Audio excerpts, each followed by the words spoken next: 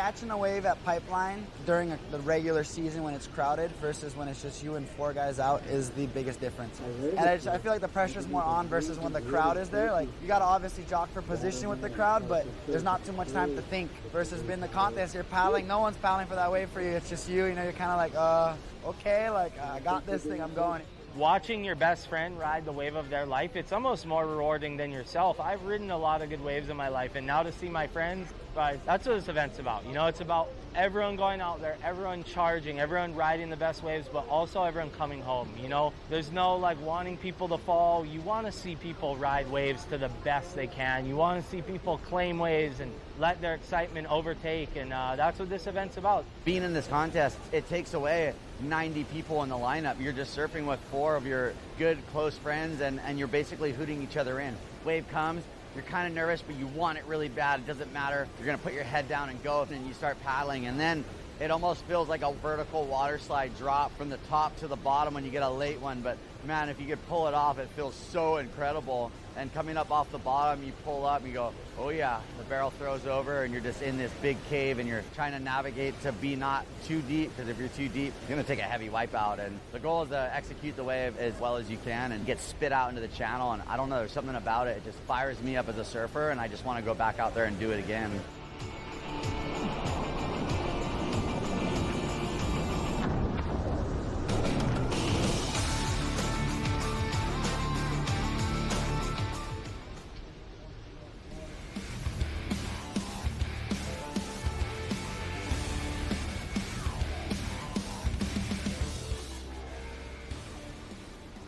Every year we see crazy wipeouts, and it's astounding really in a lot of ways that more people don't get injured when you watch the commitment that's a part of what goes on out there.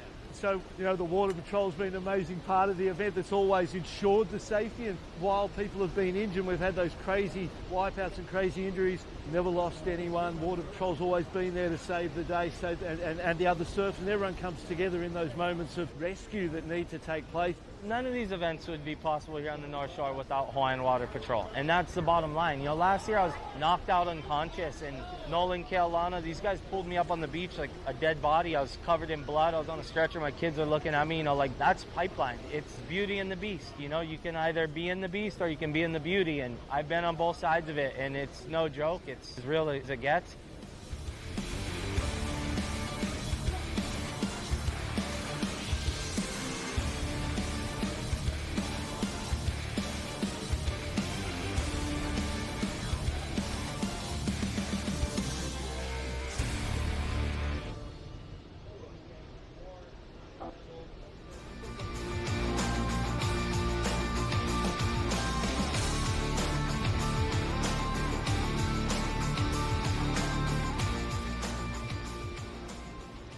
We always have to honor the fact, with our surfboards, our surf trunks, and our leash, and we're surfing, it's the photographers, the cinematographers, the water photographers. Hey man, my hat's off to you guys. Amazing job. We work hand in hand together, and they never get thanked enough. You got a bunch of warriors out there, you know, trying to get the best possible video and footage and pictures ever of you. And kind of the dream scenario. You show up at Pipeline, there's photographers everywhere, and you just go out there and do your thing. And sometimes you get some of the greatest photos of your life. We've all seen it. You know, Pipeline, you get one shot, you're on the cover of Surfer Magazine. You get one clip, you win Wave of the Winter. You know, you ride the right wave out here, it will change your career. It really will. You know, it's like one wave can change everything for you, and that's why the connection between everyone is so strong out here. There's so much power because we all know what this wave is capable of doing, not only for yourself, but for your career.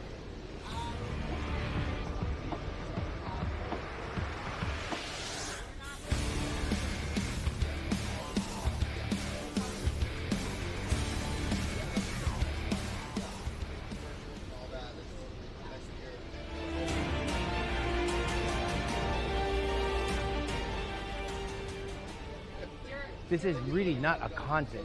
This is a cultural event for all the people of Hawaii to come out here and surf on this big stage. People who are up and coming in the surfing world, we give them a chance to go ahead and perform. It gives all the guys that don't really get to compete in like a WSL event or championship tour event to showcase our talent, and we look forward to it every year. Being a part of this event gives you the opportunity not only to surf the world's greatest wave and to win one of the world's greatest events and be respected universally for your efforts out here, you've also got that opportunity to change your life.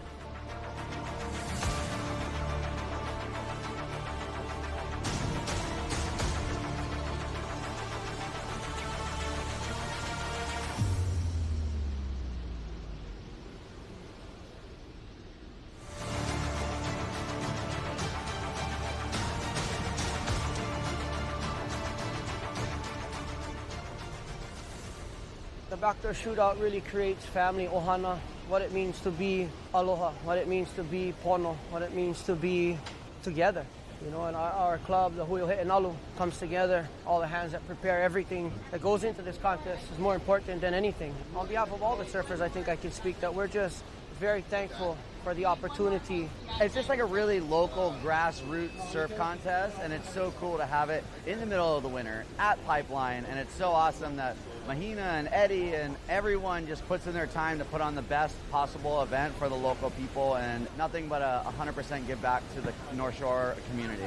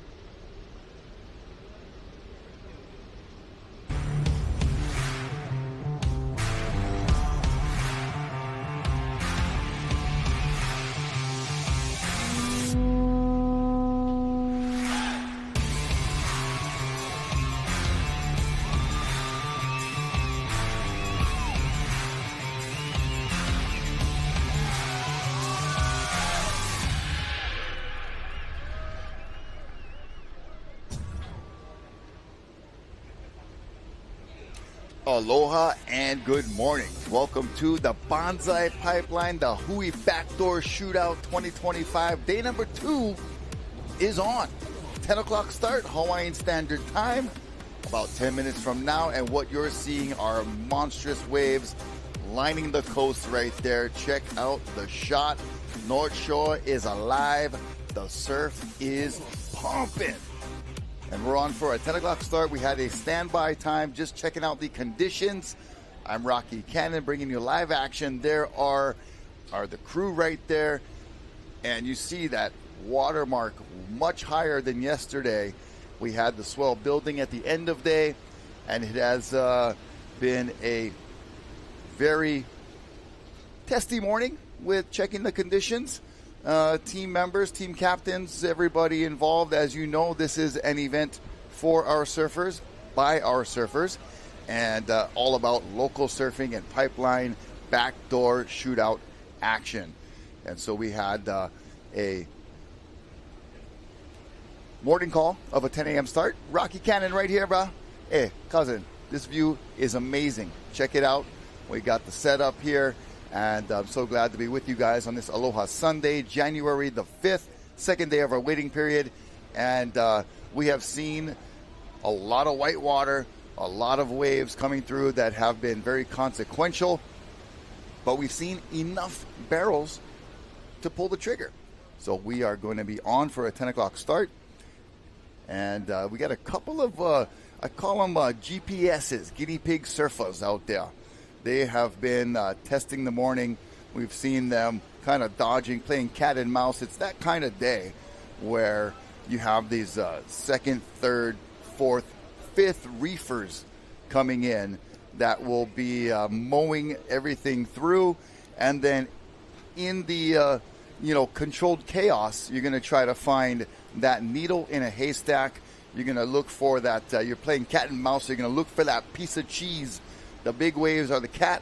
The surfers are the mice, and we're going to try to find some nice barrels in between all of those big sets, and we're going to rely heavily on the service, expertise, and diligence of our Hawaiian Water Patrol, even more than usual. We got our stand-up paddle division completed yesterday, so we got some results actually for that SUP final, which is very exciting.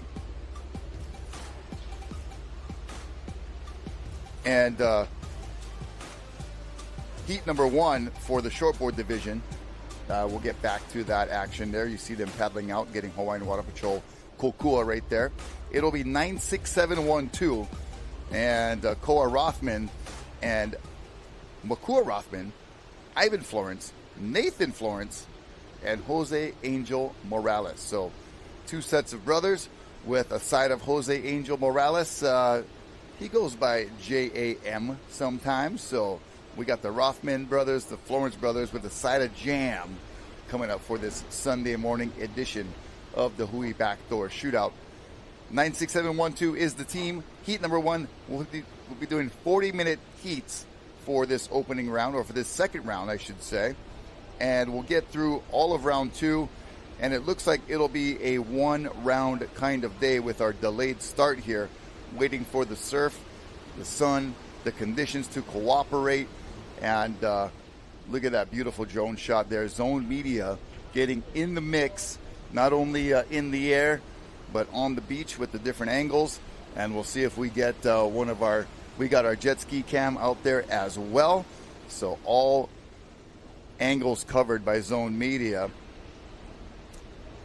And we will, take a short break here before we start heat number 1 and check out the opening ceremony, which is always a huge success and a big hit. Check it out. Aloha. We are now going to open the backdoor shootout with pule. I ask all of you to lend your pule and your voice. To all of our he'enalu, mahalo for being our moho, our champion, to celebrate the ancient Hawaiian sport of surfing of he'enalu. To the hui ohana, mahalaluya oko for always holding the line, for making it strong and making it kanaka and making it Hawaii.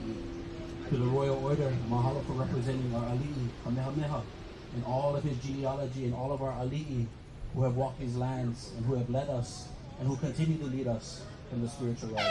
Mahalo ya oko for being the physical representation of our ali'i ohana.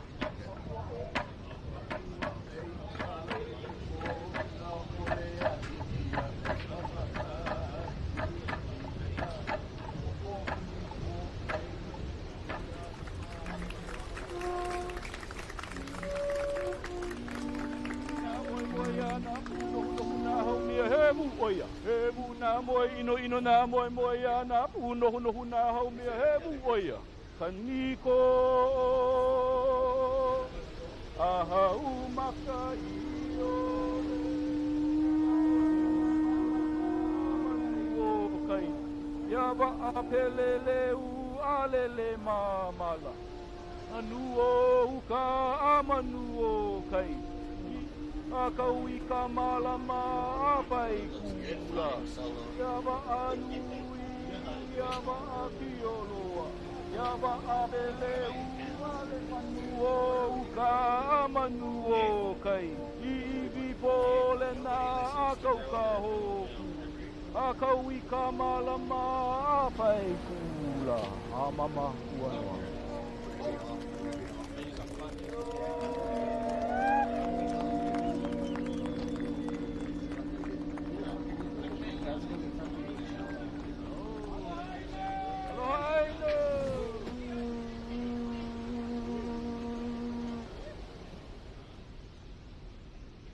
All right, welcome back, and I hope you enjoyed that opening ceremony. It was always so great to see the club gather, the community coming together for the Hui BackDoor Shootout 2025. We are day number 2, moments away from a possible 10 a.m. start. I'm Rocky Cannon. We got Ezra Rodriguez, and we've got some slamming, jamming, big, huge waves with a lot of work for these surfers to find that particular one that's going to give them the score. We're going to rely heavily, as I was saying, on Hawaiian Water Patrol. Oh, big and time. Their expertise and their service, because it is really wild out there right now. It's wild. I mean, this is the place where the wild things preside. This is wild. I watched about 8 sets come in, and, we're trying to decipher, but this is so exciting to start our new year off 2025. Oh, for sure, Bob. Big waves, the vibe. Let's check out yesterday, Rocky. I mean, we had the picked up swell, and it got about day one highlights for you right here. 8 to 10 feet as we went through. We started off with some 4-footers. Yep. Rudiger right there with Pomai Ho Pili. We had our subdivision, our longboard division, and I believe that was Anthony Maltese, and then Kala de Soto just really put everybody on the edge of their Great seat show. with that one. Mananalu Chandler looking to defend double his spin. longboard title from last year. Bethany Hamilton, always a crowd pleaser. Inspirational moments here at Pipeline during the Hui BackDoor Shootout. Olsen, beautiful barrel. Eli getting a nice barrel. Mason Ho taking it back to the old school. Yeah, I think his step up would fare out really good this year. Benji Brand, beautiful. Oh, look at that huge drop and just Shinpei. annihilation for Holy Shinpei Horiguchi, and then Balaram Stack. Yeah, had a nice little wave there. Performer. And that's the first heat drop. Yep, you heard that as we watch a couple of more clips from yesterday's action, and Bethany, just a huge late drop. Yeah, just waiting for that barrel to go around her. She's conditions. hanging in the doldrums right there.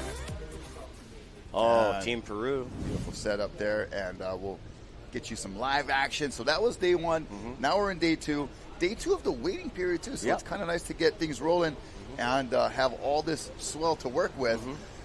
Definitely no shortage. No shortage swell. of waves. Word on the North Shore Hood right here between the houses is we're going to run a whole second round all the way to Team Volcom. So, with weather permitting, Rocky, I know. Conditions permit. Yeah. Swell permitting. Yeah. We shall see. We've seen the event as you look at the lineup for Team 96712. That is the zip code that we are in currently, and that runs all the way from Haleiwa up to Sunset Beach. Yep, just right around the corner up to Velziland, actually. And so it's so crazy that everybody's address over here all says Haleiwa. Yeah. It's like the longest stretch of zip code, I think, in Hawaii for real kind. That is a pretty long one. So surfers are scrambling. Check this out. Try to find that special one that will give them a big score. And I got to feel like, this could be a tester heat. Oh, big time. Because it's hard to walk away from this much swell, you know. And when we've been around contests all of our lives, you know. And, you walk away, it gets perfect. And especially in the pro events, there's days when you're like, okay, for sure not on, But there's been moments out here today, enough to at least get a heat out there and see for 40 minutes, 40 what minutes what is it going to look like? What's it going to be? Are there any keeper waves out there today? And this event runs very unique and differently than any other event that we are a part of. So no doubt that we're going to see what Pipeline has to offer.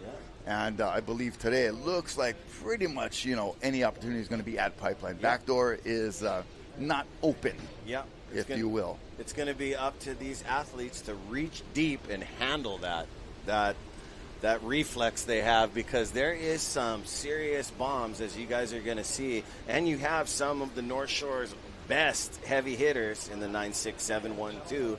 Cole Rothman out there with Makuakai Rothman, Ivan Florence, Nathan Florence, and Jose Angel. And what did you think about that performance yesterday? I feel Cole Rothman had, a real good in the top 10 drivey wave for the first round. Yeah, that was surely a keeper for him. I thought Makua had, something that was quite decent. Yeah. Ivan Florence had something that was fairly decent as He well. did a big pin drop wipeout as well.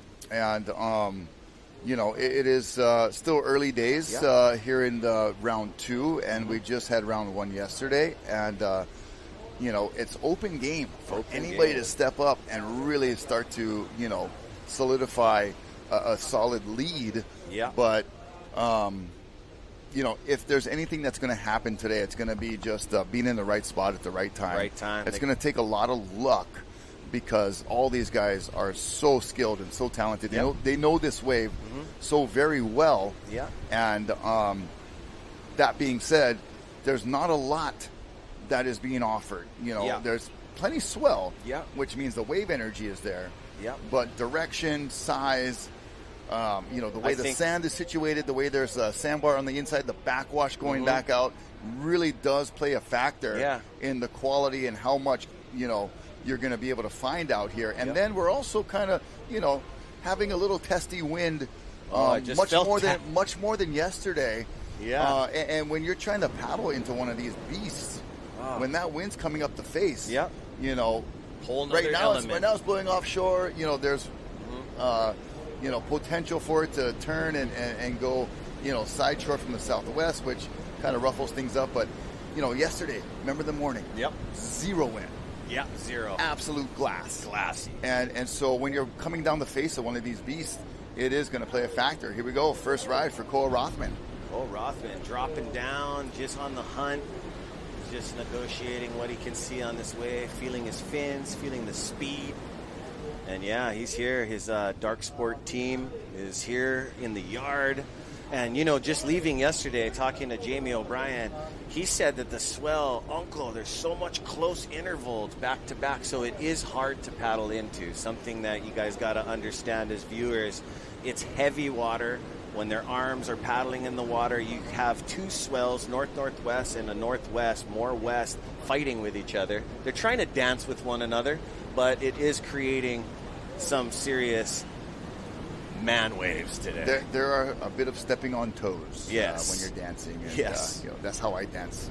Big time. They're going to be... Watch your feet, bro, if you're going to dance with me. Bro. I don't know too much rhythm, but, hopefully the north swell and the west swell direction find a rhythm. And we saw Ivan Florence also get a ride. And hopefully we can queue up a replay because we were in the midst of Koa's finish when Ivan was up and riding. And like you said, the close intervals means, while surfers are finishing a wave, there'll be surfers that will be taking off and riding waves as the surfers previous are doing their finish. So we'll try to keep up with all the action. And, too much action is always a good thing, as we see up in riding. That is one of our Florence brothers. Makua Rothman, a Rothman brother. I meant. He didn't like what he sees, so he's going to kick on out. But also, you got Ivan Florence out there. That guy was an outstanding performer last year. He's real quiet and humble, but this guy's ready to drop into some bombs with his frontside technique. He's got big board shorts to fill. Yeah, his oldest brother's a 3-time world champ. Pipe master, pipe pro, shootout champ. Yeah. And so as we queue up some replays here, let's check out what we've seen so far. There's J.O.B.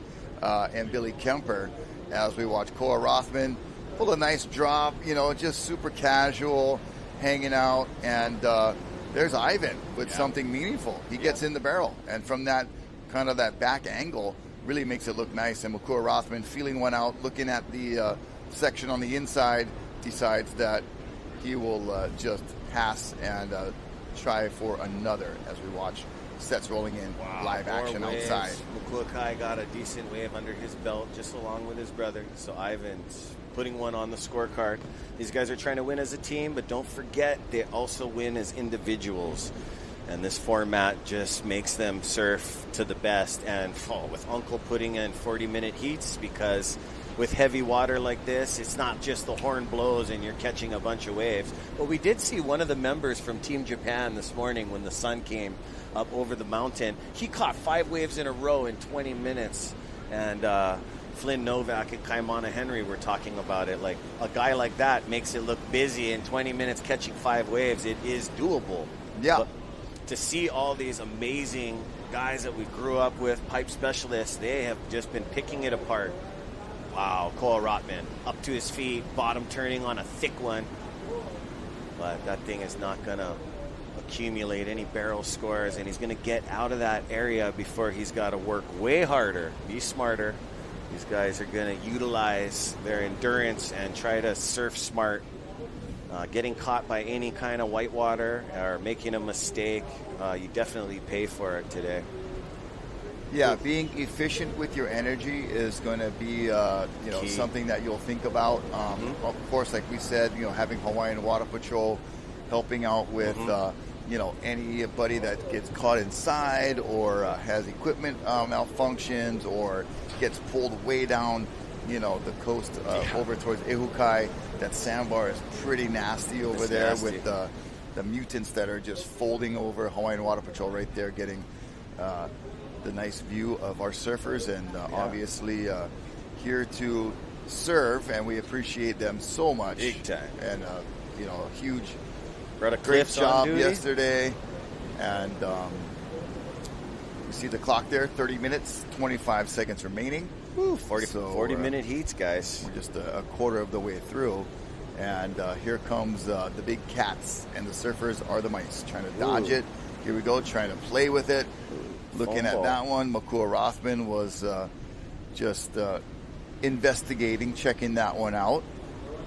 There's definitely some growers on the inside by that photographer bowl. There has been some gems. Photographer bowl, but I like you it. got to be careful cliff hanging in there. It isn't fun. You want to accumulate a big score and win this thing, but hanging in there, Makua was just taking a look. You never know. And today is the kind of day, it's almost like, I'm not sure how many of you guys are fans of the PGA or watch golf or anything, but there's a 4 rounds, that you get to accumulate a good score. Yeah. And this is very similar. We're in round two, and, there's days when you're out there, the course is wet or the weather, the wind or something, and you're just, you get a couple of birdies, you're happy. Your score could blow up or you could get nothing, and this is the kind of day that would be comparable to that, to where if you get one or two keepers, if you get one keeper, one surfer. One keeper, You get one keeper in round two, because we've got a lot of surfing to go. We're going to try to fit in up to 5 rounds, I believe, of this shortboard division. And so this is round two. And the conditions are such that, hey, everybody's got to surf the same wave, the same day. Conditions can change, hour to hour. And that's just kind of a roll of the dice and, pull of the cards. But if you get a keeper on a day like today, man, put that thing in your back pocket, hold that bugger tight, and be super thankful. Exactly. Because right now it is kind of a dodgy survival type conditions, It is. A lot of paddling going on right now, as you guys can see. Choke paddling, and then, there's us right here that are doing zero paddling, which is, the way I like it these days. There are times where I'd be one of the only guys out on a day like today and frothing and having a blast, getting blasted, trying to find something out there. But those days are gone.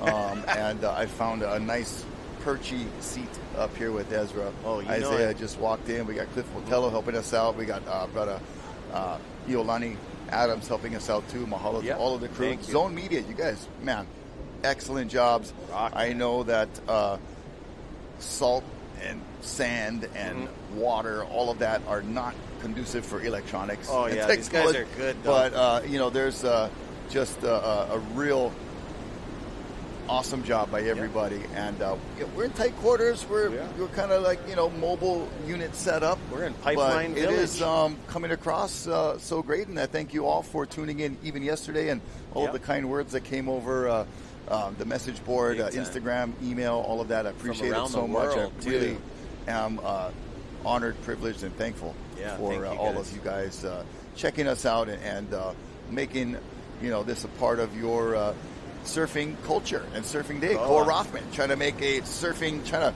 to make I'm trying to look for an analogy of like trying to make lemons with lemonade with lemons. But you know what? He's taking off. You guys know. Bonsai Surf Pipeline. You never know until you go. These guys know what they're looking for, but it is so thick. The two swells are meshing together, so there is a lot of stuff going on underneath their surfboards. I've watched them talk about board equipment. It's super fun watching Uncle Eddie watch his nephews make a decision there in the yard. You know, that's why we're starting here at 10 o'clock.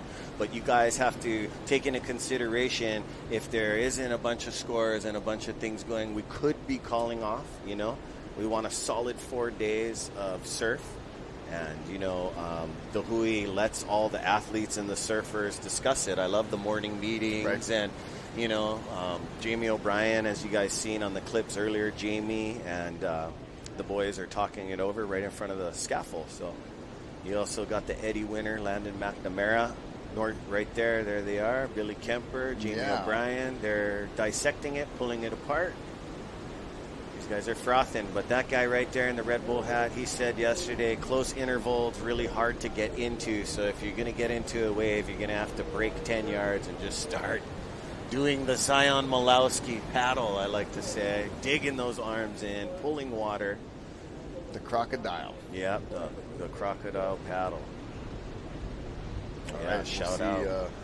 Something coming in right here. Here we go, Makuakai taking a look right here. He's wearing his blue wetsuit, but he's going to go up and under with his crew, the 96712. But yeah, I do remember standing up on the scaffold just yelling at Cole Rothman's wave. It was pretty unreal yesterday as he just was flying top speed. You know what I mean? That's something about professional surfing. You know, you can surf and do these things, but these guys are top speed, you know, like how we watch the pro skateboarders. You know, things look easy until you actually go at a top speed to do these things. Yeah, the minimal movement, we talk about, you know, efficiency of body movement, ergonomics is the word I like, of, you know, just making things flow, and you're doing a lot without looking like you're doing a lot. Yeah. And the way these surfers can just one little pump get that much speed is quite amazing. And you'll see, even when you surf, you know, breaks that have a crowd involved, and then they'll take off, and a surfer will be like, "Are they going to make this section?" Like, you best believe Cole Rothman or McClure, big time. Don't even even contradict you, shoulder hoppers. They will be right up to you in a matter of 2 seconds flat. Big time. You know, and a normal or a regular surfer or intermediate or whatever would be stuck behind the section. Yep. So the ability to get this speed, and equipment has a lot to do with it too, but the awareness and the placement, positioning on the wave once they're up and riding is very, very amazing. Here we go. And look at that. On a bomb. This is a big wave, and he was man. on his way to maybe doggy door break. You know, with the boys. that tight shot, it looked so beautiful, but when you pull back and pan out, that thing was a full closeout. Oh, full closeout, yeah. But he was But really I liked trying. it looked really good. There was so much water moving, he was kind of staying still. It was a beautiful view. Yeah. And Zone Media, that was an amazing shot. And that is the, you know, tunnel vision, as we say. And don't forget, these guys do get a score for traveling through closeout barrels. But, you know, these guys are pulling it apart, the judging panel. You know, they're really watching the replays up there. I see all the replay screens. Thank you to Fate Wenzel and brother Jerry up there. And Hawaiian Water Patrol is going to be busy today. Our brother Cliff, that's usually in the booth with us and beach announcing with me and Rocky, will be working for Hawaiian Water Patrol. Beautiful vision. Oh, he had a very close opportunity to come out there. Very close. A lot of thick water you guys got to take into account, not like yesterday. These guys are breathing different, paddling different, keeping the heart rate down, and doing what they love to do. But North Shore today is real thick. If you guys are going to come out, you know, make sure you guys be aware, know, ask, and identify. But there isn't much beach here today. You know, the waves are really rushing up to the vegetation, and we've seen some... we call them double ups or piggybackers, where I like you that. see that foam just riding on top of another piece of foam, and it lets it speed up the beach. It just really rushes up. So the spectating zone, a little different than yesterday.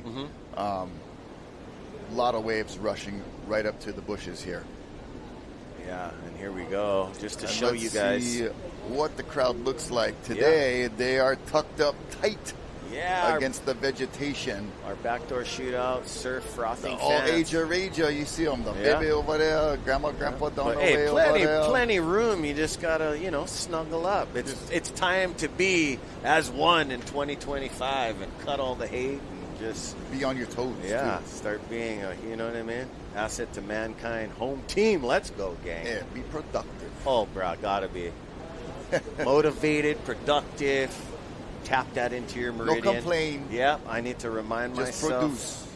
Because, there's so many people around the world that have nothing, and then I feel that a little bit too much spoiled. We gotta gotta yeah, stop and be grateful. Yeah, Absolutely we gotta right. look at the other perspectives, and we gotta stop being busy and scrolling. But take a look at somebody else's perspective, bro, and humble yourself. We're all very blessed, so. You know what? I just want 2025 to be amazing, and that's why I just love January. Once right after the fireworks, I know I come in out to North Shore to visit all my childhood friends and do this thing. It's a very beautiful time of year to get it started, and the Hui BackDoor Shootout in memory of Duke Hanamoku, presented by Keiki Beach Bungalows, which is just down the way here. Beautiful stay, guys. No joke. A great way to start the new year. And we're doing it right. We got day one under our belt yesterday for the first day of the waiting period. We're, testing out day 2 here and seeing what's available. If anybody, can show us what can be done on these types of waves, it is the lineup that we have from Heat 1 through Heat 8.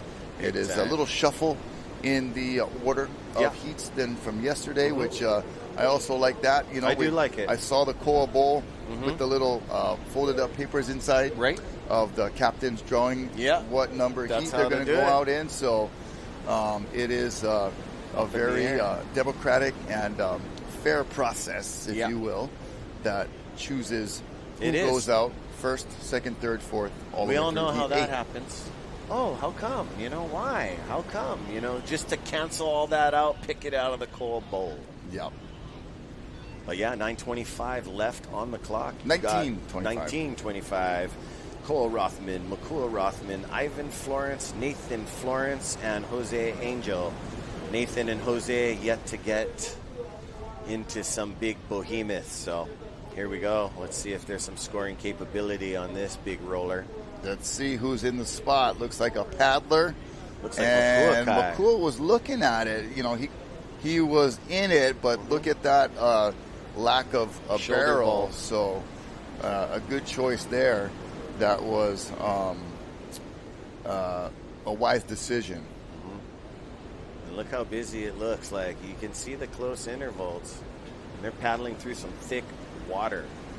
Plenty time left on the clock as these surfers are awarded 40 minutes. So 18:33 left. New Earth Project will be getting called to check in with their beach marshal, Uncle Manny DeSoto from Hui Oheinalu.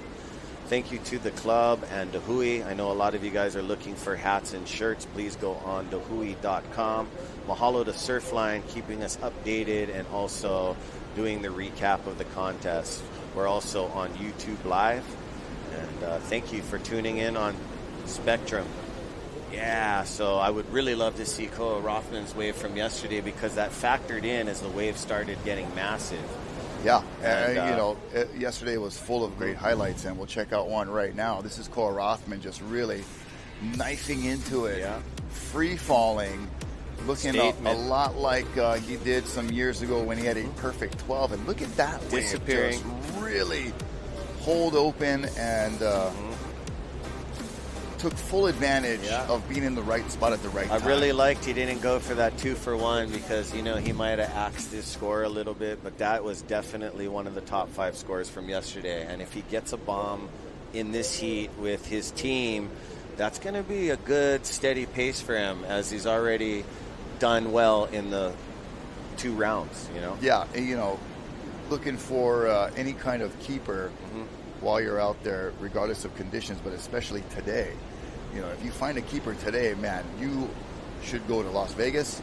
They're just super lucky. You know it, yeah. And he's lucky. Put it all on black or whatever it is, red, I don't care. But, Kid got dang, action. if you get a keeper today, you have been chosen. You are very blessed. You can tell the way he's shopping. He's a busy bee. He's got his team Dark Sport in the yard over there.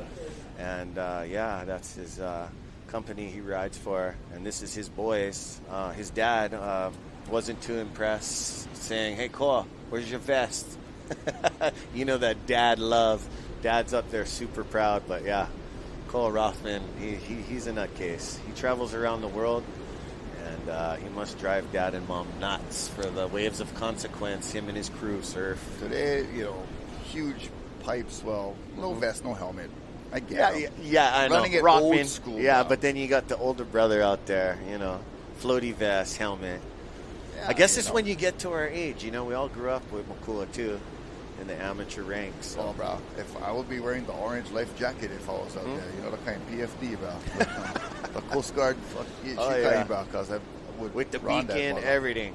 But, bro, if a big cloud of whitewater comes out of the second reef, I feel that Makula wants to just roll in and just absolutely go off. Because last year, this guy had a bit of a huge injury, and he had to, close his doors, reach deep, go into healing process. But then I see him running out of the gate at the Eddie Cow, just couldn't believe with the thing around his leg. And I was like, just wow. You know what I mean? Yep, gladiator style, warrior style. Gladiator style, that's what I'm talking about. Even in football, Kaimana Henry, everybody's watching football. A lot of your Surfing Freddie P, Sean Moody, they're all watching football and backdoor shootout. But at the same time, even in that sport, there's just too many yellow flags.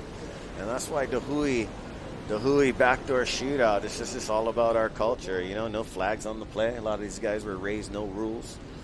Wild North Shore days that you're right. There's no priority because they're all team and friends, so you don't really need to be aware of the paddle battles or the the distractions or the sideshow that can be secondary to the actual surf talent. Exactly. So no squabbling, no hassles. It's all one team out there. Massive respect. Yeah. And so that really focuses more on the actual surf talent, which I do appreciate about this event. Yeah, the camaraderie. And, like I said, it's like you'd only find that kind of Waterman, Beach Boy stuff at Buffalo's, Backdoor, and Eddie.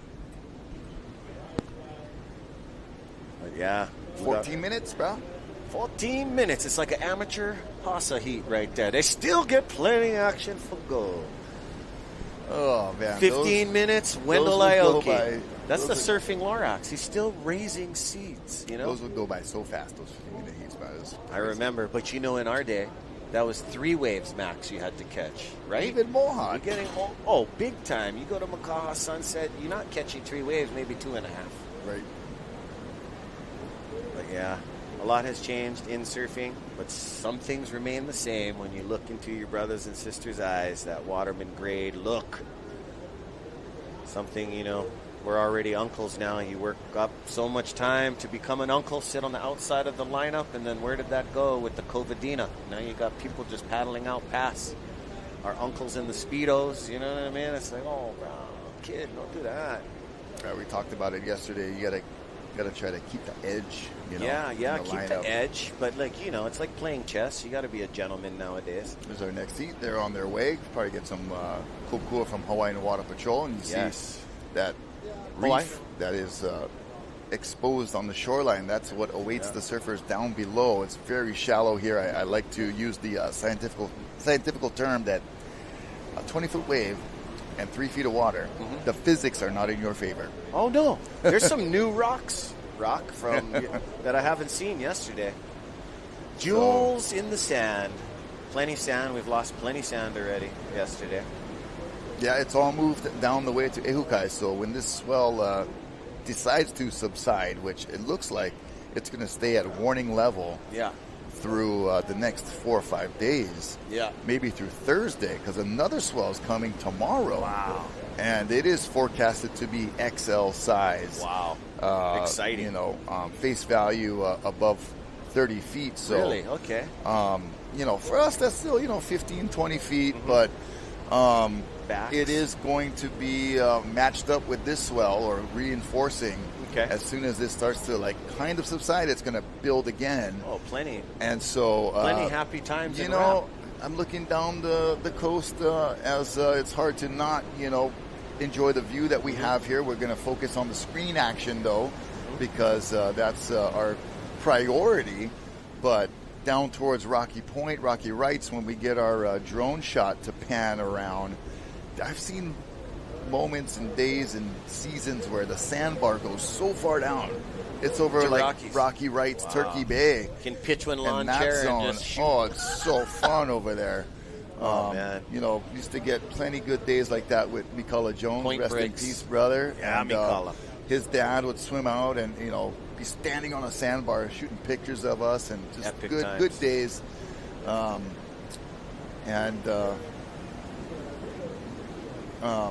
But 11 minutes remaining right now, and we're just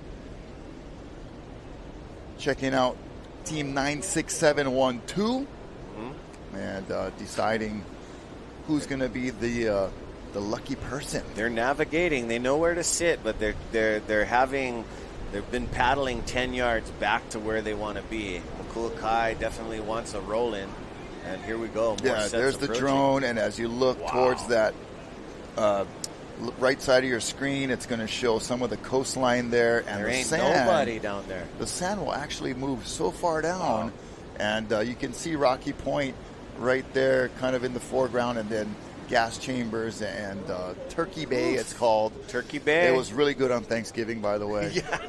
And the sand really does move down the coast so much, and it could be that kind of season because all these huge swells are taking the sand from here to there, and right now the waves are coming from out there to Ohia. Yeah. And our rock. surfers, they better paddle over there or Oh, here, man. but looks like they're going to be right in the mix of it. Oh, yeah. Deep duck dives, maybe a couple let-go boards. Let's see how far they get drugged back. A good 10 yards. Man. No like joke. I said yesterday about landscape time, these guys are getting mowed. Yep. Or if you prefer other analogies, these guys are getting put in a pipe and smoked. Yep, but hey, they've been and shout out to the Pakalolo Man sponsoring the event this year. Mahalo.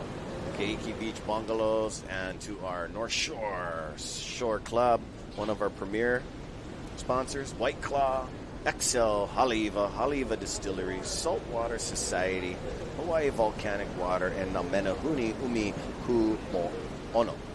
So, a lot of... Umi Kumo'ono. There's a lot of whitewater that just went through, and these guys are going to reset. It looks like a large jacuzzi. But not that pleasant. Oh, not that pleasant.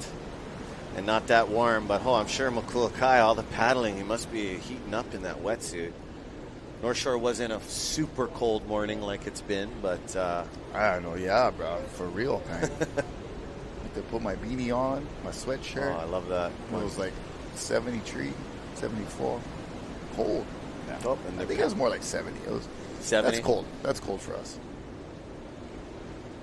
And we're pulling into, from the beach angle, checking out Makua Rothman and someone else in the foreground. Yeah, his It brother. might be Koa. Yep, so the brothers. Yeah, you can tell they've been paddling. They're shopping, navigating. They know what to look for. But There's a lot of water moving out there. Pipeline not really known for its current, like a place like Haleiwa or, even Rocky Point sometimes. Yeah. That current's really Oh, pulling. Rocky Point's a But river. this swell got so much energy and water moving that even at pipe, you're always constantly, repositioning. Pick your landmarks, pick, triangulation basically, like that one, you're like full on trying to pinpoint the right place to be. And then you watch waves come through that break, and you got to, try to look at where they're breaking and move over there. And, it is a lot of placement as the drone shot looking back to shore. Starting to get a hill on it. We've got a camera at the shore. Hey, crowd. And a good look Awesome. at, there's where we are up in that booth up there. I'm going to stick my hand out and see. Yeah.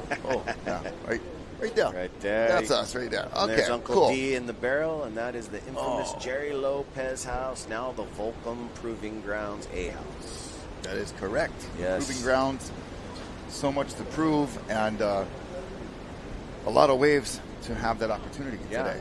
and amazing program that goes down here. Thank you, Volcom, for letting us be a part of this. Houses over here, the Hui does it up right. Backdoor Shootout, gang. And we still got amazing conditions. Not as oil glass as yesterday, but still unreal. I mean, I heard you guys talking about southwest winds yesterday, and we felt a gust this morning, but there it was hasn't come. Hints of sea breeze yesterday, but it actually was turning on and off. Yeah, it went bye-bye. It would back off, and then look at Nathan Florence. Oh, beautiful off the bottom. Nice style. Pipe master winner. Oh, big time, and a nice slash to see if he's going to get in the barrel, but he's going to kick on out. Oh, yeah, he had a nice pin drop wipeout yesterday, hunting for what he wanted.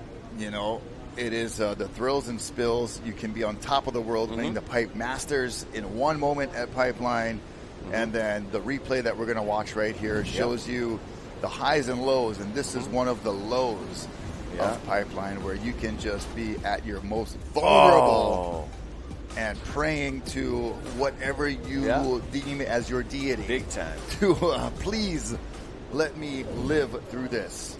The best make mistakes. I tell you, I loved when Nathan Florence took us around the world in 2022 with his GoPro camera footage. a lot of us never been there, just slapping barrels. It was awesome. And, he's had an excellent couple of years. Surfer of the Year, Surfer Pole of the Year, Pipe Masters. He's been on a roll. He's on a tear. And he really he's not going to just let his brother take it all. And he's really earned and deserved it. He does. He's an entertainer. We all love watching him. And his quiet brother Ivan, he's a silent assassin. Beautiful bottom turn off. This guy knows this wave so well. Heavy water surfer. And just under 5 minutes, Ez. Yeah, 5 minutes remaining. So we've seen, we saw Ivan get something that was, probably some kind of keeper. Yeah, I think out of the heat. Early on. Yeah. And then a lot of waves that were investigated and, like you say, you never know till you go. And they went and checked it out. And surveyed it with their fins and their rail. But no quality barrels for a couple guys. But I think in this heat, with 4:20 left to go, Ivan got the better wave out of the pick. But, they're surfing together as a team and as individuals. So I want to say very congrats special. to the defending champs of the team aspect of this backdoor shootout, Team Volcom, what we're enjoying right now, and nicely done. And who knows, they could possibly pull off a repeat. Billy Kemper, our defending individual champion, he is surfing for Team North Shore Boys, NSB. He's got a wave in his pocket from yesterday for the first round, And then Team Volcom gets to wait all the way till the end of the day. And then, got Mr. Dangerfield over here, Balaram Stack. He's down there in the big, in the kitchen, watching on the big screen, doing his thing. He gets to watch the action. Sometimes that's good as an athlete like that, to watch all the action. But he also did mention, as long as our heat's not on shore, So, so we're just hoping for the best. Check out the sets on the outside and some potential on that inside section. Being in the correct spot is so important, and so it's important. A game of Ivan. inches. Here's Ivan. Watch what he does here. Let's see if he can make it happen. Little steez trim. Oh, little searing downward carve. He's just feeling out the wave. You can tell the water is heavy the way they're surfing. You know, the way the chatter under their boards and whatnot. What would you say that a guy like Ivan's size of board he would be riding today? Gosh, these days, man, they ride such he rides them small, huh? I feel like a lot of the guys, except Mason Ho, will be on boards that are smaller than, what would be ridden in the past. That looks like a 6'2". Right? Noah Hamilton, Bethany Hamilton's brother, wrote in yesterday and said, man, I keep telling my sister to ride her bigger boards like Mason. And I can tell, as an older brother, he's totally on to that. I'm a fan of Kelly, but, when he goes too short, you know what I mean? Me being a fan of his best surfing, I'm like, bro, ride a 6'0 or a 6'2. Let's go. Come on. Instead of a 5'4". Because, you create upper body momentum and stuff like that. But these guys are the world's best. Yeah, I really like how many athletes, and now with all our brothers in this event, they're not just big wave riders. They can grovel the smallest waves, and they're probably one of the biggest acrobatic surfers. You know, like Bellarm Stack. You got the Florence brothers. You know, you got Eli Olsen. It's amazing. Benji Brand, Josh Moniz. These guys are above the lip extraordinaires, but also pipe masters. So. Looking at Bethany Hamilton from yesterday, we're going to queue up a replay while we wind down this heat of 1 minute and 25 seconds remaining. Wow, it's coming down. You were mentioning her size of board and, you know, the way she was getting into some of the bombs. We're going to pause on that replay, and we'll show you more of Bethany later.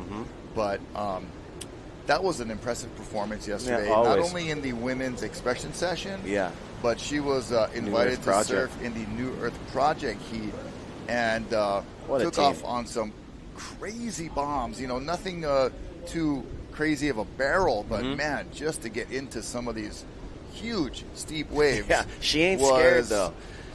You know, just really impressive. And it's nice to have her in the this way event she for stalled sure. on the bottom and just winded around waiting for that thing to cover her up. She knows what she's doing. She's ready to get barreled. I love during her that women's expression attempts. session. That was well surfed, you know, technically, and you know, the bravado, the courage was there. So it all came together in that women's expression session for Bethany Hamilton. With 20 seconds remaining in this heat right now. The boys know. And scrambling, trying to find a possible last-ditch effort score. They've been paddling for 40 minutes. 96712 is on the brink of having round 2 complete. Wow. Look at all these turquoise, Pacific blues. It's absolutely beautiful out. So we're going to take a short break and be right back with heat number 2, a New Earth Project. All right. Is who we're going to see when we return with more the Hui Backdoor Shootout action. Stay tuned.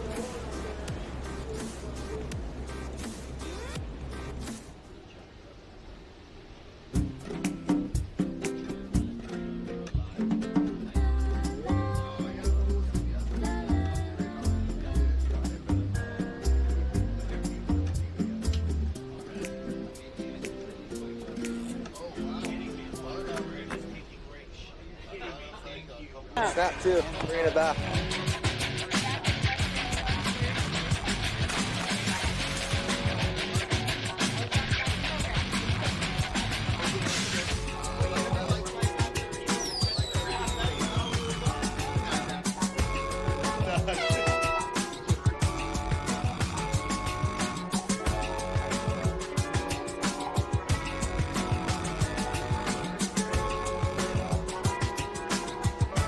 The 2025 Hui BackDoor Shootout is presented by Keiki Beach Bungalows. Special mahalos to the members of the Hui o He'enalu and these great sponsors: North Shore Club, White Claw, Hawaii Volcanic Water, Haleiwa Distillery, Saltwater Society, Na Menehuni Umi Kumaono, and Excel Haleiwa. This live broadcast is produced by Zone Media, creators of Ocean Paddler TV, Hawaiian Extreme Sports TV, and In the Zone.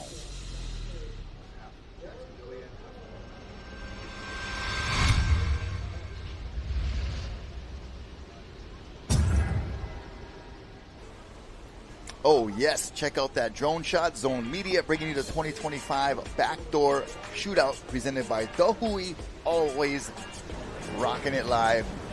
Keiki Beach Bungalows in memory of Duke Kahanamoku. And we're watching some huge waves pour in. It looks more like a snowboard event than a surf event. But, you know, no shortage of swell.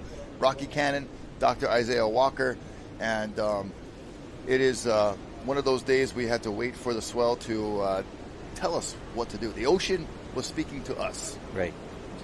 I love the fact that we're matching this morning. We've got matching outfits here. Cool shirts from OGA, Oahu Golf. So, yeah, it's a beautiful morning.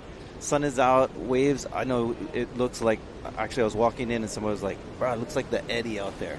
Right. It's pretty massive, but kind of cool. I think we're going to expect to see it mellow out a little bit throughout the day, and so we will see increasing numbers of rides, and I'm excited to watch. So, we were talking earlier, Ezra and I, of just the kind of day where you're dodging the big sets, you're trying to, find that little sweet spot. There's a lot of water moving, Pipeline not known to be like a strong current kind of spot, like Haleiwa or sometimes Rocky Point. Right. But today, you can't really sit and just park it and wait for one. You got to move around a lot. So there's going to be a lot of energy expended hunting for those waves and dodging those big sets like that on the outside, the horizon ticklers, I call them. And as you see it just feathering and blocking out the horizon a little bit. And so if you can get through today, for one, if you can get through with your body and your board in one piece, that's success. Right. If you can find some kind of keeper, yes, you're going to hold that in your pocket. I said, whoever finds a good keeper score today, go to Las Vegas immediately because you're super lucky. But it will be just one of those days where you're constantly moving. You're more on the hunt rather than perching and waiting for the prey to come to you. Right. And thank for goodness, hunters out there. Thank goodness for the Hawaiian Water Patrol. I was, this last heat, the heat that's in the water right now, I watched as they got caddied out by the Water Patrol. And I mean, if you watch the way these guys function with the ski, it's very impressive because there's no channel, there's no break in the surf, and watch them punch through this whitewash, and the timing is impeccable. But they're escorting them out into the lineup, and I mean, you talk about current. I was watching a surfer jumped in the water here straight out in the house at Pipeline, and within a matter of like 10 seconds, they were already like down at Ehukai. So strong current, but these are the kind of days where you get the potential 12-point rides. There is something out there potentially, and it's going to take a lot of coordination for the surfer to be in the right spot with that wave coming in, but the bombs that are available can be those waves that will just have you go down in history. Right. And speaking of making history, Bethany Hamilton always putting herself in the spot. No fear is what I love about her, and she has been putting on a great show from yesterday. We're watching her potentially in this heat number 2, but those late drops, committed. So amazing to see, and the beach appreciates it too. The crowd on shore gave her just the standing ovations that she has earned. Yep. And this is Team A New Earth project right now, so Bethany Hamilton, I believe, is out there along with Koa Smith, Kaulana Apo, Luke Tima, Shaden Picaro. Those were the guys that were on the on the field yesterday. Yes, the field, just in quotes, so to speak, the moving field. But and we did not see Kailani and Kelly Slater, and I believe that's the case once again today because it is the same lineup. So right, and we'll see how they do. And like to your point, Rocky, Bethany was. She caught probably more waves than most in her heat yesterday, and was busy, sending it.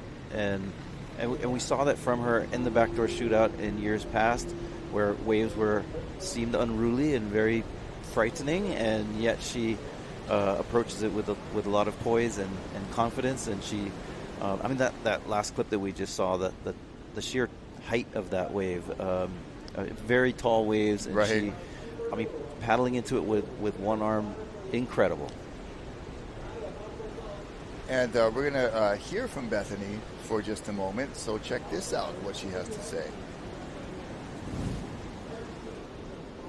Super stoked though. I got invited to surf in the backdoor shootout. The Hui BackDoor Shootout with Eddie Rothman and the crew on the North Shore. I'm going to be in the New Earth Project team. So the team is Kailani, Kelly Slater, Koa. That's just like the epic roster to be surfing with. I think for me, it definitely is a really big challenge.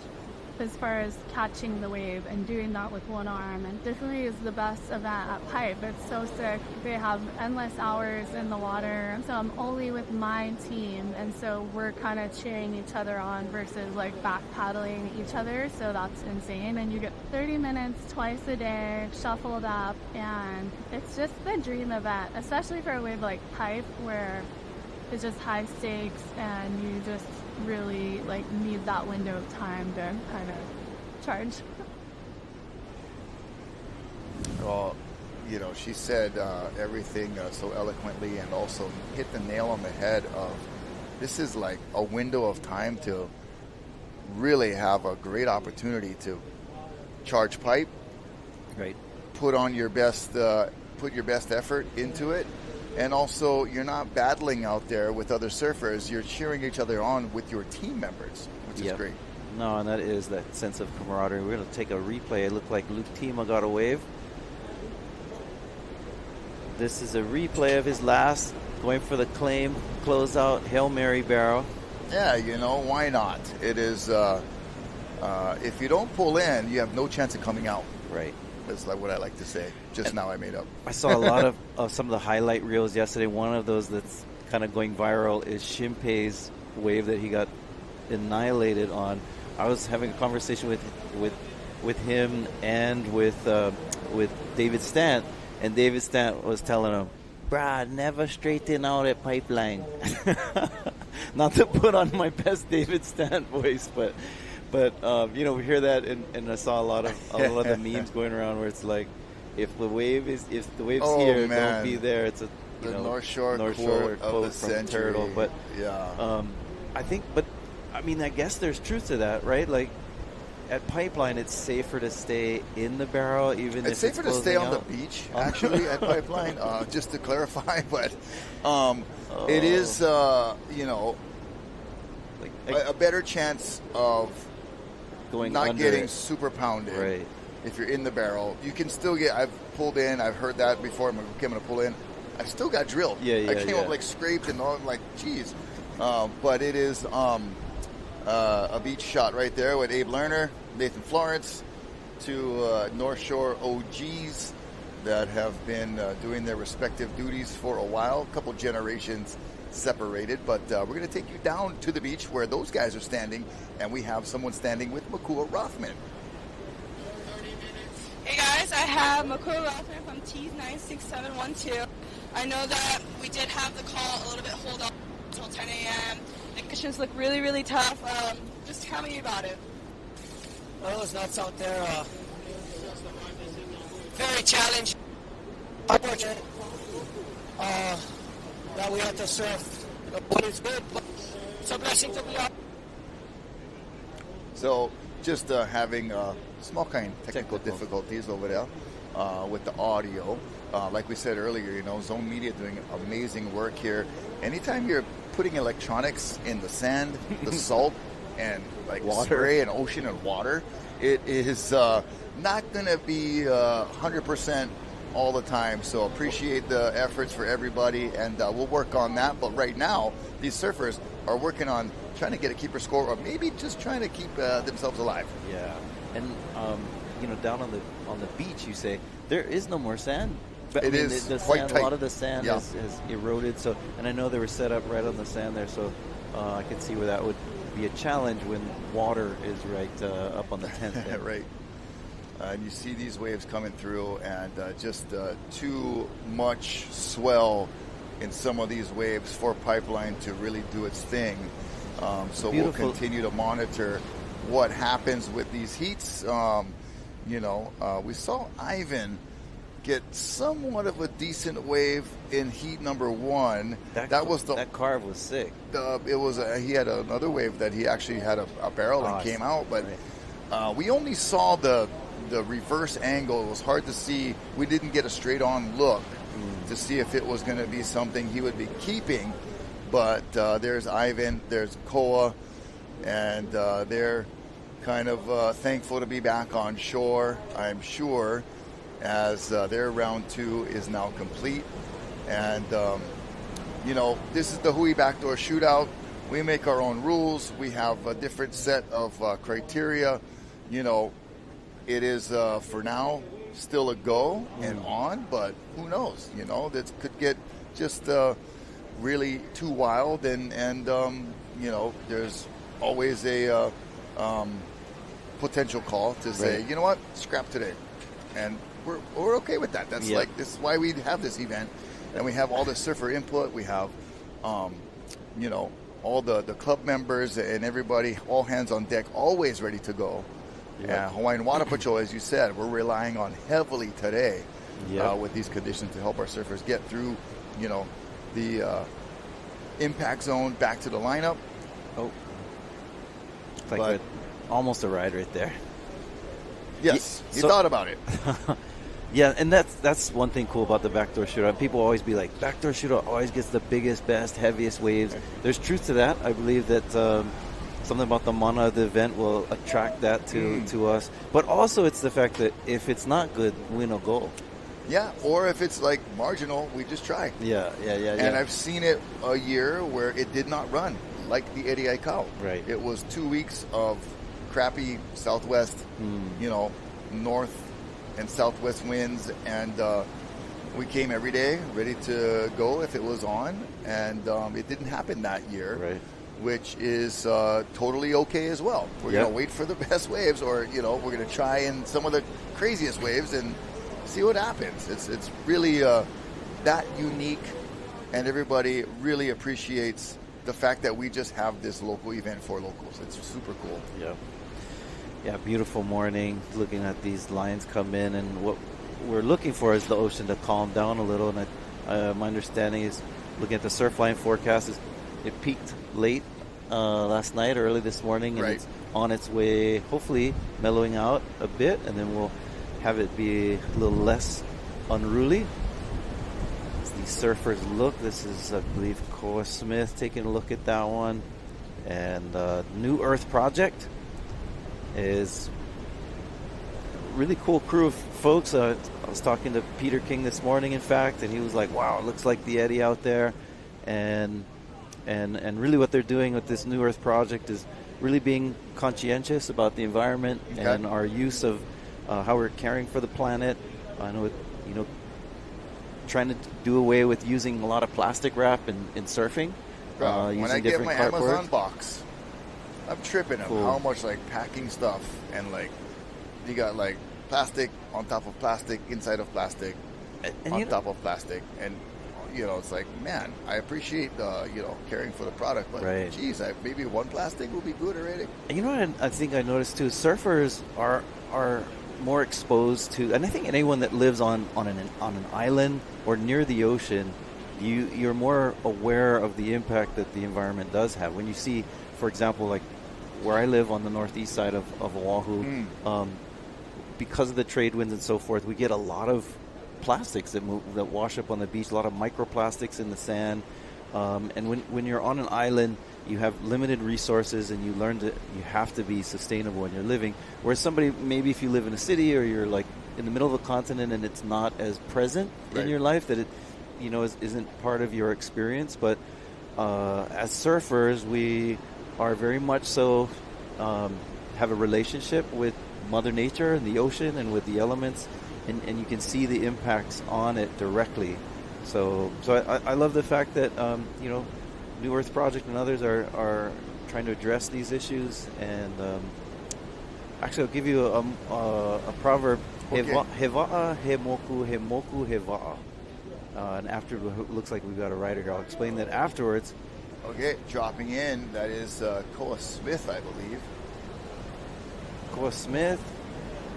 I always love, you know, his social media work. He's got the GoPro in his mouth quite often, and at the Hui BackDoor Shootout, we allow for that. So another benefit. This looks like Shado Picaro. Yep, from your home island. Pulls in. Big island, and he gets something. So that'll be probably a keeper for Shado's campaign. Yep. You know, we'll have yet to see of how these waves factor into the overall final score, but just to, you know, get your scores together and start building something for yourself, that'll be something he can build on. Yeah, Shado putting on good performances at Pipeline over the years, which is kind of cool because he grew up in Big Island. Take a replay of these last two waves, starting with, it looks like Koa Smith. All right, we'll back to live action. Here we go. On the inside. This is Kaulana Po hunting for that barrel. And the hunter finds his prey, albeit only small kind. Small kind. You know, maybe one mongoose, but yeah, still edible. Still put him in the bag. Oh, yeah. The wind a little bit more of a factor than yesterday. We had that oil glass. Yeah. We had pristine conditions at some points where we were just, almost like, I like to take a break and grab my bod a little bit. But today, much more of a factor with the wind, and making these drops is going to be that much more challenging. You know, all Pipeline always very steep. Anytime you got wind pushing up against you is going to be a little more challenging. Looks like, nope. Thought Luke was going to try and go right through the back door, but that would be pretty rugged today. I said earlier to Ezra, the back door looks like it's closed, which would mean, of course, somebody's going to prove me wrong and get like a 12-point backdoor wave today. Right. I said that in hopes that would happen. Right, Bocce. Yeah, reverse psychology with Pipeline. Yeah. Good one. So you're saying Heva'a Hemoku. Hemoku Heva'a. So pretty simple. It's the island Heva'a Hemoku. Hemoku Heva'a. So an island is a canoe, and a canoe is an island. It's a saying that comes from Clay Bertelman, who was the captain of Makali'i Voyaging Canoe. And check out this. That's Koa Smith just going up and at it, and then Shaden Picaro doing a little investigation and finding some tube time on that pipe wave, and also Kaulana Apo, kind of almost a deja vu here, a smaller wave, but same approach and same result. Nice. Yeah, so part of the voyaging community, so you have this ohana va'a, which consists of in Hawaii. So we talked about Hokulea was in 75, 76. Interestingly, the same exact time and year that the Hui Nalu was formed. So 75, 76, Hokulea is built and launched, and a double hull voyaging canoe. But today we have multiple canoes. So there's a variety of different ones. Makali'i on the Kauai area on the Big Island, and others throughout not only Hawaii but throughout the Pacific. So this concept is very important of heva'a, hemoku, hemoku, heva'a means that the island is a canoe, and a canoe is an island. Is talking about limited resources. And we have limited resources of rideable waves today, but it's a reminder that we should approach life on an island like you would on a canoe. I have a son. I have 5 kids actually. My oldest son had you basketball team over here. Prolific. But he had the opportunity. He's part of the voyaging community, sails on Hokulea and on Iosepa, which is a canoe over here in Laie, and was given the opportunity to sail on a canoe back to Rarotonga Cook Islands. Here we go. Grabbing rail, that's Luke Tima, I believe. Yep. And Luke is going to find some daylight. So gets a little shack and reemerges. Some abracadabra magic trick. Here we go, Koa Smith. Really wanted that one. And, that was a big breather backwash. Yeah, Luke, we got like 3 barrels in this heat so far. Yeah, there's definitely indicator that tubes to be had. That it's organizing a little more. Yeah, 1 barrel in heat 1, 3 barrels in heat 2. There we go. I like the math. I was stacking up. It's going to be 6 in the number 8 is going to have like 45 barrels. That's great. Yeah, and so again, here's a replay of some of these. Luke slowing down, stalling, dragging, gets covered, comes out. Yeah, and has matured into a fine young man, Luke Tima, good family support as well, and has really emerged as one of the top juniors going into the pros for Hawaii for sure. And he's looking at this one again. It's like a double up on the inside. Oh, yeah, handles it well. Pulls in. And comes out. So there Luke, we go. Brah. finding the nugs. Tag Tima. Tag Tima. 2 in a row for Luke Boy. That was really impressive. That wave had a really shaky, gnarly, hairy drop, and then found the barrel, disappeared, held strong, held that line, and looking much more experienced beyond his years. Yeah. Here we got another look at this one. Surfer's a little too far out. So much action. Sorry, my interpretation of this mo'olelo, this olelo no eao is. I think that's a good cue that will get the waves, because anytime you start a story, talking, it's going to have a pulse and a series of waves. So continue, my friend. All right, and so the idea is that you live sustainably. When you're on a canoe, the deck of the canoe is like 30 feet by 12, 15 feet wide, and you have to spend 3 weeks like my son did on his way to the Cook Islands. Holy cow. Koa Smith. Oh, wow. Way deep. Pulls in. Come on. Oh, the whole beach was really just tried to will him through that. We saw him get the 30-point perfect ride at the Pipe Masters as the crowd on this beautiful Aloha Sunday has filled in where they can fit in.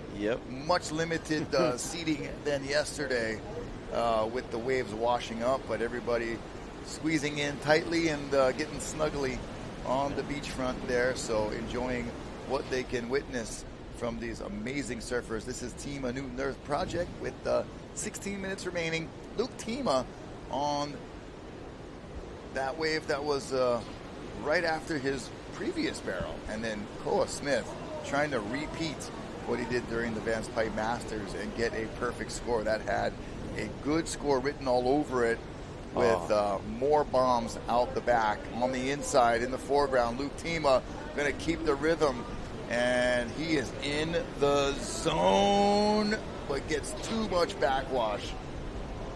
That was out the back. Crazy like backwash. Shaden Picaro picks up a gem here, pulls Shea into the pack. barrel, packs it, comes out to the doggy door. I love watching him surf. I love his character, personality, a humble Hawaiian, but really speaks volumes with his surf talent. More action. Amazing. Koa Smith standing tall in the barrel for the photo shot. Oh, Koa just going for broke right there. And hopefully everything is still Not intact. broke. Yep. But congrats to Shaden and new Bebe, number 2. Yeah. Yeah. Still get 3 more for catch up with me. I'm telling you, bro, you've set the bar quite high. More waves out the back. Woo! That one did not have any open area to navigate, so wisely holding off there. You see the next heat on standby with a little bit of breeze picking up, so we're battening down the hatches around the production area and hoping that we'll at least, have enough south in the wind. So honestly, I was surprised because the forecast looked like it had a lot of west in the wind. There are different. I called the buoys this morning, which are situated around the islands, and there were a couple that were southwest. There were a few that were straight south. Right. So a mix of directions and different buoys reading different wind speeds and directions. But it looks pretty south right now, which is a good sign. I mean, as long as the winds are offshore. As long as it's, side off is still okay and good to go. If it turns a lot to the west, it becomes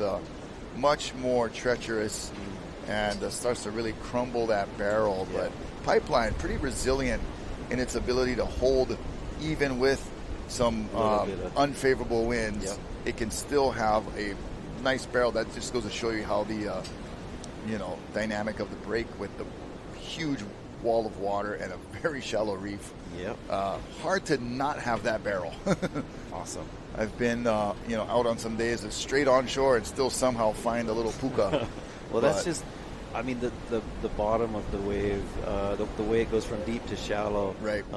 It's going to barrel no matter what. Whether or not you'll be able to get in there and come out, that's the other side of the story. But definitely a wave that holds its shape even through some of the different kinds of conditions. And looking at our surfer paddling back out right now, that's Shaden Pucaro, and he's coming off a nice keeper wave that was at Pipeline with, tricky exit. You could see the section coming towards him, and, it's so technical being inside the barrel like that and then seeing your exit point. And for us watching it in regular motion, it goes so fast. But somehow, some way, time just like slips into this like wormhole vortex of slow motion where you see everything, and before you know it, you're out, everybody's cheering, and you're like, whoa, what just happened? Yeah. Awesome. Some more sets coming in. You used the phrase earlier when Koa, you said go for broke. You know where that phrase comes from? I believe it's the 44th Regiment of the U.S. Army. Right. Of Japanese warriors. Right. That means I've told the story before. No. Or you know it pretty well. I'm a bugger, you know. You are. Secretly smart. That's one good T-shirt right there. Yeah. So go for broke is a pigeon slang term that comes from the 442nd Regiment that was World War II. A lot of them were from Hawaii. Most of them were Japanese from Hawaii and the U.S. mainland that went to fight in World War II. And it was a big deal when they signed up because during that time there was a lot of Japanese in America that were interned in these camps. Right. Yep. After the Pearl Harbor incident, there were a lot of, for lack of a better word, distrust of Japanese folks that America, the U.S. had to be wary of in their perspective. Now, in Hawaii, it was less common to be Japanese and interned. There were a lot of Japanese living in Hawaii due to generationally from the plantation camps and sugar plantations, and but at that time there were several from Hawaii that wanted to prove themselves or to fight for the country of the United States, and so they signed up for the 442nd, and they went off into Europe and were in the thick of the battles. Oh wow! And became the most decorated regiment and were even Daniel Inouye, which Honolulu International Airport is now named the Daniel K. Inouye International Airport after Inouye, who's one of these from Hawaii who went and fought in the 442nd, lost an arm in battle, but also became highly decorated. Here we go, Luke Tima from behind. Oh my goodness, makes that drop, sitting on his board down. Oh my gosh, come out just for entertainment purposes. I mean, that was impressive. The young man, Luke Tima, has really came to play with his big boy board shorts. On a short board. Yeah. That's pretty amazing to see some of these guys looking like they're riding short boards, and he's on a pretty small one as well. We looked at Ivan Florence's board. Ezra was asking me how big, and we watched the replay. I'm like, I think that's like a 6'2". That's crazy. That 12, 15-foot pipe. Nuts. So these guys are doing battle, just like the 442nd, again, going back to that story. Decorated regiment, came back home with honors, and unfortunately, a lot of them lost their lives in battles in Europe as well. But that was their phrase, was go for broke. And these guys are going for broke. Luke Tima, he sit, stand, squat, he don't care. He just wants to get out of that barrel. But what a valiant effort and a great performance in this heat. He's definitely the standout for this round 2 for Team A New Earth Project. And sometimes that happens, right? When you're doing that pig dog, you're dragging, and it's easy for your front foot because you're sort of halfway. Your foot is on the side of it of your foot, so it's easy for it to slip off, and you end up spinning around and sitting on the board. Outside of your left knee gets caught in the wave, and then you end up, if you're lucky, still on the board sitting, and not totally like spun off. But that would have been so amazing if he came out like just straight lazy boy style, like sitting down. And, here at the Backdoor Shootout, they would consider that a make, Why not? 8 minutes and 20 seconds. You see the clock graphic up there for Team New Earth Project, the Hui BackDoor Shootout, presented by Keiki Beach Bungalows, all in memory of Duke Kahanamoku. And we are celebrating not only a great waterman, but we're celebrating a great event that always begins with a very Hawaiian cultural opening ceremony. We saw shots and clips of that earlier today. And if you can ever make it out to the North Shore, that's what it looks like all up and down the coast today. It is frothy, soupy, rough. Be safe. There are places you can go, like Turtle Bay Resort around the corner that is got a nice little lagoon cove that you need to stay to the right side of the buoys that we've established there with the strong current. And then inside Kavela Bay is also very calm, and down towards Haleiwa, there are places you can get wet. But as for between, Laniakea and Sunset Beach, it is going to be quite rough. But make sure you visit Keiki Beach Bungalows website, because they got some great deals on oceanfront property, and they're just half a mile down the beach here. Probably today you'd want to walk on the bike path to get here, but just the sound of the surf, the amazing views, and the great service. Greg and Annie and the crew, they do such a good job there that it feels like you're home away from home, but you're in paradise. Oh, we got beautiful lines out the back. We want to see fewer third reefers today. Right. So there's times when we're like, come on waves, come on swell. Yeah. And today's the kind of day like, okay, not for 80 waves. Easy, bro. Easy waves. Nice. And it's OG Hawaii. What's cool is .com is where you can get Easy Brow gear. Oh, okay. Oh, yep. I got yours still coming. All right. I told you that for the last couple of years. Yeah, I promise, it's coming. What I love is when you get this offshore wind that blows the top of the wave off, and I've seen some of these like rainbows that are appearing into these, and it reminded me of a story, of a surfing story. Okay. Wait, my attempt at segueing smoothly into a story, but you're silky smooth. Maybe we'll see some of those rainbows. Sure. There it is. See that rainbow there? Them. Beautiful. Oh, the capo. So the story of the deity Lono. So there's Lono, and he's the god of fertility. Fertility. It's also Makahiki. This time of year. He's often seen in a position like this with a taro plant image. That's not Lono. So that is the first taro plant, and I can share that story. Okay. Also later. I'm interested. But Lono is the deity that's over fertility and in sports and events and peace and other things like that. And he's also associated with a certain time period. So right now we're in that time period. So oftentimes you hear Hawaiians say Lono ika makahiki.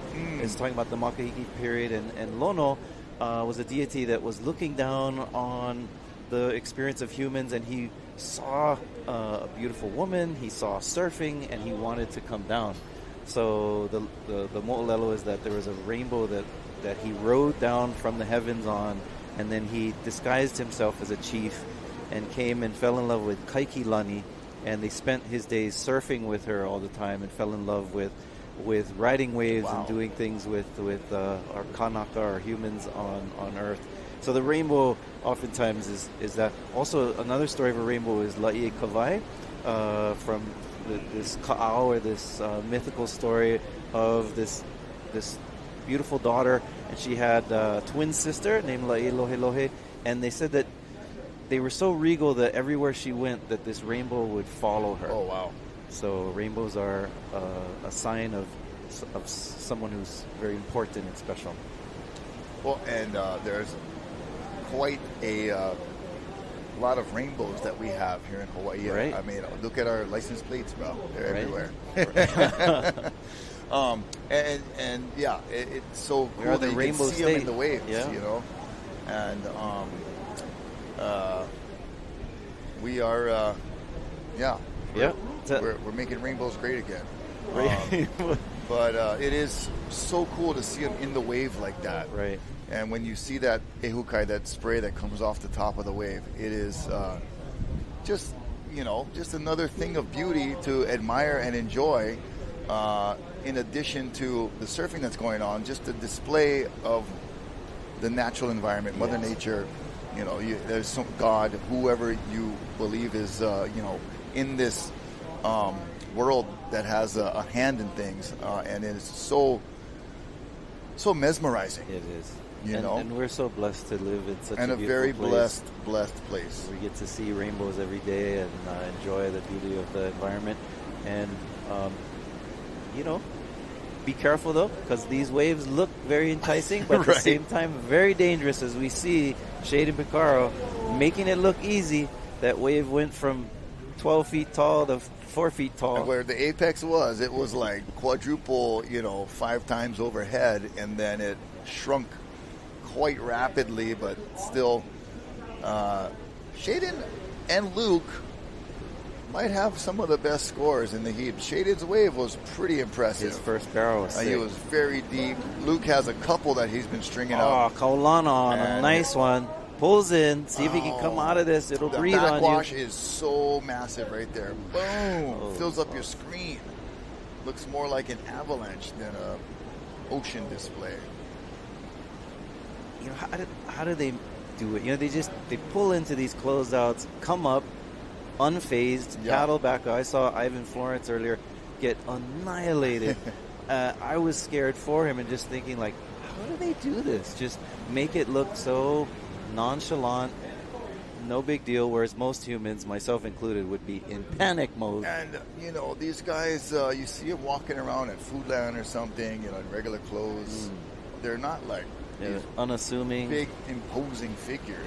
Like if somebody that plays in the NBA, he's like minimum 6'6" or 6'8". Wow. And he must play basketball. Yeah. Or you see a NFL player, and they're just like bigger than the average human. Right. These guys are walking around just like regular folks, but man, they're like some kind of superhuman inner being in a there compact that just body. really is so impressive of how they handle these conditions. 1 minute remaining, so Team A New Earth Project getting some keeper waves. Luke Tima, really impressive. Shade Picaro, good barrel, and then followed by Kaulana Apo that had one prior to that closeout that was really a keeper for him. Whether or not these are going to be final scorekeepers, that will be remain to be seen. This is only round 2. We're going to try to get at least 5 rounds done when this event is all said and done, but just one round today. Round 2, and we'll be wrapping up right around that 3:20 hour. So getting what we can out of this swell and just knocking out a round when we have the opportunity. 15 seconds remaining. Somebody going to have a last ditch effort, maybe some final second heroics. We shall see.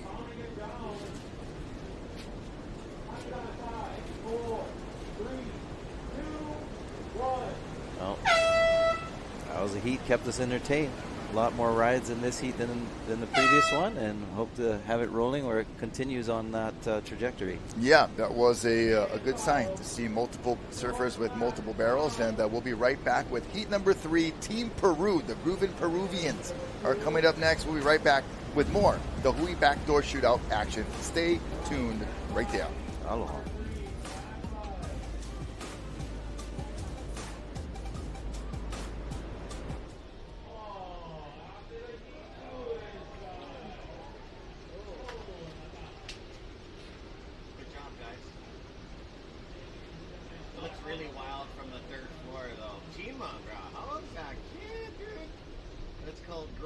Spin around and just get some good froth. Did you have a headache last night at all? Huh? Did either of you have a headache last night? Huh? Yeah. Did either of you have a headache last night? No. No, but like if I stay up too late because I don't drink anymore, I notice it wasn't the beers, it was because I stayed up late. You know what I mean? That little finger. I think you're getting blasted in the face. Yeah.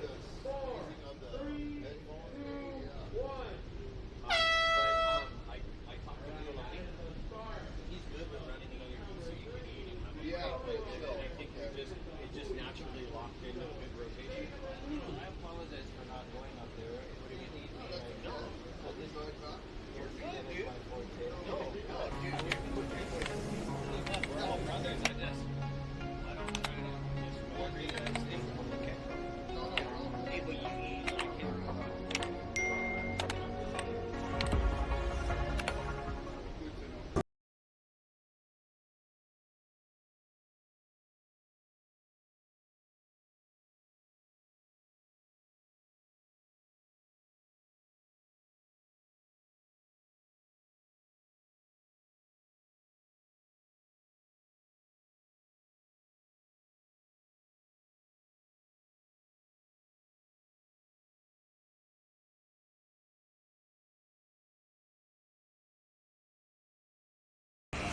Allow us to help you grow your brand and expand your business by reaching Hawaii's giant outdoor sports and ocean enthusiast demographic. Zone Media Advertising specializes in television commercial production and campaigns, social media content production and distribution, drone and video production, cutting-edge live productions, and more. With over 25 years leading Hawaii's action sports market, give us a call to find out how we can help you grow your business.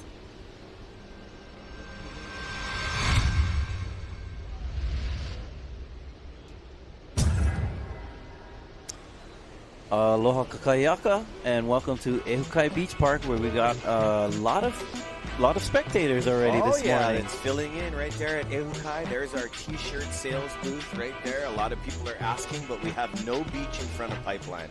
So what a great panoramic view as we got Team Peru taking the lineup. Yep, Team Peru, always a force to be reckoned with Big here time. at the Backdoor Shootout. But they had a rough one yesterday. But already they've got more waves in this heat than yesterday. Ooh, Up and out. There's been a lot of hunting, Isaiah, I noticed, as you guys just watched the heat with Rock. Tima, a young gun, coming out of the amateur ranks into the junior pros, into his pre-prohood, and he put on an excellent showing at massive Pipeline. It's unruly out there. Yeah, but I think it's getting more organized. I mean, as Rock and I were talking about in the first heat, there were just a couple waves ridden, and then this last heat we had more waves ridden. So we're hoping that we get more. We had a successful barrel rides from not only Luke but also from Shaden Picaro. Yes, that was radical. We saw Koa Smith get a couple almost come out of the barrels. This heat we have Team Peru, Alonso Correa, Nicole Castillo, Cristobal Decole, Gabriel Villian, and Marta Patita. Yeah, Alvaro. And then the alternates are Noah Decoel and Bastian Pierce. So I hope one of you guys are up on the third floor with Brother Iolani and Rocky, because we need spotters for every heat. This is a jerseyless heritage contest. So, you know, the dynamic of this event, the format and everything is just to elevate and the amazing camaraderie of our waterman and pipeline barrel business right here. This is the business today. It's a good sign that it does look a bit more settled than earlier in the morning when we were waiting for the ocean to calm down a bit. There's like right now you can see there's less whitewash out on the third reef that's been happening the last heat, and that's a good sign for getting a little more organized. You say that, but just watch it come back in too. I mean, like every 40-minute heat, there's these long little not much pauses, but now we're finally getting a little bit. Looking at Makuakai and Koa Rothman, I mean, these guys are super athletes, but these guys had a lot of paddling to endure in the 96712. Yeah, that was rugged. That was a lot of wash through, a lot of dipping, a lot of bombs came through. Big time. Keeping the Hawaiian Water Patrol on their toes. Yeah. And beautiful drone shot looking straight down, bird's eye view of our 5 competitors. And you were talking about Luke and his performance in that last heat. We want to hear from him, so let's throw it down to Mahina, who's standing by there with Luke Tima. Good job, Luke. Aloha, guys. Mahina Maeda here down on the beach with Luke Tima.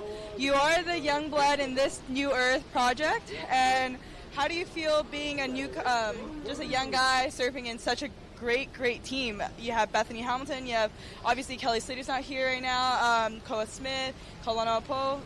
You're catching so many waves, so how do you feel? Yeah, I'm just super grateful to be in this event. I've always dreamed of being in it as a kid, and I'm just stoked to be an alternate and get to surf a couple heats. It's so sick with all these guys.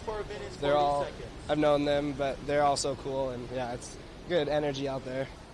I'm sure your mom is probably screaming and kind of jumping out of her seats. I know your dad is more of the calm and collected one, but what do you think is going through her mind with all the many waves that you caught, all the wipeouts you had to do? Yeah, she's probably freaking out. You probably hear it over every clip on the beach, but yeah, she knows that it'll be okay eventually, but she just gets a little excited sometimes. Well, I'm one of your biggest fans, and your mom is one of your biggest fans, obviously, and I wish you all the best for your next heat, and hopefully that you catch more barrels like that last one right at the end. So do you have any other words that you want to say to all your fans? Yeah, just thank you, and thank you to the Hui for this contest. It's so sick, and thank you to PK and the New Earth and everything for letting me do this. It's just a dream come true. It's sick. Okay, amazing. And back to you guys at back at the booth. Right on. Cool words there. I thought it was interesting his conversation about his parents, right? And they're frothy. If you're a mom though, and you see like this kind of like maxing out pipeline, and your young son has to go out there, it can be a little nerve wracking. Up and riding, a little too deep on that one. Oh, Joaquin. Yeah, Miss Tima, she's a frothing. She's a community surf mom. She takes pictures of all the generations of surfers. The back. Bottom turning. Alonso Correa. Waiting for that pipe cone. These guys. Rough heat at the end of the day yesterday. Got awarded a little bit more time to go shopping through the lineup here at Pipeline. But, they're definitely looking to capitalize here in the second round as these teams surf 4 to 6 times, sometimes in some years 7 times, okay? So these guys are looking to make the connection with the Kai. The intervals are still busy, but I did notice after you and Rocky's last heat, it did calm down a bit, so we'll see what happens. These guys also have jet ski assist. Yep, and I was just admiring earlier watching. If you watch what happens here, how they do this, right? You got a guy on the back who's helping to assist to get them on the ski, and then they take a trip down. Looks like Abe Lerner on the ski. They go around the whitewash and get back out there. So it's really tricky the way that they have to get back out, because like I said, there's no channel here. Nope. And it's all like pounding heavy shore break at gums, and then you have the ski that has to manage to get its way back out. I watched them loiter at massive ehukai and then drift right back in. You just watch them. They're so good at what they do. But yes, the Hui letting the Hawaiian Water Patrol pick up the surfers if they go in front of the Volcom Jerry Lopez house right on the sandbar. They can get picked up there and get traveled back out. But if you continue to come out of your barrel or fall off and you just continue to paddle out, the Hawaiian Water Patrol is told not to go pick them up. So you have to signify that you want to ride back out. And there is a lot of foam balls. So these guys, they're looking for what Luke Timo was doing. You never know until you go, but you got to make a calculated decision. Oh, look how small that board is he's riding. Jeez, how big that wave is. Looks like he's on a 510, Isaiah. Jeez. This guy picking a little bit bigger of a board, that's Alonso. No stranger to getting those big pipe cones on the inside. More second reefers to come, not quite on the head, but duck diveable and catchable possible. Right on that chip shot. Kind of sketchy. Oh, he's going to roll into this one. Nice. Here we go. Gabriel. Nice. Villarin. Haven't seen him surf in quite a while. Part of the guys in the Peru above the lip surfer, hard charger, made a number of magazines in his day. Yeah, great surfers from Peru. We also had Sofia Milanovic, who is former on the Pro Tour from Peru. Yeah, legends. Champion grade surfers. I really liked you sharing that surfboard. I've seen it before, but I had to see it. It's even Peru is also a spot where they had some of the early world championships down there, years ago. And so there is a surf culture down there in Peru, which is awesome. Big time. I can see them lashing up, those skinny bamboos, just what you showed me yesterday on your computer. You can lash those up and make it's amazing what when you want to ride a wave. Creativity and imagination, never forget. That is some key ingredients for just ultimate fun. Yeah, just and like Duke Kanamoku. Look at this foamy one. Maybe somebody will take it. But speaking of what kind of crafts that you ride on waves, when we look into ancient Hawaiian times, pre-colonial times in old Hawaii, there was a variety of types of boards that they would ride. A good friend of mine, Tom Stone, often called Pohaku, has been a master for the last many years of shaping traditional boards, and oftentimes people will just say, "Oh, alaya or alai, that's the Hawaiian board." That's really just one. That's like saying, a fish, or like a longboard or a gun. In Hawaiian society, you had all types of boards. So even down to like a hand plane board. Body surfers use just like a surfboard that's like for your hand. In Old Hawaii, they had those too. Smaller boards for bodyboarding, short boards. Alayas were, most of them were shorter. So you get like a 5 or 6 foot board stand on. Then they had kiko'os, and you have olos, and you had all kind of different different types of boards for riding, different types of styles. So it wasn't something like, I think the Hawaiians rode waves. Right? Sometimes people, I think Pacific Islanders or in Peru, they rode waves on this thing. But it was like so integral. It wasn't just a matter of like, they would sometimes they would ride a wave on one thing.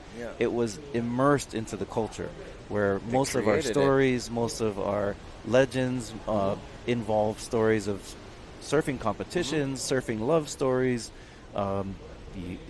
It's just very integral to the society. In fact, Hawaii's first historian, his name was David Malo, in the mid-1800s. He wrote about how surfing was a national pastime, something that everyone did, despite your rank, your age, your gender, your status. It was something that was integral to Hawaiian society. There was a book written by Ben Finney, and the title of the book was Surfing the Sport of Kings.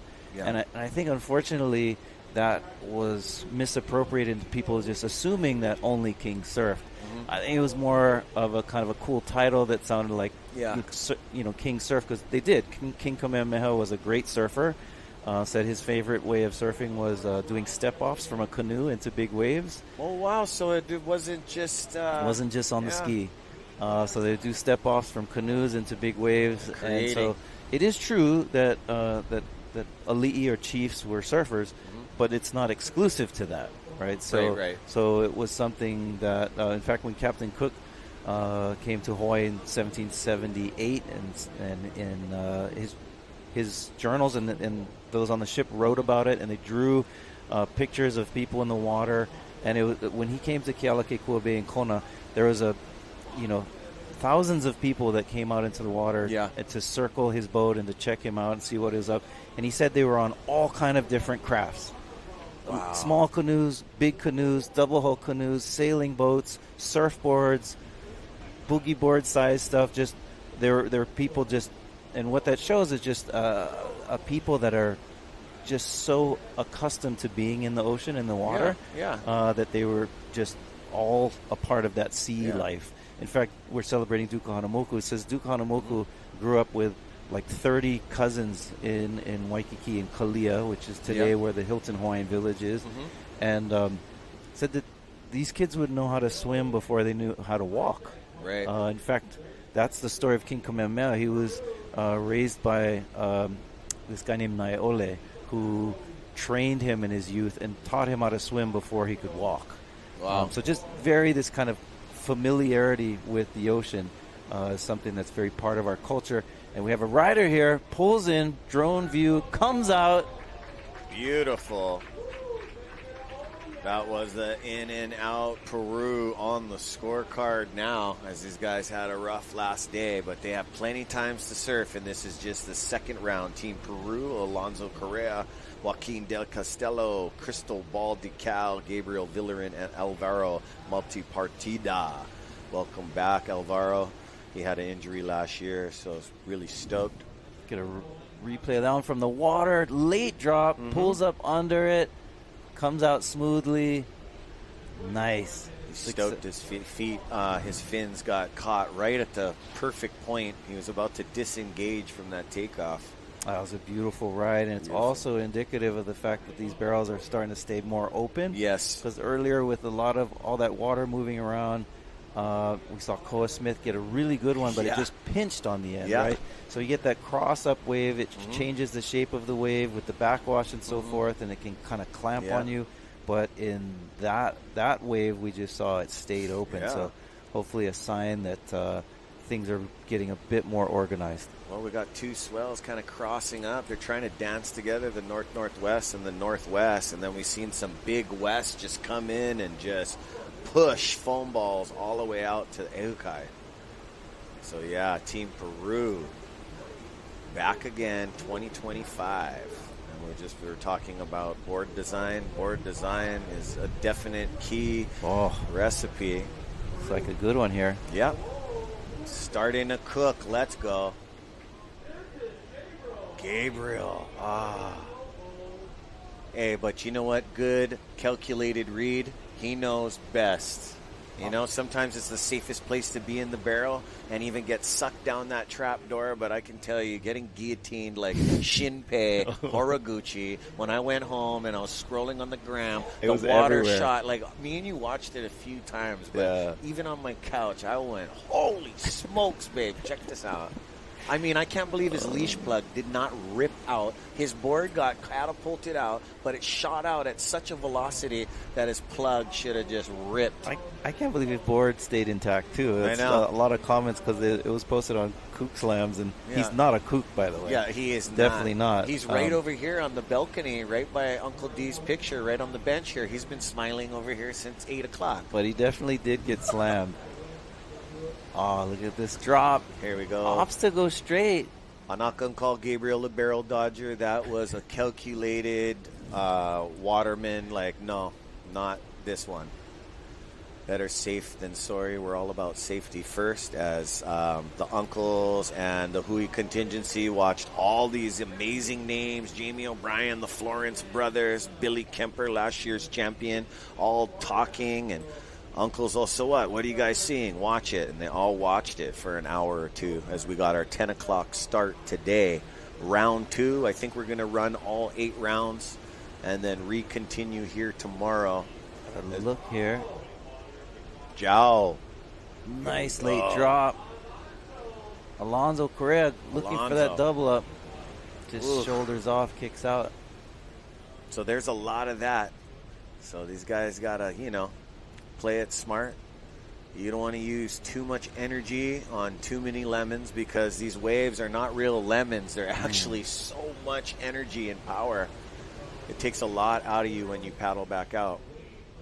And shout out to White Claw Ohana. Thank you guys for tuning in.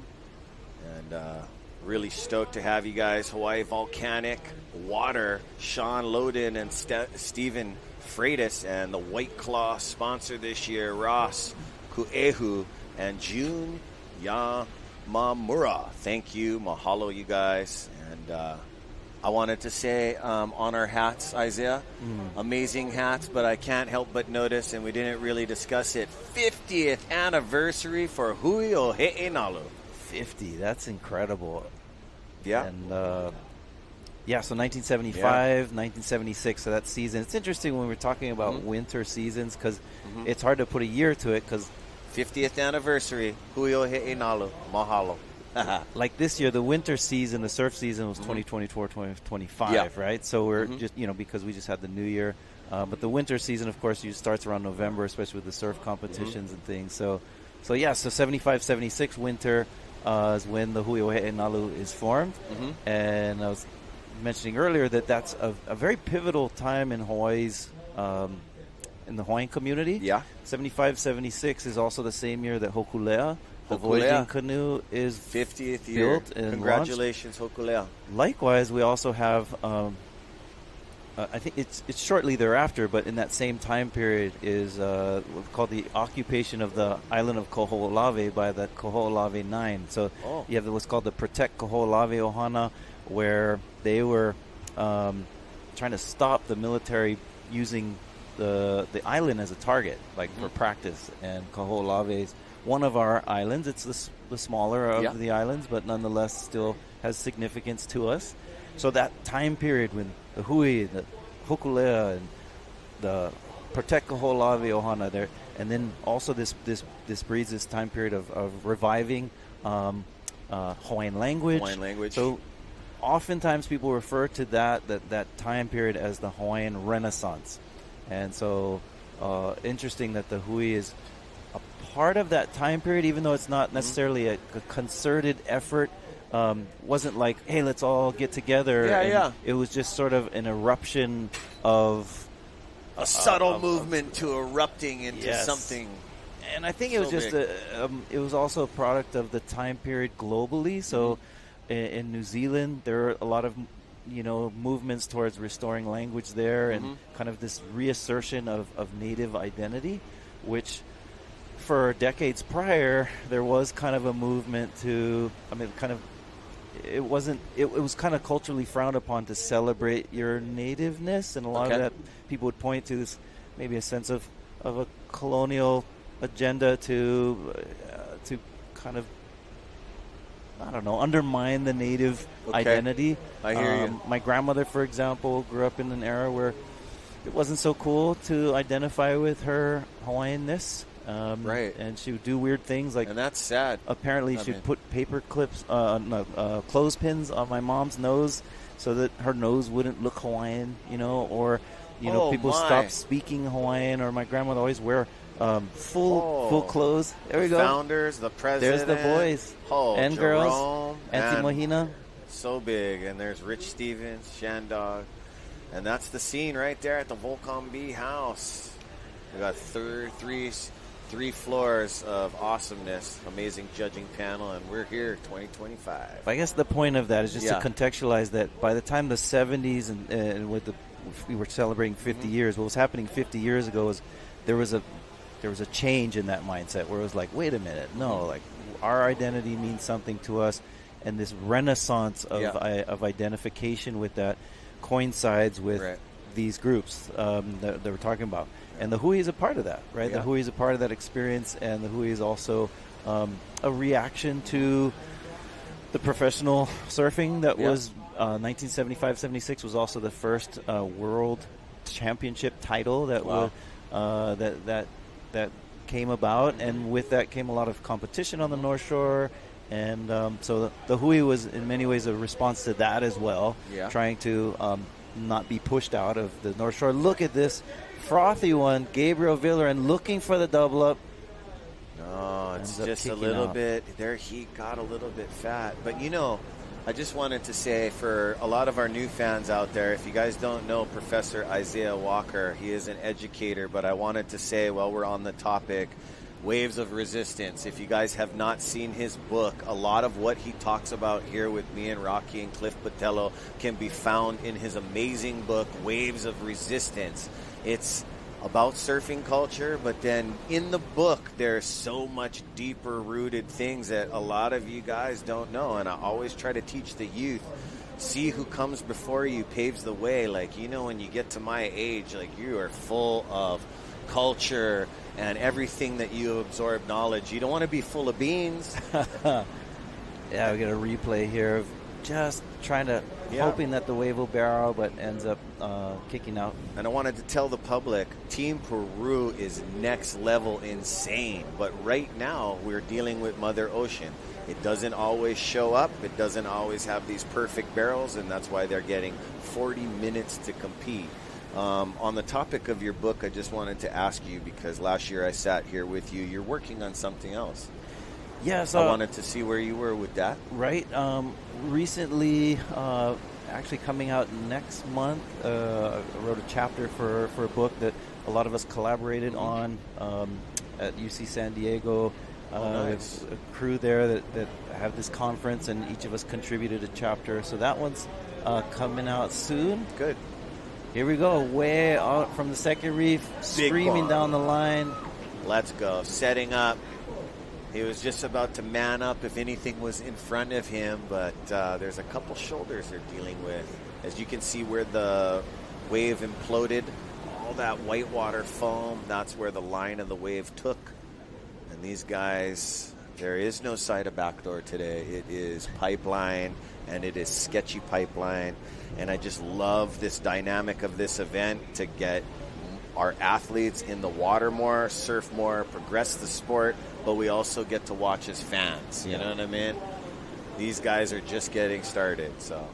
some of your favorites that aren't putting on the performance you want them to, you're going to see them coming up in the later days. And I mean, the forecast is amazing, and all these characters and watermen here in these yards, pulling it apart, discussing what we got. It's just a great new year, and it's a good day to be a surfer. Sure. And if you just were watching and thinking about going surfing and buying nice equipment and stuff, you know, make sure that you guys take the proper precautions and get a surf lesson. Learn from the world's best. Gabriel Villarin.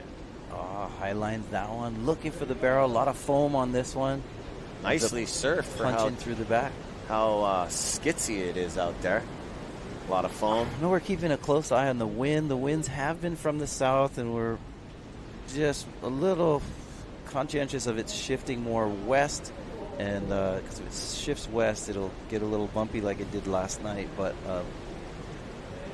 nice, as you see this one, takes a drop, high lines here, looking for that barrel, and then opts to punch out through the back. Hopefully he made it through the back. Yeah, there's a sense of separation right where he thought he was going to get that apex barrel. It split out and went a little bit out to gum. So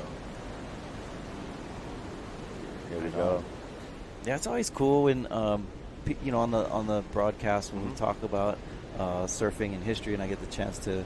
I always kind of look forward to. I mean, this is love it. My normal job, but this is something that it's fun to get out to the community. Some of the stories and stuff that you know, I've written about and studied.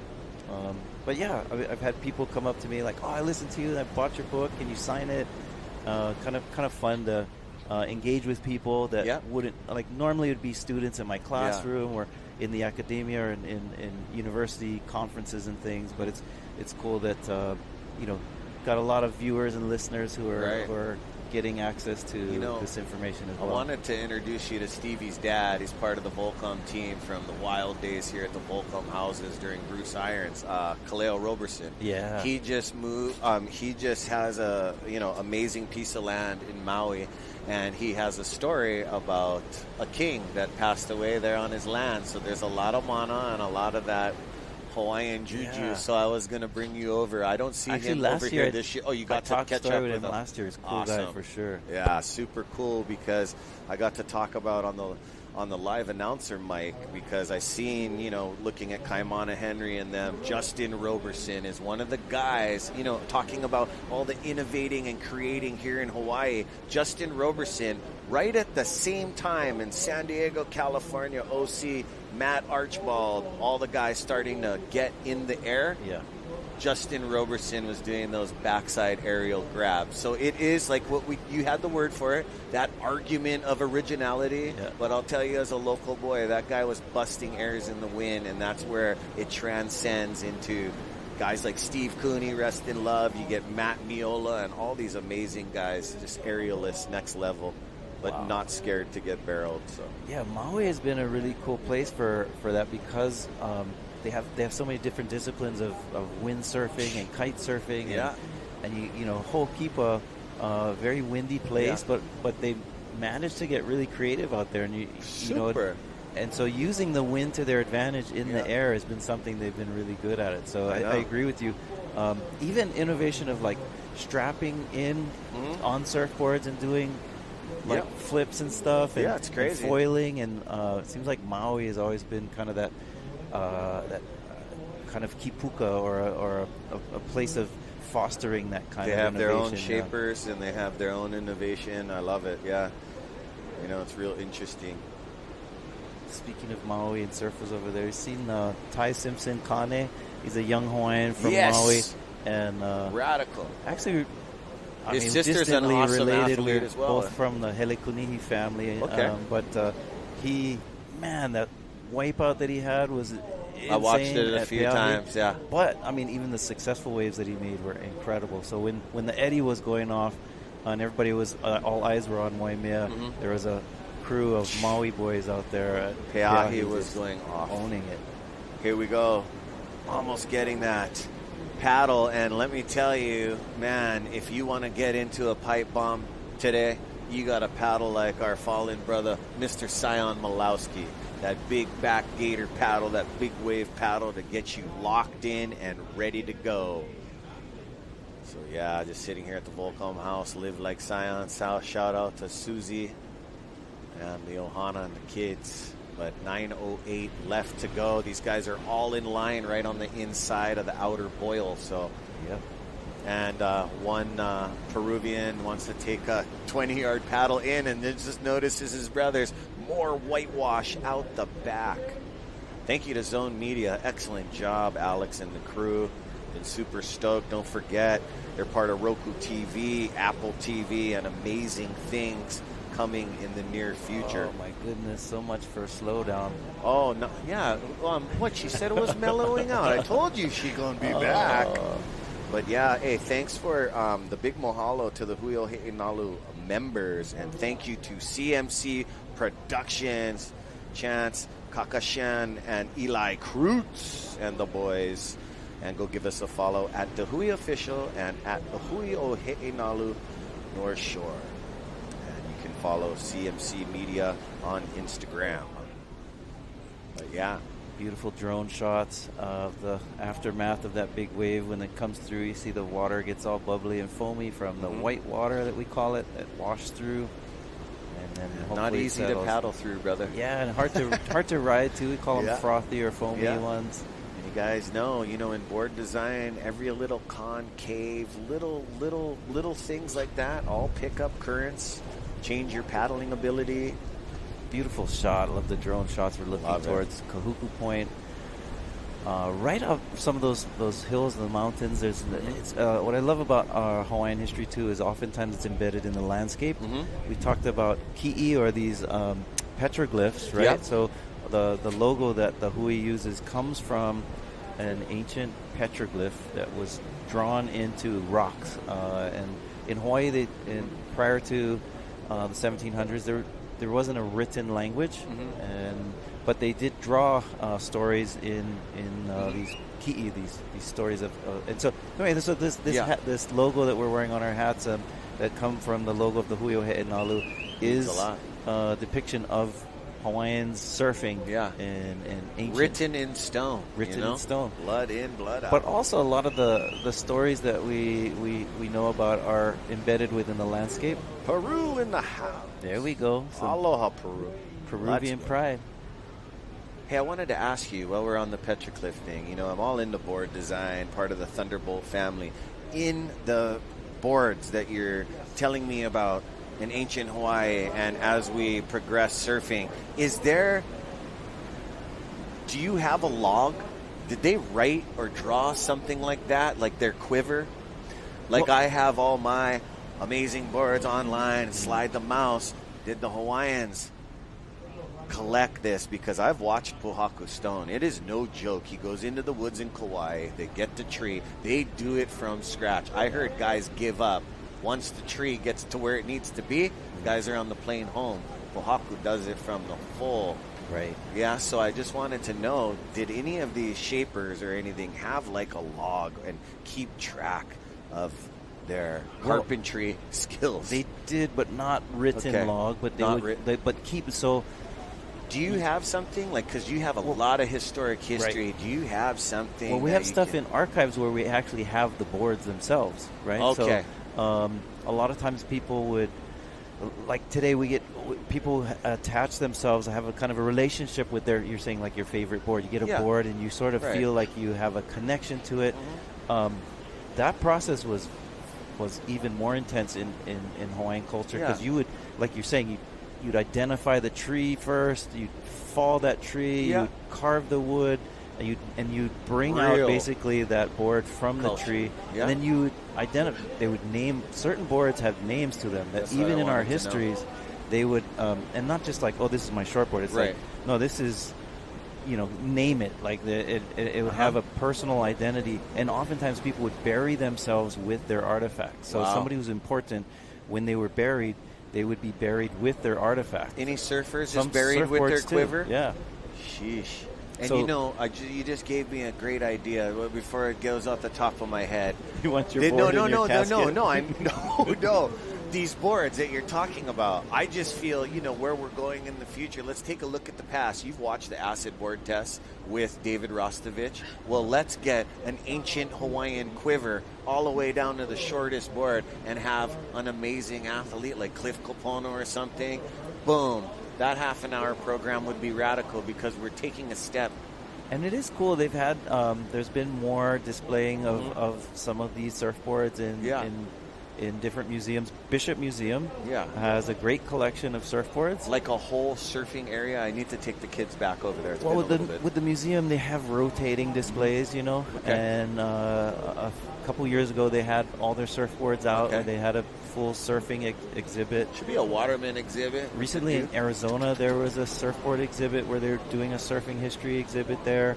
What we need, and which we've been talking about actually with some folks who are involved with the Hawaii Tourism Authority, is like conversations about like, hey, Hawaii doesn't really have a standing surf museum. No, it doesn't. And it'd be cool to kind of do that. So we've been setting talking off about light that. bulbs. Like I can walk into a room and there's a whole section of ancient Hawaii, modern Hawaii, and there you are in your OGA shirt, ready to just educate. I see it. And we've been in talks with the Polynesian Culture Center where they're looking to have a surfboard exhibit. But we do have artifacts. We do have old surfboards. Some people have, collected them on their own. Right. Guys like Tom Pohaku, he's making them and riding them, which is cool. So you have, artifacts from ancient times, but you also have stuff that's being made today and being ridden. But if you haven't been to the Bishop Museum before, to our listeners, please take that opportunity. It's an incredible place, great resources, and one of the boards that's always out is Duke Hanamuku's board, and I believe also Princess Ka'iulani has a board that's always out. And there's also some holua sled, and there's an exhibit. You see images of Tom Pohaku riding the holua sled because surfers of old Hawaii also surfed on land. I never done that, but Look I at remember this the mountain. locomotion. Whoa. Oh, floater that, my brother. Floater drop. Airdrop floater.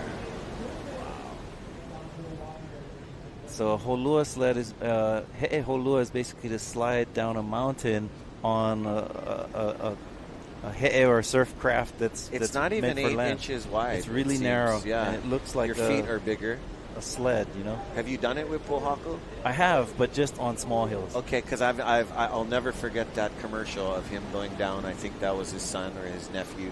Yeah, and he's done it before, like at Turtle Bay, which is now Ritz-Carlton, but they set up like a track where he would, How would that thing down. work on snow up in the Big Island? Probably go super fast. No, I mean a little bit too fast. I mean that thing's a rocket. Yeah. You're gonna have to have.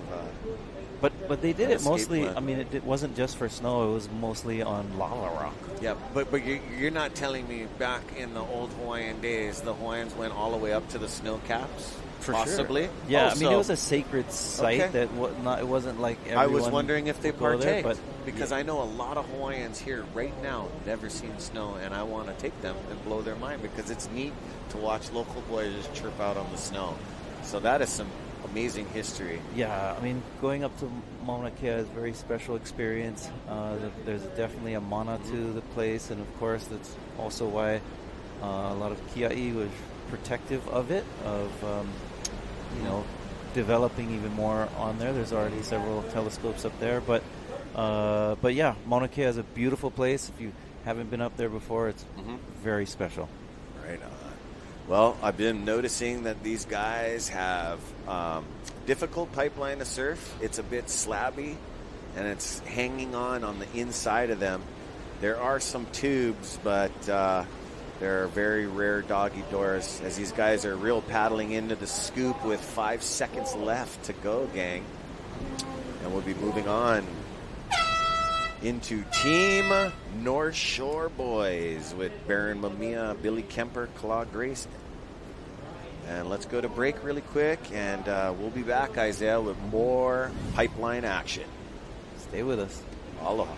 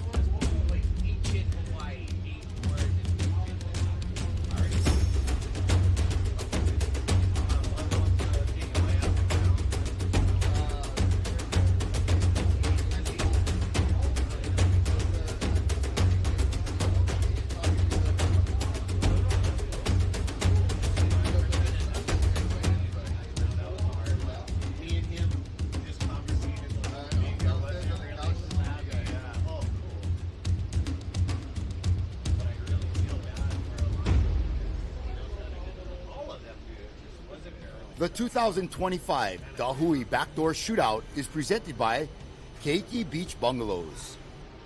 Special mahalos to the members of the Hui Ohe'enalu and these great sponsors. North Shore Club, White Claw, Hawaii Volcanic Water, Haleiwa Distillery, Saltwater Society, Na Menihuni Umi Kumaono, and Excel Haleiwa.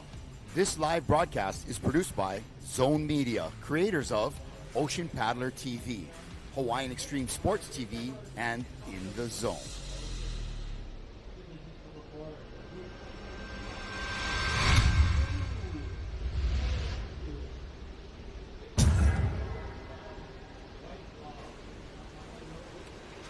What's up, guys? It's lunchtime and aloha. Welcome back to day 2 of In Memory of Duke Kahanamoku. This is the Hui BackDoor Shootout. Rocky Cannon, we're shooting out into 2025, and we got the North Shore boys, some of your childhood friends, brother. Yes, sir. Ezra Rodriguez on the mic as well. Heat number 4, the North Shore boys. Billy Kemper, Kala Grace, Eli Olson, Jamie O'Brien, and Conrad Carr joining the team there. Oh, we do have Baron Mamiya, so we're going to replace Conrad Carr and put in Baron Mamiya, my man, Barrel and Baron. He's back. WSL on tour. Hey, I want to give a shout out. Yes, he is. I want to give a shout out to Austin from South Wales, UK. Wow, UK. Hey, guys, you can tune in and send us messages if you want. Ezra, you got your Instagram handled. Mine is Rocky Cannon. Cannon with one N, like the camera. Rocky, like the point that is in the, not in that shot right there, but if you pan left, Rocky Point is there. Rocky Cannon is my Instagram. And Austin, he's got a question about the backwash. This is from yesterday, so I'm catching up here. You got so it, Austin, brother. thanks for your patience, brother. And we, how big are the sand particles as we watch Baron Mamiya negotiating this very foamy, frothy wave, weaving around some of his competitors, almost like driver's ed back in the day, with the avoiding the cones and the obstacles, but gear shift, live action, getting around the corner. That is Billy Kemper, I believe. That looks like brother Billy. Yeah, Billy Kemper got a really good slabby one yesterday. Could have been Eli Olson. We have to Grace. that was Eli Olson. Very similar technique there from Eli, but all brothers. Billy and Eli spent a lot of time surfing together. That was Eli Olson looking good on that. Looking good. Pipeline wave. And Austin, how coarse is the sand? The sand is very coarse here. Yeah, it is. We got big grains. You got big grains, bro. It is gobbled up coral from the uhu, from the parrotfish. Yeah. And then comes out the okole. They poop the sand, bro. I'm not kidding you, bro.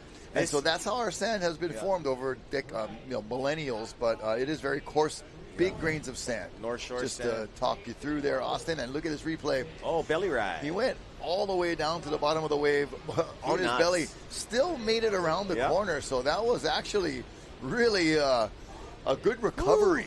Really good recovery. Eli, heavy athlete. And Austin, you lay on the sand on the North Shore. It's one of the stickiest sands, with the beautiful salt water infused in it. It's hard to get off. And here we go. Eli trying to get a vision, pocket ride. This guy's no stranger to boosting a backside air, but that's not needed in this event as these guys are just going for the barrels with 35.22 remaining. And UK, shout out to the Skinner legacy. Brother Ben and Lucas Skinner. I know Lucas put in some time this winter at Backdoor and Pipeline. And we also got another viewer from UK, Dave Hunt. Dave Hunt, thanks for tuning in, bro, yet again. And just wanted to let us know he's 2 miles in the UK from Captain Cook's birthplace. Wow. So little tie-in to history there. Thanks for tuning in, Dave. We appreciate it. The United Kingdom. And keep the messages coming. We're going to switch over, not to the email, but we're going to switch over to Instagram now. Oh. I'm up to date, bro. You're up to date. You stay grabbing, I stay, bro. Rocky Cannon on Instagram. Don't worry, he's send not me a scrolling. message, and we'll get you guys shout-outs on air when we can. 34 minutes remaining in this heat, and we'll do our best to keep up with all the questions that you might have.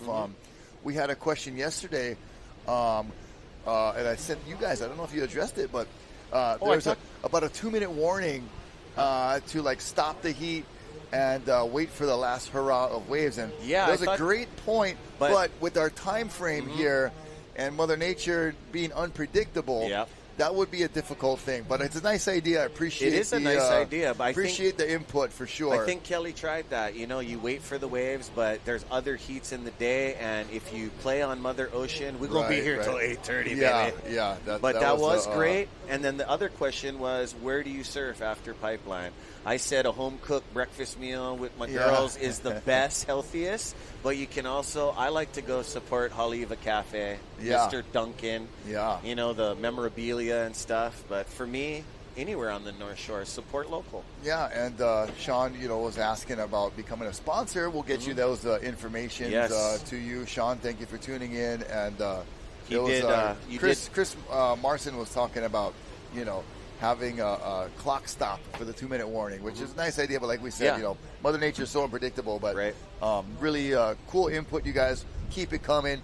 We love the interaction, and we love that, you know, we've got viewers from across the globe. Oh, you know, everywhere. I don't know what time it is in the UK, but man, you guys must be up late or up early, or I don't know. But to answer that, you being born on the shores of North Shore and a pipeline surfer, you know, and you can answer these guys, there is, when there's big wave spots like Waimea, Pipeline, and Teochopo, they turn off. And they can turn off for almost an hour, I heard, right?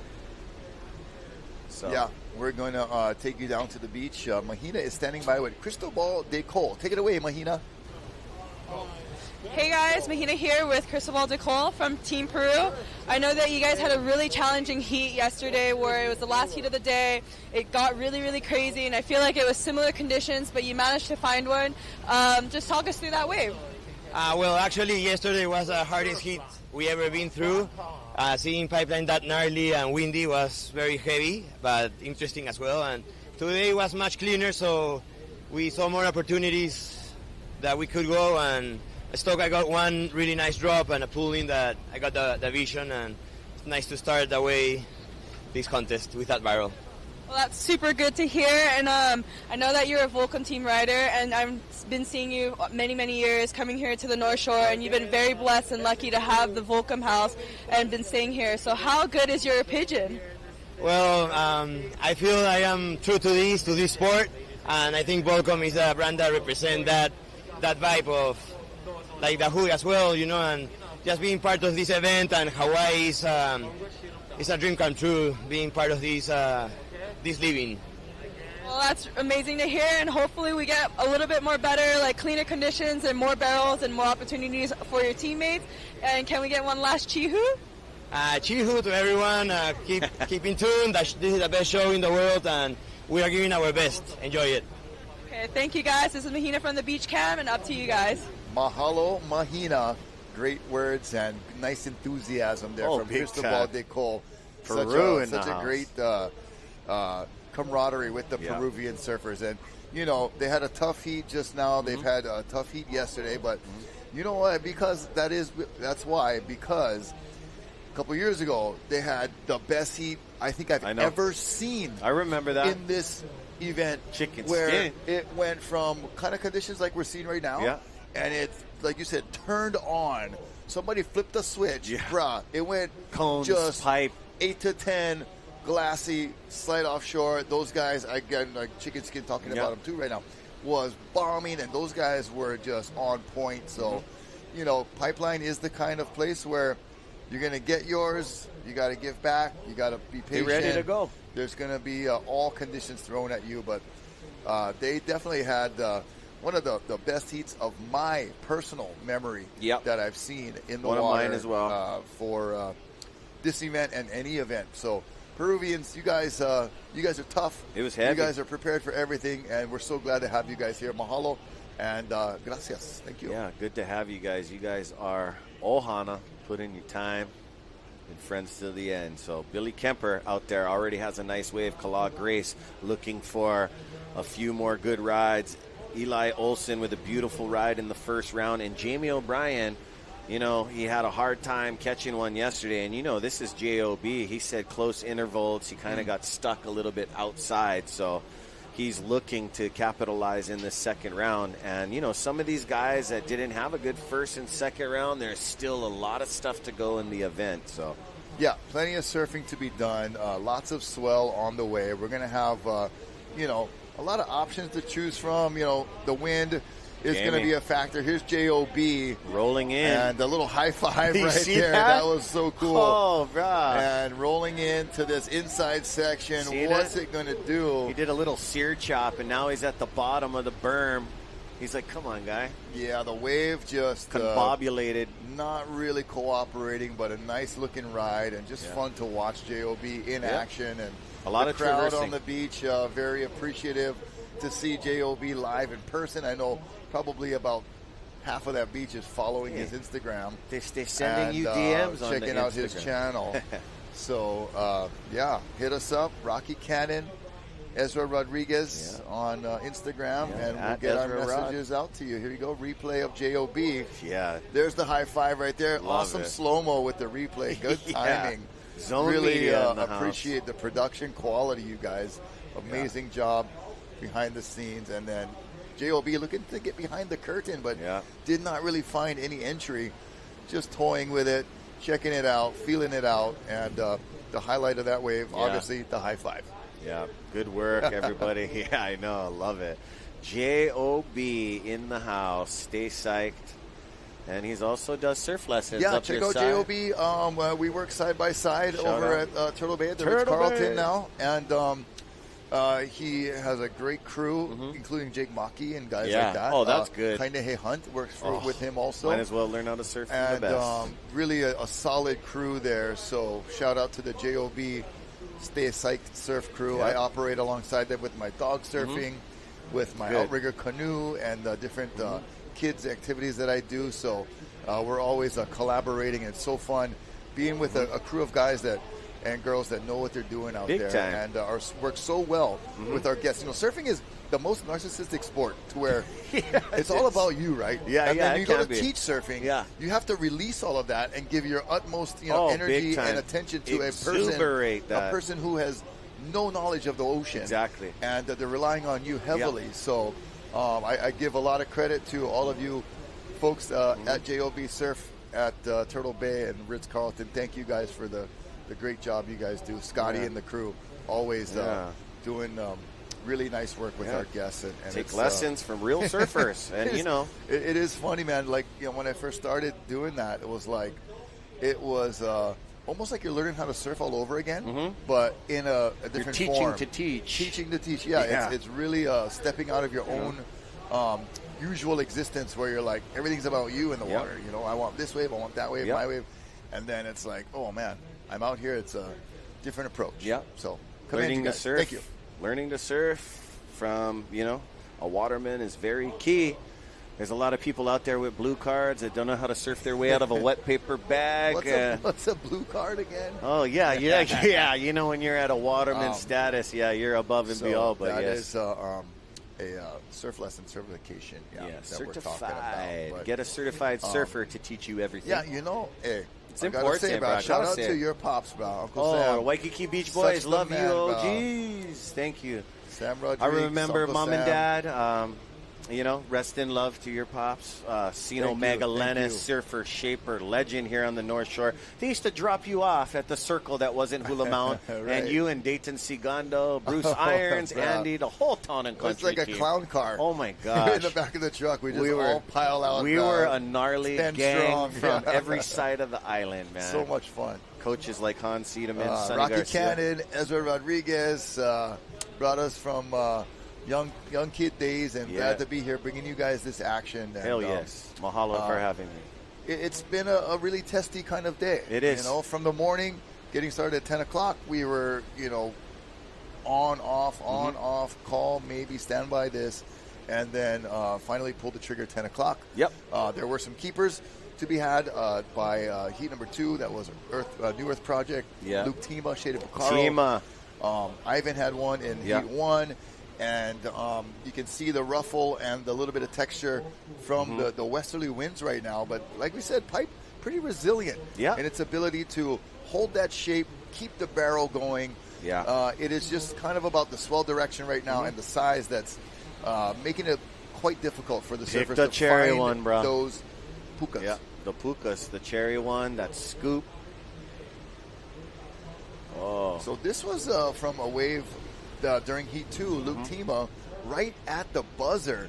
So he was on fire, finding the rhythm. And you seen that buck bump he just rode over? Oh, he was so stoked coming out of that one. And I'm so stoked for him. I like his interview where he shout out to mom, and Mahina was like, "How's mom?" And you know, speaking of parents and watching your kids surf pipe, you know, my mom is so much more happy that I'm sitting up here and I'm not sitting on my board out there. She used to drop you off. You would surf 4 times a day. And you know, even when I was, you know, driving myself around, she'd always like, call me when you get in, you know. Yeah, I know. Just because it's a place like that where big time. She hears sirens, you know, and she's like, oh my God, you know, at Mom's the house. still surfing, getting in the water? At Cavella Bay, she likes riding in the canoe. That's more the speed now, you know, catching waves, water patrol. Hawaiian you guys, sleigh ride. Mahalo doing a bang up, excellent job as always, but these conditions are just crazy treacherous. Massive. So it is expert operating, great grabbing, coordination between operator and grabber and surfer all has to work out just right to make a good grab and rescue like that right there. And trying to get an ID on that fella. That's Kamakani. That's Mr. Forsyth. Yeah, Kamakani Forsyth. Dad, Captain Tene, used to work for back in District 4 a long time ago, and got a Nalu shredding longboards, and he just won medals in the canoe. Oh, nice. Oh, no, in guy the canoe is too. hot. All right. Yeah. That's JOB right there. Oh wow, I hope he's okay. He's just looked like he had a broken leash, maybe. Yep, the leash is all pow. It's just a wristwatch right now. He's got No his use float for that. suit on. You know, as iconic as JOB is, you can see that it's big and waves of consequence. He's got his float suit on. That's when JOB is serious, you know. Yeah, 22 minutes remaining, and still got time to get another board or grab his board, grab another leash, get back out with Hawaiian Water Patrol. Look at all that turbulence and froth and soup. It is just a real bubble bath out there right now. Yep, the different kind of bubble bath. Oh, bro. The undesirable. No rubber duckies out there today. Yeah, bro. there is no rubber duckies. Ernie and Bert, far away. Bert and Ernie. Beautiful. We've got Billy and Eli, Kala and Jamie, and Barron out there to be naming some friends.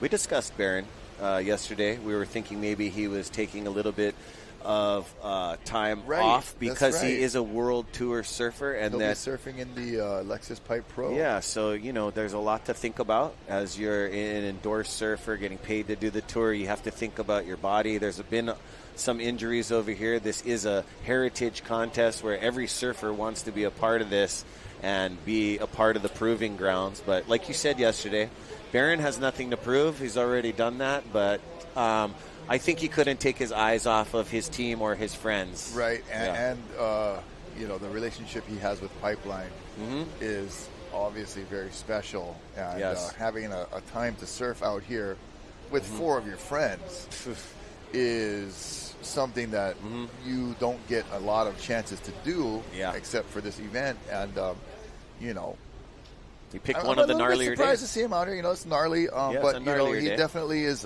pacing himself. Yeah. You know, not getting too crazy. And, you know, if he finds the one, he'll take it. But he's not forced, you know, to try to catch one if it's not there, you know. Don't force it if it ain't there. Right? Well, none of our Hui uncles are out there in the heat like, bro, you better go, bro. You know those days. You know when Braden Diaz or somebody sends you, you got to go, man. You getting gifted this amazing package that can change your life. But everybody's out there surfing. But a pipe wave can change, you know, the most humble of surfers' life. Yeah, one great wave can do wonders. And one great wipeout can be the end of it all. So it's a roll of the dice and a very, very tricky, risky game to play. There's JOB, and he'll be on his way back out, and we'll check out a replay of JOB bailing. The first wave just dwarfs the screen, and then he had to bail off, and that's what broke his leash. And Kamakani got in there to get the smooth pickup, and he was right. Kamakani was right on it, and so keen eye and right place, right time. Yeah, Makaha amazing boy. technique, and the west side meets the north shore right there. You know it, the collaboration. Super cool. He just had a baby luau. Kamakani Froise. Congratulations. Yeah. You and Chelsea. Big Papa. Yeah. Oh, first female lifeguard lieutenant to Chelsea Bizik. Let's go, Hey, girl. all right. They're a lifeguard ohana. I like it. You're also like part it of a that lot. lifeguard ohana, but you've been really busy. You know, you're a jack of all trades, realty, surf lessons, so that took I you had up to Turtle a Bay. final walkthrough happening at one of my listings down in Good Haleiwa stuff, brother. today. So Congratulations. I was ready to do it all today, but jack Yep. of all trades, master of fun. Oh, I know, and I remember when we was young, in front of the Hyatt Waikiki, you're managing a band. Check it out. Let's yeah, go. I did dabble in some talent management, and look at this talent managing a wave. Eli Olsen, I believe, Yeah, that is him. Looking navigating nice slice. and strong on that wave, but waiting for it to develop, being very patient, working with it, and then finally it did not happen. It so did not he jumps happen. off. I want to say what's up to Billy Anderson. And Billy is now in Nicaragua. Wow. Billy, Finn, Jess, and Sean, Aaron, Auntie Debs. Oh, yeah, you guys. Wow. You guys are in Nicaragua? No way. Never been, Rock? I have been once. Amazing sandbars up there. And, okay. So, you guys, I'm wondering where you're at because you're just like Maui, Nicaragua, and then in Jacksonville. That's where my Jacksonville roots come from. That's All my right. bleeding teal, baby, for the Jaguars who suck. But this guy, Eli, does not suck. He is a very amazing, talented surfer. Just didn't get the wave to cooperate. So that is one thing that Eli was waiting for was that barrel right there, but it closed out. But love you guys. Wow, Sharon, Jacksonville. Sean, Aaron. Hey, by the Auntie way, Debbie, you guys, please Florida. say how's it to everybody. North Florida represent. Yeah, don't forget, Florida's got the Surf Expo. Oh, look at that. Coming up. Wow, Limited beautiful beach shot. seating with the high surge of waves, and us in the big Volcom house. We got the team set up on the scaffolding, judges, everybody. But Iolani Adams in the Volcom yard with And the they got a green scaffolding. light or traffic light right there. Oh, It's green showing means green. go, bro. Oh, you know. And our beautiful artwork from Jack Soren, the Soren Legacy. Mahalo. He was down here signing posters. Today we have a little bit of beach. All of our stuff is getting sold at Ehukai. Go look for the Hui He'inalu tents with the black and the red and yellow insignia. Oh, yeah. Ooh, and these palm trees. I love the shadows of the palm trees casting over the beach. Yeah, very iconic view, and such a. And then you see the reef being exposed at the shoreline. That is what awaits the surfers below if they should make an error or the wave. You know, sometimes it's not your fault, Rob. The wave is just so nuts. No, it is. You can do everything your best and the right way, and the wave still will be just no. I'm the boss. Yeah. Whack you upside the head. And the pro surfers, they get to make the decision as a tribe. They all talked, and Uncle Eddie said, "What? Ready?" And we're a go. Gotta say what's up. More Jacksonville love to Dane Jeffries. We'll see you soon, hopefully, brah.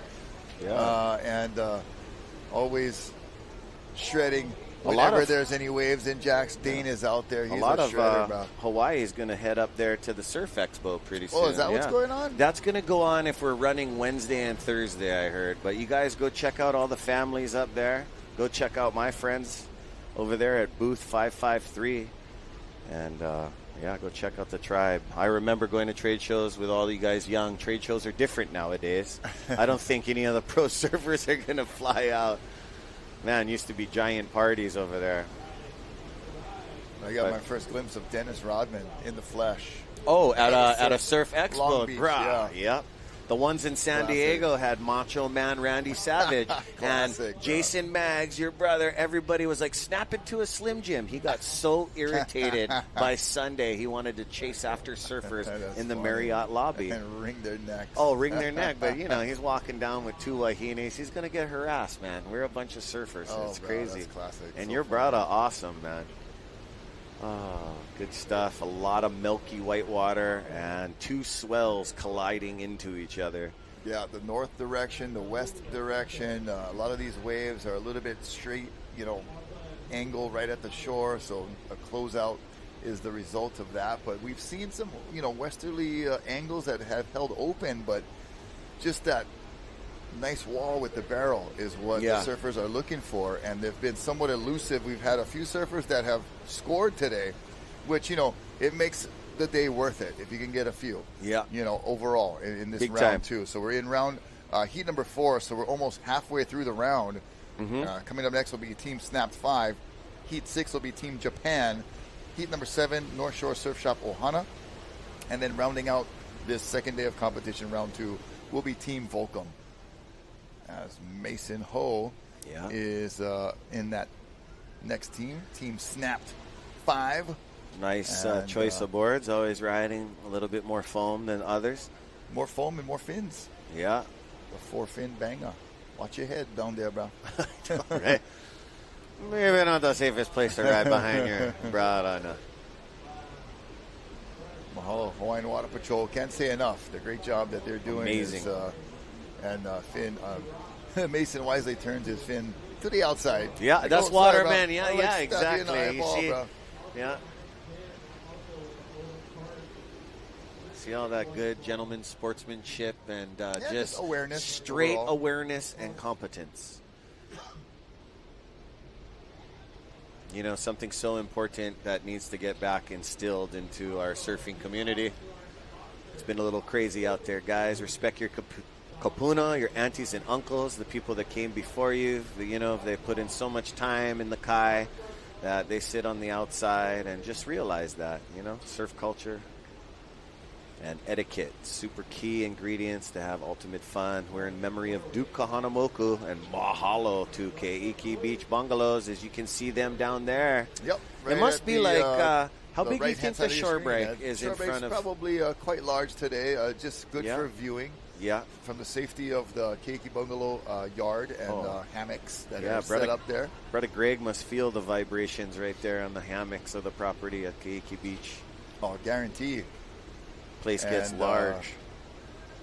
Soothing sounds of the pounding surf, always a delight at the Keiki Beach Bungalow, and then take a little stroll down the bike path to Foodland the other way. It's right there, yeah. It's right a perfect there. location. And then, you come out in the summer, it is just a little dreamland around there. Sharks Cove, beautiful fish. It's like almost like the North Shore turns into like Lake North Shore. Magic. You get less characters loitering. And just so inviting. It is. In all aspects. It is. When you come in the winter, just be on your game, your P's and Q's, be safe. But always so great to watch events like this. And these competitors and these surfers are so talented and put on such a great show that it's worth coming out, come every season. Come check it out during fall one time. Come check it out during winter another time. Come during summer. We're waiting for you, bro. We're waiting. Get the nice fill of seasons on the North Shore, and all the the temperature's going to be about the same. Yeah, It's going to be blue skies and sunny. This is our winter. Don't mind if we're wearing jackets and beanies. Kala. Let Kala in, please. I just want him to just slow down in the tube like he does. Yeah. And just miraculous appear. Well, he got a perfect 12 a few years ago. Yes, he did. And then the following year, he nearly died. And so he has seen the most glorious moment of pipe, and then has had the most horrifying moment happen. And that is a textbook description, or what can happen here at Pipe. You're just on the top of the world for a moment, and then you're fighting for your life. Here's Barron looking for a barrel from the second reef on like a skimboard, I think. And Barron knows best. He's taking waves to take a look at what he can come up with.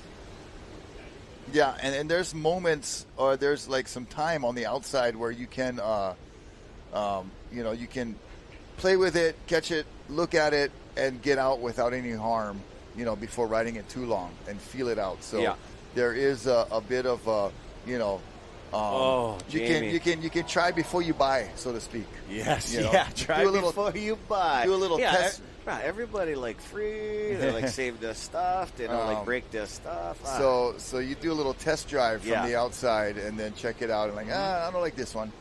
Jamie on the head again. Oh man, he is spending a lot of time underwater. Sheesh, guy got third place last year in the individual main event, winning 15 grand. And he's won this event before. And, yes, he's one of our surfers who's won every pipe event. Yeah. When you include the Pipe Pro, the Pipe Masters, and this backdoor shootout, so has completed the pipeline trifecta. And he just could not get in the right spot and then got sucked over a little bit or maybe didn't, but he got pulled in far enough where the next wave really caught him inside. So J.O.B., one of the best in the business. Best in the business. Just still together. Getting a little shuffled around in the lineup right now. Yeah, as tense as he is, he just broke a leash on that other previous wave before the last one. He's going to get back out into the lineup as we're looking to see Billy Kemper go on one. 8 minutes and 10 seconds. You see the clock graphic in your top left corner of your screen, and look at the drone shot panning across the lineup. Seeing a lot of texture, a lot of movement, from the backwash, from the previous waves. All that reverb is really... I like that. Making angle. it challenging, you know. You've seen this drone. It looks like a war drone. It looks like it maybe could get through the lipid pipipeline, but they're not designed for that yet. They're not designed for that yet. Drone barrel. Oh, how's Mokalia side rock? That kind of conditions today. It's not. It's not. It's blowing a little bit west right now. So do your geographical assessment. It's offshore over there, bro. Yeah, that's what I was thinking, yeah. But, we can never say it's too windy. Our friends from Maui are like, what, wind? Yeah, this is Maui crazy. Glass. Called Diamond Head Sandy Beach windy, where Isaiah's from. It's always windy, but Maui boys are like, what? That's not wind. You got Billy Kemper out there in his red board shorts talking to his teammate. Billy Kemper had a great showing yesterday with a pipe bomb that factors in, I believe, into my personal top 8 of what I've seen, right, Rock? Right, yeah, we don't have a list of all of but these we got yet, old school memory. But it's locked and loaded. We kind of want to keep the scores away from the athletes because then they start trying to do their math and coming up. And it's always good to see where you are as a team and stuff like that, but it's also a great surprise as well as we got the live computers up on the third floor at the Volcom B house. And shout out to the Chandlers, all of you guys watching over there. Excellent performance yesterday. And your little brother Kala on the longboard taking Dwayne DeSoto, his dad's spot, and taking the win. Yeah. That was rad. Really that thing went viral last night. Growing up in the longboard industry and just loving watching everybody do their thing. That kid got 2 legitimate barrels for the longboard. Barron. That's Eli.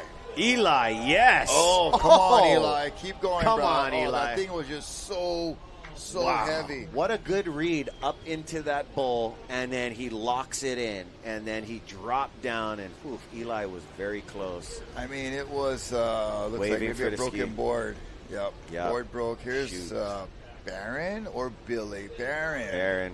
Barrel and Barron, my reaching. man Mamiya. Yeah, man Mamiya. He's reaching for something. He's going to get a double-up section on the inside. And like a bunny snowboarder. Down to it. Right over the mogul. Sha! Right there. Our first kind of cover-up to just plunged out into the gumball right there. The gumball machine. The gumball machine. If we didn't run today, those Florence brothers are those guys that surf slabby right gumballs where it's kind of like inhumanly possible. I know Kelly Slater has joined them. I mean, 4-inch thick looking coping slabs. Oh, Jamie paddling over. So Eli's wave, I mean, that thing just had so much movement inside. That even though he picked the perfect line. That was rock and roll. We'll watch it right here as he go. sets it up from the outside. I like his grab rail from the get-go, gets in, and then has the perfect speed and line to make it. Yeah. Had that been a regular pipe day, he would have came flying out. Yeah. Just all this movement and texture and everything backwash that's happening. It was just too much, even for a guy like who's really fit and strong like Eli. He got that the grip, bro. That wave just really had no mercy. You know? No mercy. Jeez, man. And give the kid a break. He was on it, man. He picked the perfect line. We were talking earlier, like, you know, you can do everything right, and the wave will still just say, sorry, bro, ain't happening. You know, last year this kid pulled up. All these boards were brand new. Darren Hanley's like toothpicks in the back of his truck. It was awesome. He was ready for anything. Look, Eli, help him push the ski too. You see that? Waterman kind stuff. Uncle Noonie tell you. Oh, my heat's going on, but let me help you guys out. Pa'o looks like Hale. Cool, calm, and collect. I still got time, guys. But I'm hanging with lifeguards helping out too. Mahalo, you guys. Thank you. I'm hanging with the Hawaiian Water Patrol. Brother Ian over there and draining out some water, checking the impeller. 40 minutes, you got time to do everything. Yeah, right now 3 minutes, 10 seconds roughly. Jamie, jeez. Huh? You want to talk to him, or should I talk to him after the heat? This guy is putting in some work, Rock. He did last year too. And he is amazing, but not the cleanest heat right now. He's getting some work done. Well, it looks like he's the one getting work done. But, you know, he's built for it, no doubt. And the original freak. It is Pipeline taking the good with the bad and the, the highs and lows, like we said. 2 minutes, 35 seconds. J.O.B. still has the wherewithal to pull a 10-point ride out of his pocket. Yeah, he does have that in his tank. These guys are full tank, full throttle, not half tank.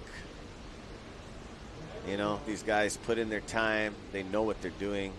They've done it since, Hanabata days.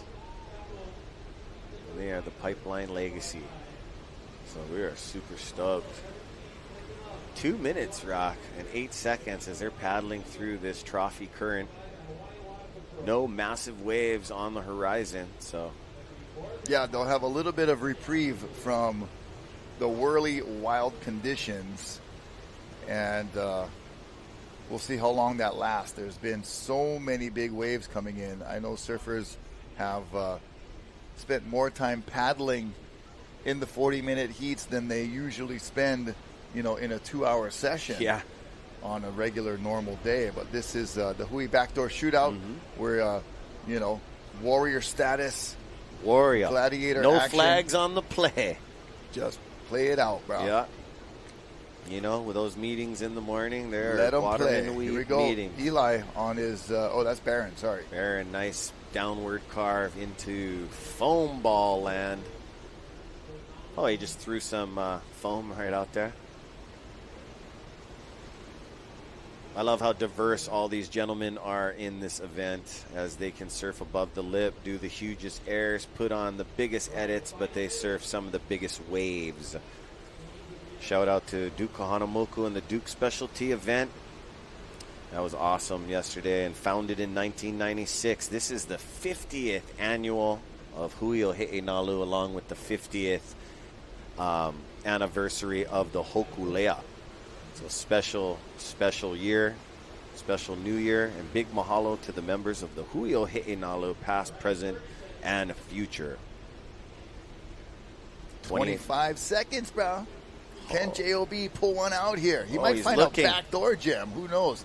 He's got all kinds of ideas right now. Billy Kemper had to just let that one go. He could not find any room behind the curtain. Patient, Rocky, in this heat, Billy Kemper.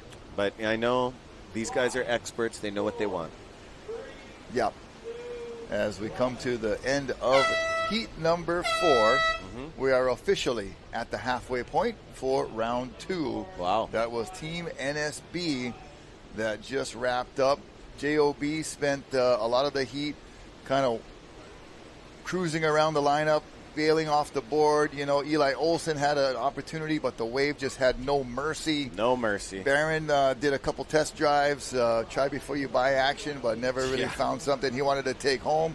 And Billy Kemper just got that one there. So we'll take you to a break, and we'll come right back with more. The Hui Backdoor Shootout 2025 Team Snap 5 coming up next. Stay tuned.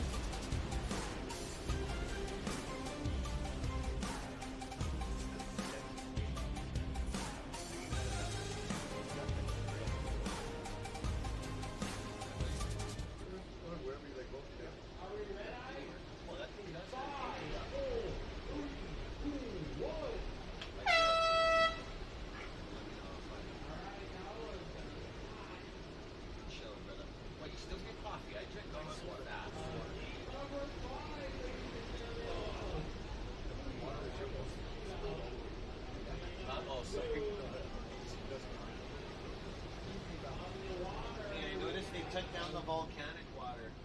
Did they like cut them out? You know, it's sensitive, but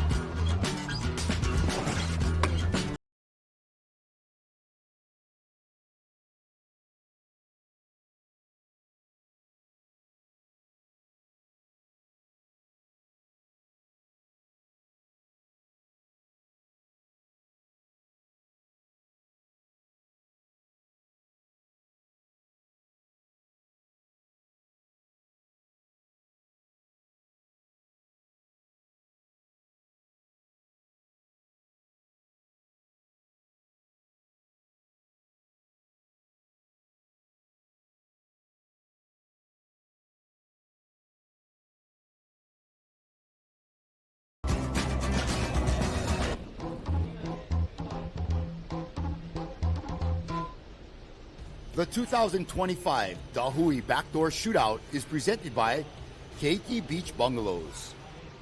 Special mahalos to the members of the Hui o He'enalu and these great sponsors: North Shore Club, White Claw, Hawaii Volcanic Water, Haleiwa Distillery, Saltwater Society, Na Menehuni Umi Kumaono, and Excel Haleiwa. This live broadcast is produced by Zone Media, creators of Ocean Paddler TV, Hawaiian Extreme Sports TV, and In the Zone.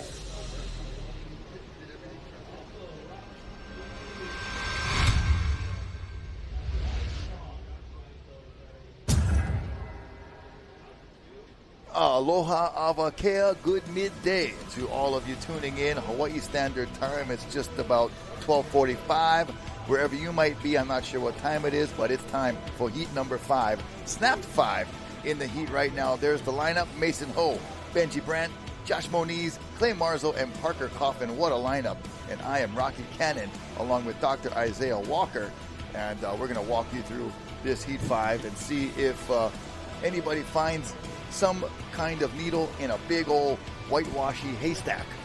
Yeah, it's kind of cool watching from the beach. You know, when we go on break, you get to get a bigger vantage of what's going on down there from the beach. And Mason Ho is way out there. On the camera, we're looking at him, and I think that's who that is right there. But, man, sitting way out there on a big board. Yeah. Looks like fun.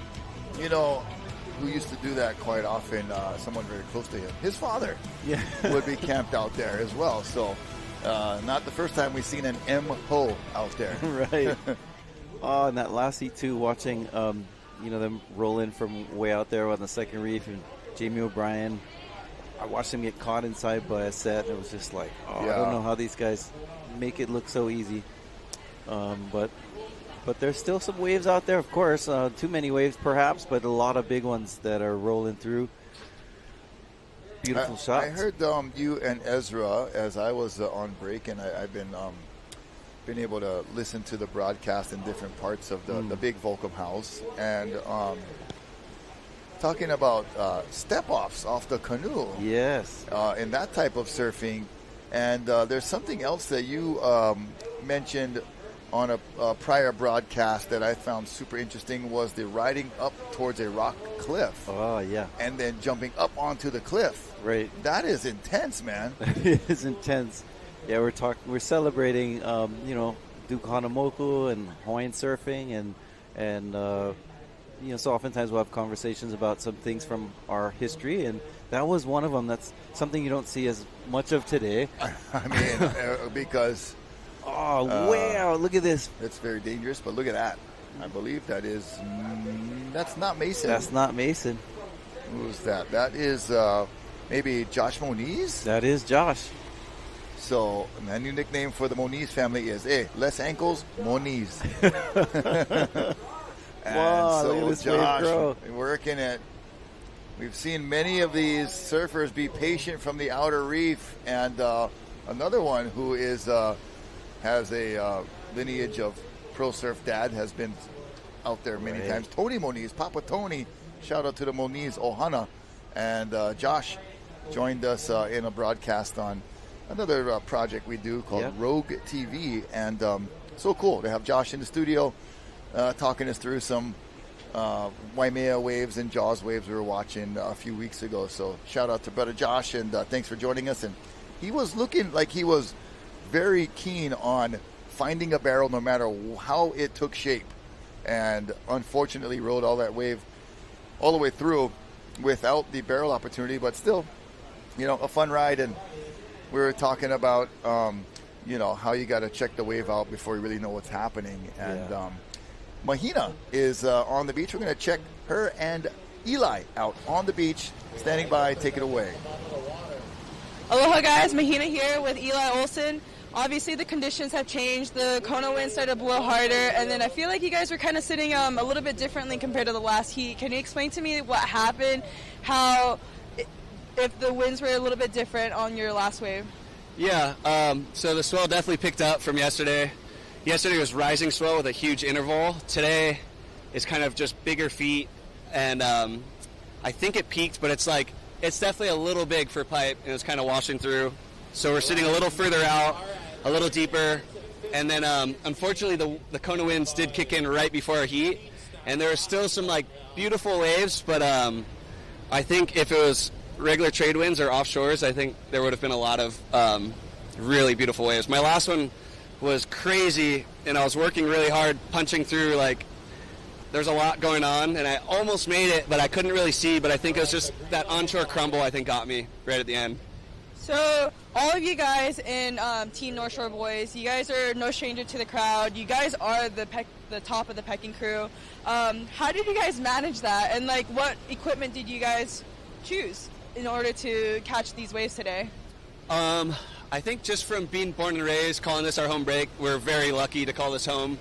And just putting in time, being out there from 9, 10 years old, every single swell, winter after winter, and just trying to slowly climb the ladder and show love and respect to everybody. And then with time, you get more comfortable, and then people start to kind of give you a lot of love out there. And today it was so big and dangerous that I think everybody kind of had a really respectful approach. We weren't going guns blazing. We're kind of trying to pick a little bit, but when it's big and windy, it's you're rolling the dice, and you're putting your life on the line every wave. Well, that's amazing to hear, and you're an amazing stuntman, a big waterman, and then you're into that whole media, the film industry side of it. So obviously you're no stranger to that. So I'm wishing all the best. Hopefully we get more barrels for you guys and more cleaner conditions. So thank you. Back to you guys, back up in the booth. Thank you.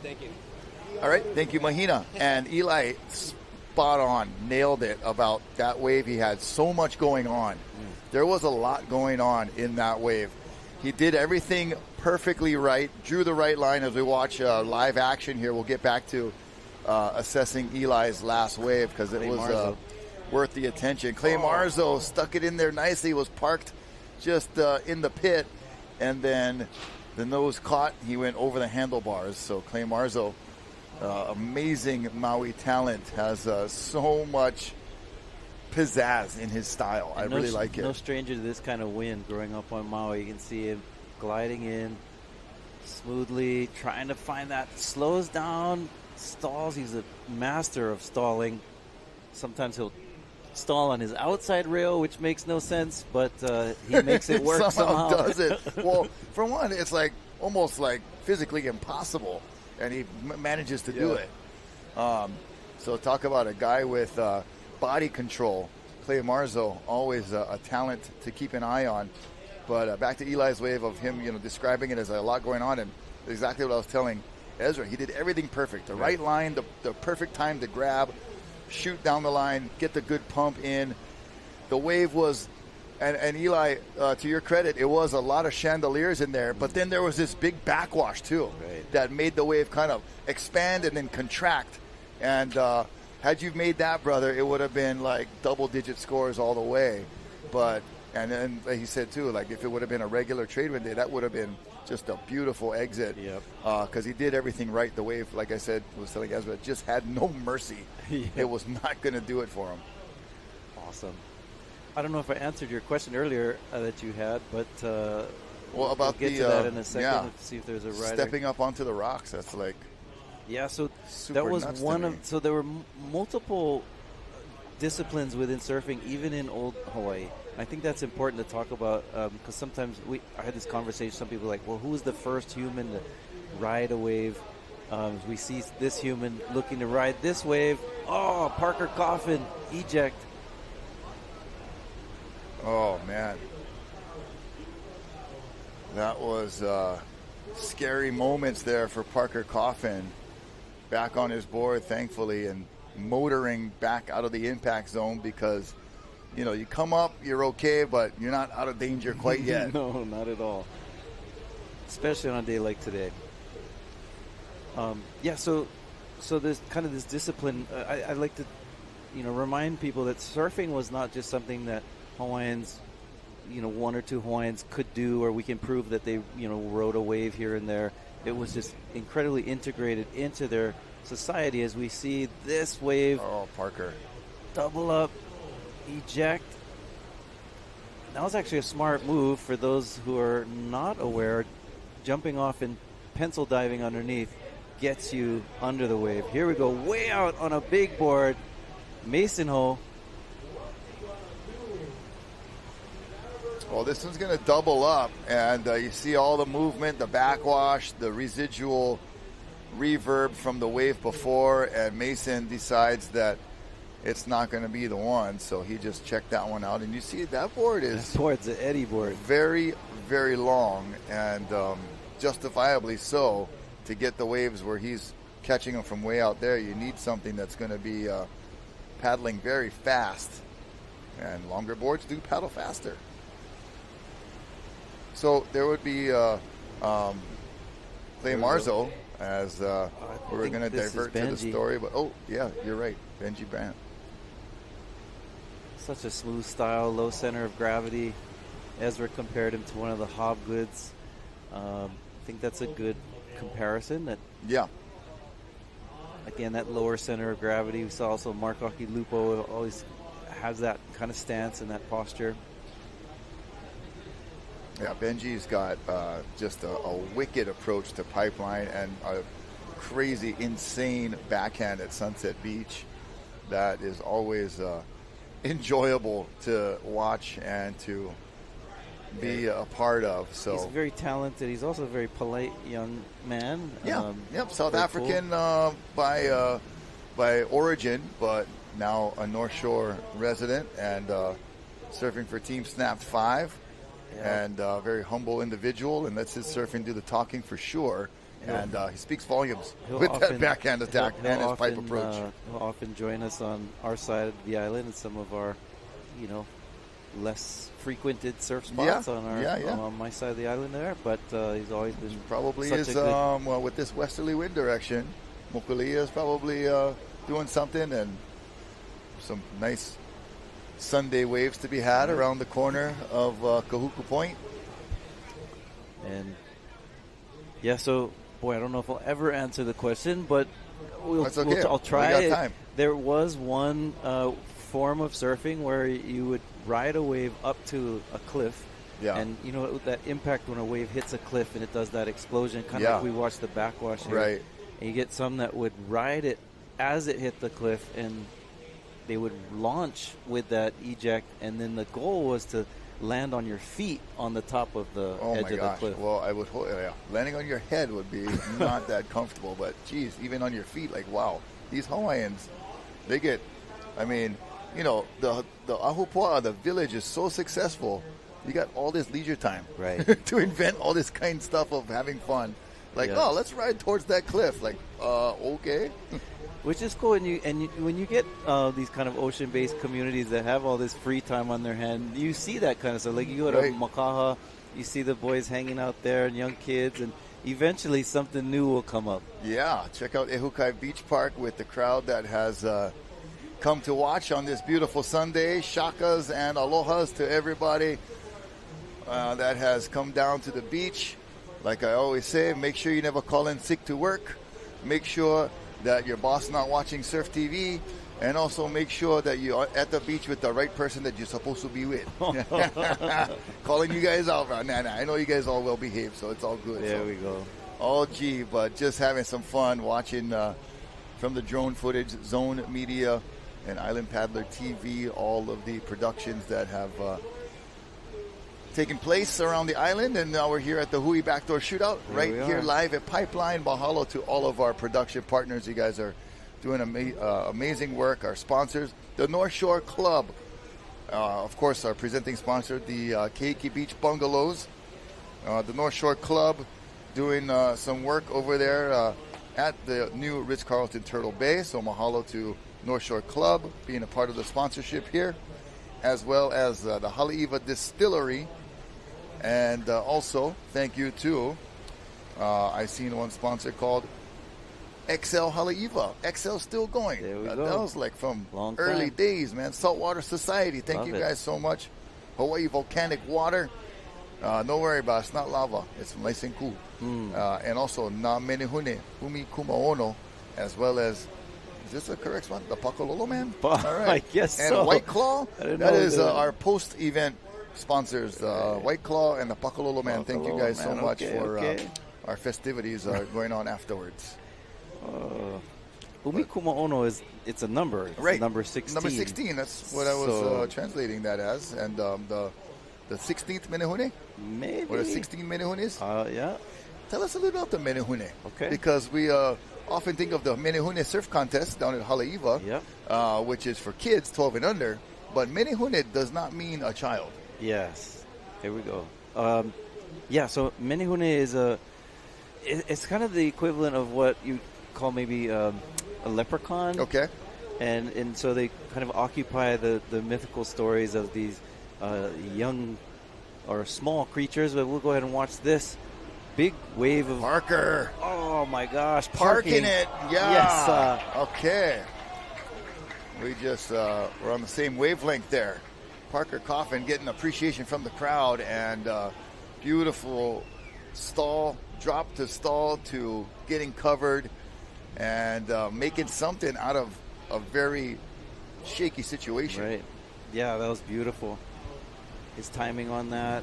Watch the replay here, see how he does it. It's eyeing up the section, trying to slow down the right tempo, drags, pulls into this, comes out clean. Spit right behind him.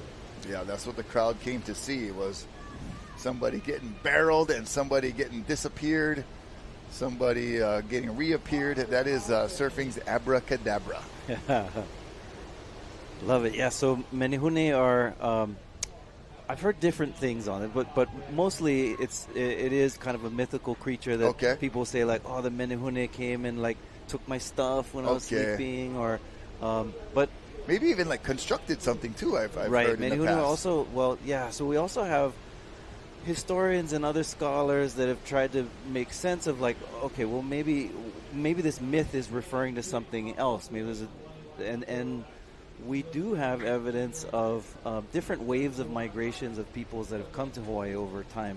We know that there are certain time periods where there were new migrations of Polynesians, Pacific Island peoples coming to Hawaii, and it is possible that the Menehune were some of the earlier inhabitants of Hawaii. Okay. And that when they, that they were kind of attributed for building some of the earlier rock walls and some of the earlier features of Hawaii. And they were like no more than like 3-4 feet tall. Well, no. I mean, in the the legends and stuff, we hear people talk about that. But one of the best answers I've heard was actually in a book that Herb Kane wrote, where he made the assumption, and I think there's some credence to this, was that that there maybe it was Manahune, that these people had lesser ranked. And so when there was a new wave of chiefs, perhaps with the Chief Pa'ao, that came in this migration in the 1400s, that he brought with him new kind of rule and kapu system, this new kapu that came to Hawaii, that they were in many ways the higher ranked. So perhaps the Menehune were previously kind of lesser ranked and were became kind of the working class, I guess you say. And that's Shinpei Horiguchi, he was working hard yesterday, and the wipeout heard around the world, apparently so. But I told him this morning, hey, I'm glad you're here and okay, but I said, you're built for that, man. You're a tough guy, really a seasoned veteran for Team Japan. And, he takes everything in stride, Yeah, awesome. Very tough and humble at the same time. Out the back, we've got Josh Moniz. Good call, Isaiah. As we see, he's got a brother named Isaiah as well. But this is Josh. Less ankles, more knees, brah. And he's going to use his knees to kind of carve into this white water and set up the potential double up inside section, waiting for it. Stay on it. Oh, he just got the rug pulled out from under him. And not sure if that one was going to produce much anyway. Here's Mason on another one similar to Josh, but with that whitewash residual foam from the wave before. I thought he was going to walk the nose there with that longboard.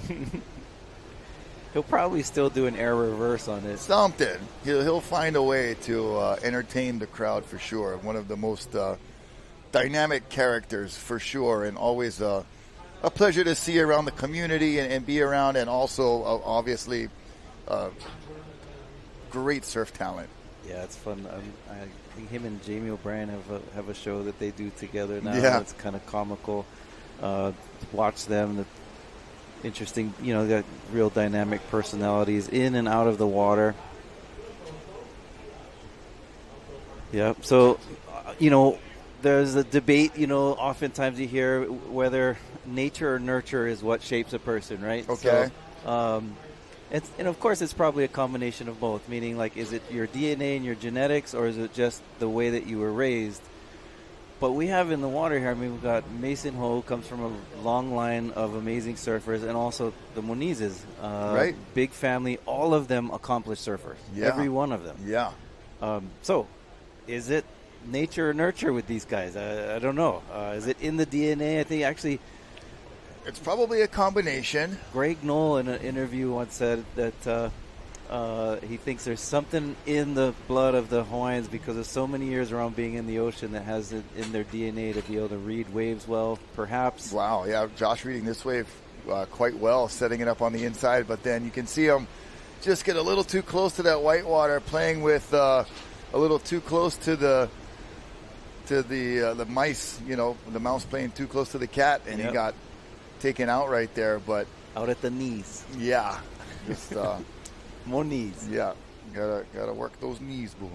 But so because it is kind of uncanny, right? Like the odds of someone, let's say, we have so many surfers these days, especially now. Millions of people surfing. Right. You have a lot of young people. Many of them move to the North Shore and are working to make a career, to make a break onto that pro tour. There's a very limited number of people that can make it and that do make it. And yet you have some families like the ones we're looking at now. Right. You have multiple of them in the family who've made it. Yeah, and that is something that I believe, like I said, a combination, right? Because, surely being surrounded by that, is a very conducive environment, right. And then you have the skill or the DNA or some of the coordination it takes to surf well is probably built in also. Yep. Very cool. And even, you look at the number of people. When we were young, Rocky, I hate to put you into my age category. No, I am, bro. I'm older than you for sure, but it seemed like California, Hawaii, Australia, and then eventually Brazil. Those are really the only countries that kind of produced professional surfers. But now, as surfing has gone even more global, we have surfers from all over the world. We even have an Italian surfer. Pro Tour. Leonardo Ramsey from Morocco.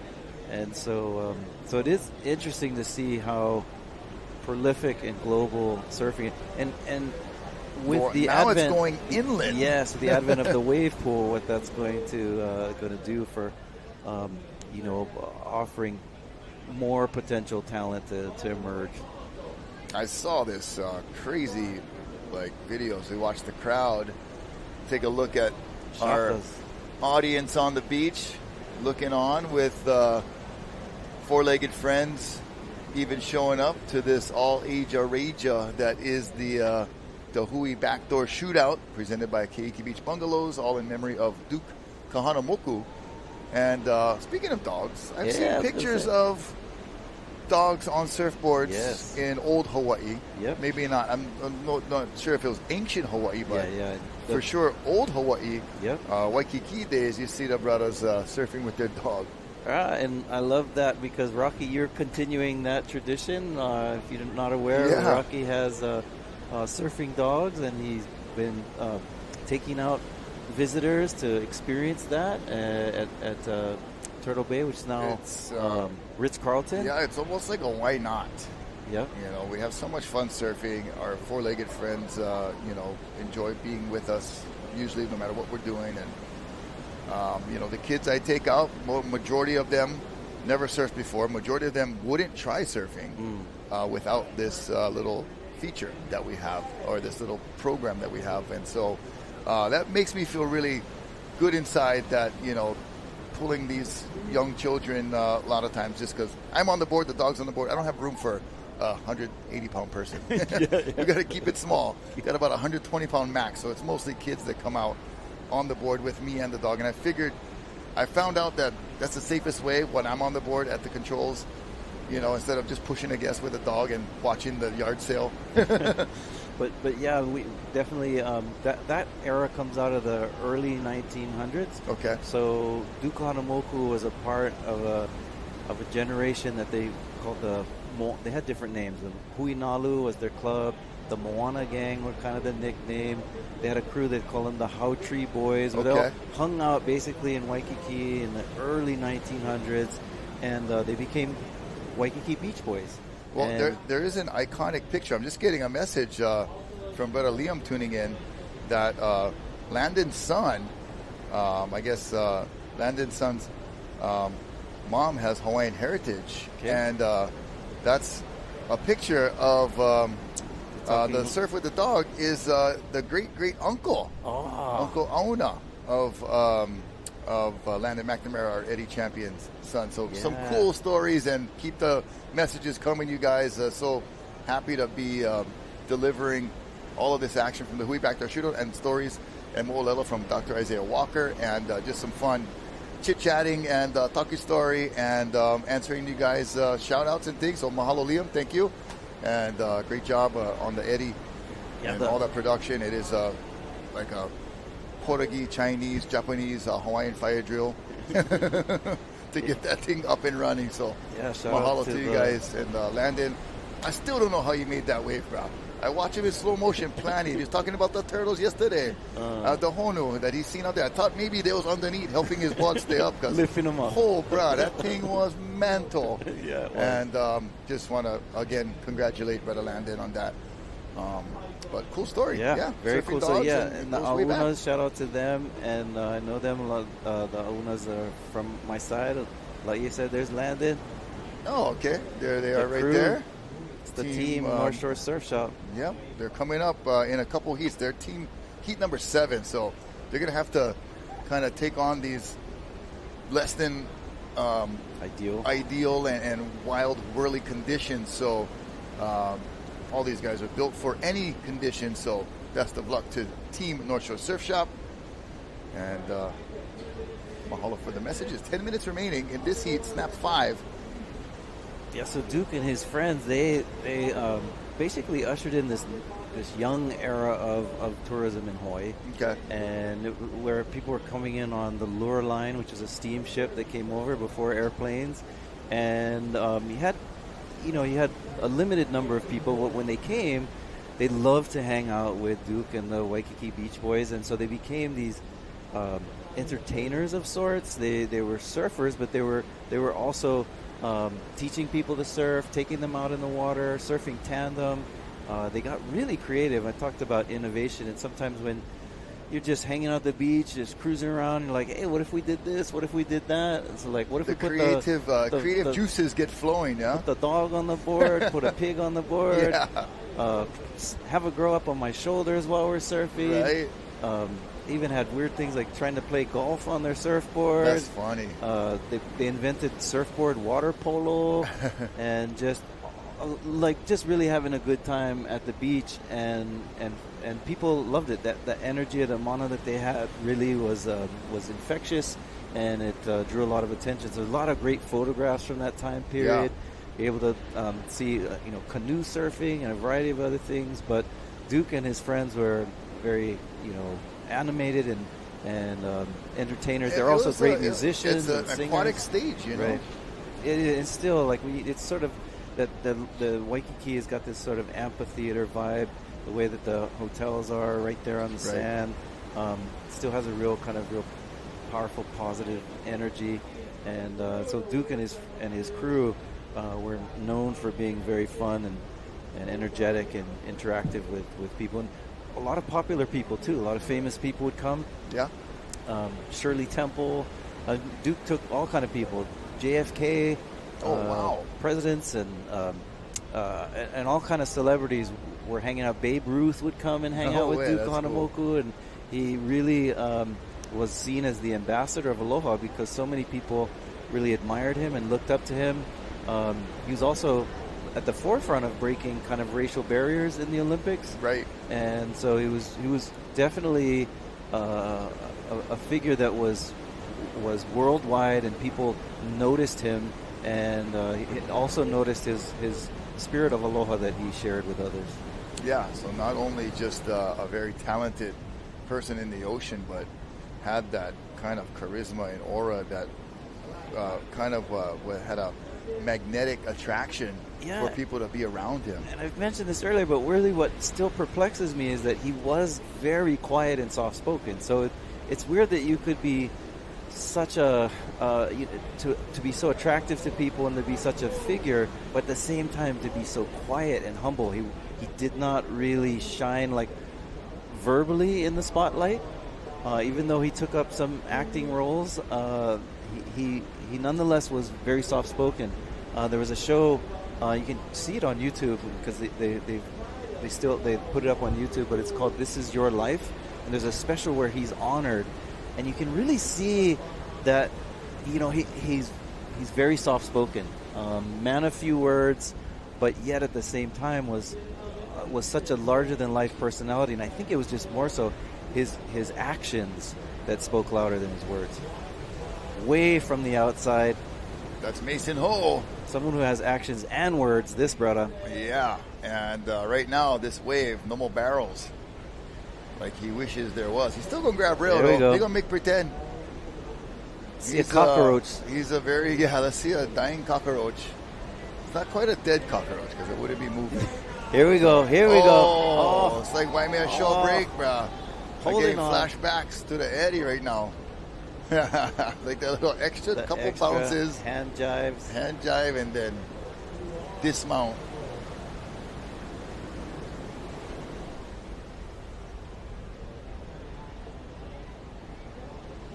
what would you say, 8-0? It's probably an 8-0, maybe an 8-6.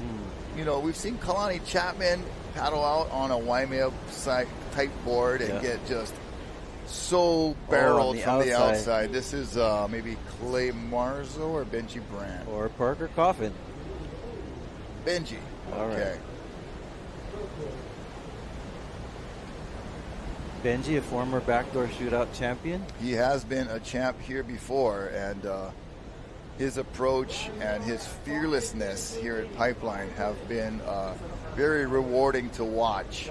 Speaking of watching, I mean, this is a Snap 5 team, but have you seen the Snap, I don't know if it's Snap 4, where there's a segment where Benji's in it. Just incredibly heavy barrels at pipe and just manhandling these very treacherous waves at Pipeline. Shout out to Logan Chucky Dooley in the Snapped series and producing all of the epic clips and vids. Yeah, brah. Which is cool because, I mean, everybody's all good there, Chuck. I mean, many probably would associate the Snapped with Andy Irons and his younger generation because those films came out back then.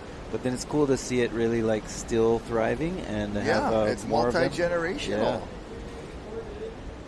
It is a not like a collaboration, but it's just it is a volume of epic surfing. I mean, all these guys have great segments in the Snapped films. Clay Marzo, of course, is so fun to watch, and his ability to surf weird waves, even Mason and all these guys. That to me, that's a stamp of a really rawly talented surfer, is someone who can surf on any board, in any waves, and still rip on them. And make it look really appealing without just like barely hanging on. You know, they're stylish and they're shredding. And even Jamie O'Brien, have you seen him on a boogie board, like a body board? Yeah. Like standing up, getting barreled at backdoor, spinning a bunch of 360s. All of that, I think, really, contributes to the for surfers' talent, for them to be versatile and to be on their toes. And you see a lot of that in Hui. Parker. Oh, look at this foamy double up, heavy. Just so much water, like moving around and making it look so smooth. I mean, that wave was chaotic, and he was relaxed, composed. So just under 3 minutes remaining, but you're talking about, Mason and Benji and Clay and their creativity on the waves as we watch Parker coming up here. Never mind, we're going to just stick with live action. And good segue from that, stories of Duke and their creativity, kind of modern day, just, hey, let's try to do something. Let's just see what happens, on this board, on this wave. And here's the replay of Parker looking way too casual for how chaotic that wave was. Yeah, he was trying to measure, like, hey, because there's two there's the section that he was taking off on, they could have pulled in, but what he's looking down the line is the next section that was closing out. Right. So he's like, I don't think which section to pull into. If I pull in this first one, I'm definitely not coming out. That was, you'd be in the white room right there. Drone shot looking beyond our surfers. You see some waves stacking up outside of Ehukai and Pupukea, and all of that turbulence scattered about the shoreline, all the way stretching around the far sunset point right there. Hopefully everybody's houses are okay. We've had some erosion and homes getting swept into the ocean and porches falling in and all the kind of carnage and destruction that goes along with living beachfront on the North Shore. One time I was riding the ATV closing up, and it was big like this. In front of off the wall there's those rocks and then the houses. Yep. And just like the week before, somebody got taken out right there with the lifeguard with the jet ski by a wave that washed up, and just like, a little bit injured. ATV got swamped. Thankfully, he was okay, not serious injury, but I was that same, 6 o'clock, closed down, all the signs away, and I'm like riding, and And the off-the-wall right-of-way was like straight up. It was so eroded. Oh, yeah. And I was trying to get there to get up there. And I saw this wave coming, a big double up, and I'm like, oh my gosh. No. I floored it like, but I couldn't go like full speed to make the turn. So I had to kind of downshift. And I literally like went up the thing as the wave's chasing me up the berm. I get to the top of the off-the right away, and the wave hits my butt.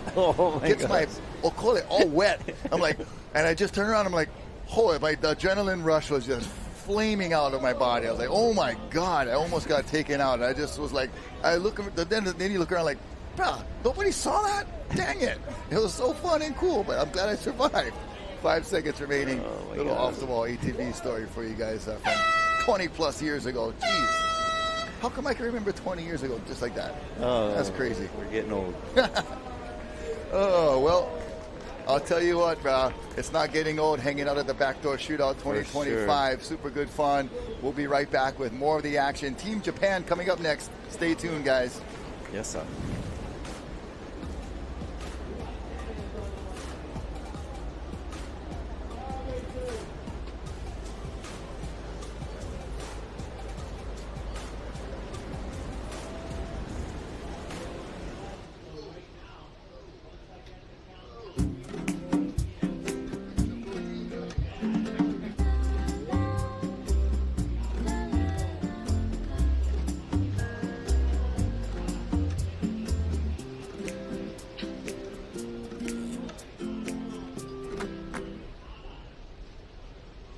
Snap 2, bring it back.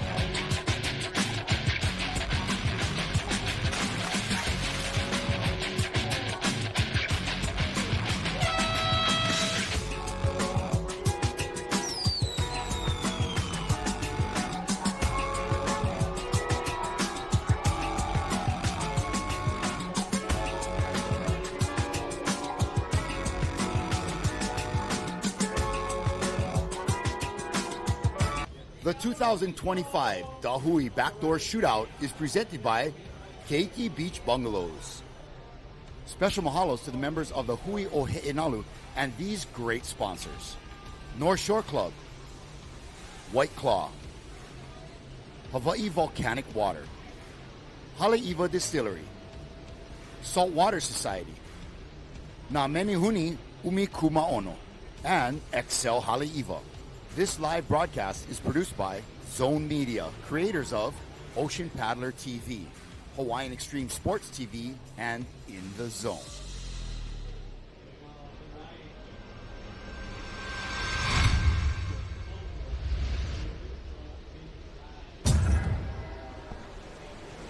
Yo, what's up and welcome back. It is the Backdoor Shootout 2025. Rocky Cannon with Dr. Isaiah Walker. And look at these mountains of water approaching the lineup here at the Hui BackDoor Shootout at Pipeline. Looking over the vegetation right there, you see the leaves moving around quite a bit, so that's what the surfers have been dealing with today. Is different than yesterday. A couple things. More wind, more swell. Team Japan, Shinpei Horiguchi, Ryoru Ito, Mr. Matsumoto. It is Riku Matsumoto, Shogo Harada, and it is Kenshin Matsunaga. So Team Japan out in the water right now. They've had some really cool moments from years past. Yep. Some horrific moments just as far as like wipeouts and like concerning about safety and keeping Shinpei Horiguchi in one piece that we were concerned about. So I'm glad to see he's back out there again. And we're going to throw you to a couple of highlights from Team Japan from yesterday. And there's Shinpei with the wipeout cartouche around the world that was always how he survived that, we do not know. He made it, he survived, he's alive, he's in the water today again, and that was a beautiful ride from one of our regular foot Japanese surfers. Yeah, awesome. A little difficult with the IDs as we just don't see these guys surf all the time, and there's some new names and new faces too. Right. Live action from way out on the outer reef. Seems to be the position of choice in these last couple heats is sitting way on the outside, get the roll-ins, and just hope that your dice that you rolled on that wave will double up? Yeah, the rolling the dice and hoping that you roll, a lucky number 7 and get that barrel that will open up for you on the inside. I mean, that's kind of the, your only hope, I believe, today. Because if you sit on the inside first reef ledge, you're just going to be bailing and getting caught in. So there's not too much cat and mouse. I remember one day being out here, the only other guy out that used to surf out here all the time, Todd Morcom. Oh, yeah. And he was the only guy out. It was about this size, but clean, maybe a little bigger, because there was nobody else in the lineup anywhere. And I saw a few that were makeable, in the middle, so I was like, shoot, I'm going to go out. Wow. And I had like a 8-4, I think, and paddled out, and then got a couple of roll-ins from the outside, but no barrels. And then I decided to roll the dice and do the cat and mouse on the inside ledge and got like a solid 8-10 footer on first reef. Came out of the barrel, was pretty deep. I had a photographer on the beach. He got this 28-shot sequence. It was like, I came in right after that. I'm like, dude, there's no way I'm going to top that on a day like today. My board's in one piece. My head is still attached. And it took about, maybe an hour and a half to find that one. But it was one of those days I paddled to Todd, and he's like, I'm just going to sit out here. I'm like, oh, okay, I'll sit out here with you. And then I'm like, if I get a couple, I might try the inside and just play, see if I get lucky. And sure enough, was a memorable day for me. But we'll take you down to the beach and talk about some memories of the last heat. Mahina is with Parker Coffin. Let's see what you got. Aloha, guys. Here with down here at the beach cam with Mahina Maeda, and I have Parker Coffin from the team Snap 5. Obviously, that was pretty tough. Your very first wave, you did like a crazy pin drop, and then you got really lucky with your second wave. You got a really, really nice square barrel, and which is really, really hard. Obviously, that's kind of been the diamond in the rough, and probably one of the highlight of the waves. Can you tell me about it? Yeah, it's obviously got pretty windy, and it's never, pipeline perfect is still challenging, so having this wind is definitely an extra element that keeps you on your toes, and kind of don't really know what's going to happen until you get to the bottom of the wave. And even still, like, there's just always a moment where you're kind of like guessing, and yeah, I had the one jump and kind of was just not really like pushing it too much on trying to just like go super far in, but a wave kind of luckily pushed me far enough in to where I got that second wave. And yeah, it was cool. I was psyched still, like whatever pipe with no one out, it's always a pleasure, so to get one wave, I'm super happy and psyched to be back on the beach too. You mentioned how the waves look way more chaotic than it is compared to being in the water. It almost kind of reminds me of like the reverse Makaha. Is that correct? Yeah, honestly, from here you just see every wave, and once you kind of get out there, you're far enough out that you don't really see the small ones. The small ones are still really big, but yeah, once you get out, and as long as kind of the really big washers come, there's kind of like a moment of like you can just kind of tell what's going on a little bit more. And yeah, when you come in and you look out, though, it's still so big. So yeah, just lucky, I guess. So I have one more question for you. I haven't really been asking this question, but can you tell me about your equipment that you're riding today? Obviously, the conditions are way more gnarly than it's usually been, and obviously it's a lot bigger. So yeah, just explain to me, what are you riding? Yeah, I broke my favorite board yesterday, so this thing's just 5 years old, and it's gotten some good waves in its lifetime. And yeah, it's a 7.3 Channel Islands, and yeah, it paddles good, so I just kind of figured I could ride something that would allow me to get to where I wanted to get a little bit easier than being on a small board and kind of having to chase around as much. So yeah, a little extra paddle felt nice for me, and yeah, it's still in one piece, so that's good. Well, that's super great to hear, and hopefully this board will give you more barrels for the next coming days, and we hope to see you get more waves on hand, and especially in your scoreline. And thank you, guys.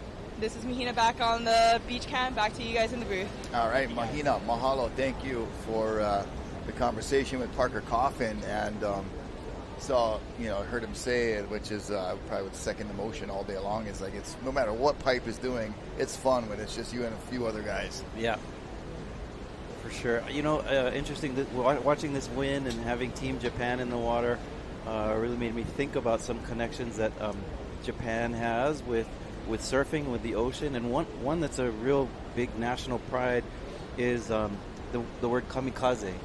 And kamikaze is this divine wind that basically these typhoon winds. Okay. And you'd normally think that that's not a good thing, but we'll watch this replay. Oh, wow. Just really barely hanging on there and doing a good job staying on the board, carving. Nice turn. Waiting for a double up. Looking for the barrel and maybe gets an opportunity on the inside, but it just doesn't offer. Doesn't offer. So it's a great source of pride, this divine wind called kamikaze, and you've also heard that before, like the kamikaze fighters, where during World War II they would kind of basically suicide bombers, plane into crazy, something. Bro. But that word kamikaze is a source of pride, of national pride for Japan, especially in the early days. In fact, there's one of the more famous paintings called The Great Wave of Kanagawa, which, if you see it, there's Mount Fuji in the background and look like those kind of victory at sea kind of waves. Yeah. Well, if you look really closely at that painting, you'll also see these boats in it getting swamped. And going back to the 12th century when Mongolia was basically conquering most of the world in Asia and throughout all the way to Eastern Europe, they attempted to go to Japan. But the Mongolians were exceptional conquerors when it came to on horseback. They really innovated the saddle to being strapped onto the horse, so they would wipe through a certain army while still on their horses. Wow. And so they had a lot of tremendous mobility. They could move quickly. But when it came to the ocean, that wasn't their forte. Okay. So they had living in the steppe lands up in Central Asia.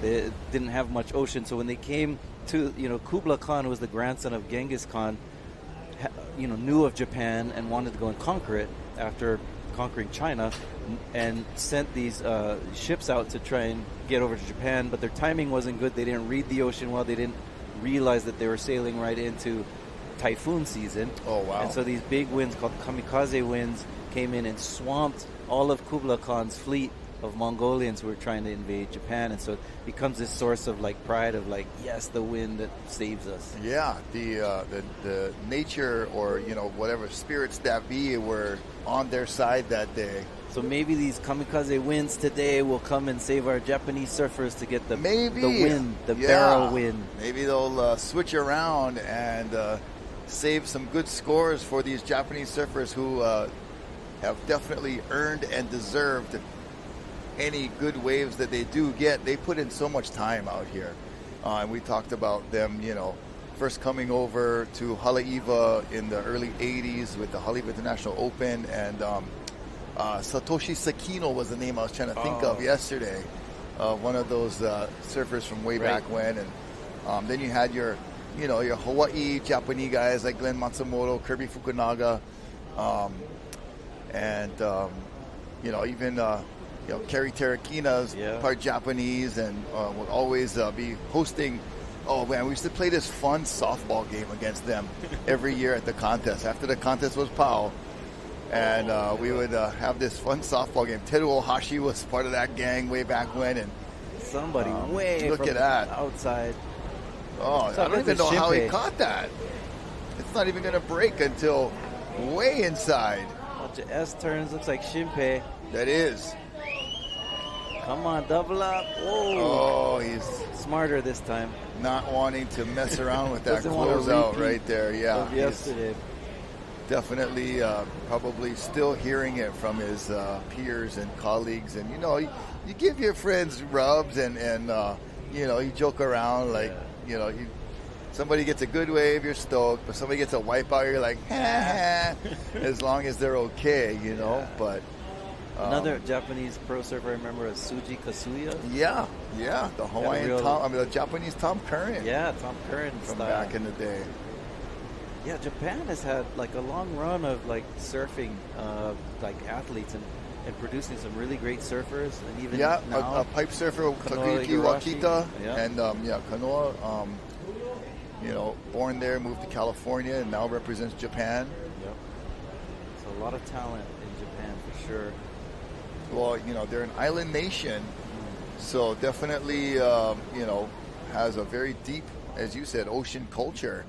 And it's so interesting, too, because we're so immersed and proud and biased of our Hawaiian ocean culture, but when you really start looking around the globe, it is quite remarkable to see, all the different ways, different folks that look different from us, but have these really cool ocean connections, There's a replay of that Shinpei. Definitely looked like he was on the Palmer Golf Course at the Ritz-Carlton Turtle Bay with a chip shot right there onto the green. This is the kind of wave that I think looks safe. If we're like, hey, that's not even pipeline. That's just this S turning down this swell. Then all of a sudden it hits that inside reef and like, whoa, gonna get pretty steep in there. Yeah, he thought there was gonna be maybe an opportunity. That's like we said, that's all you can do today is just take a look and see.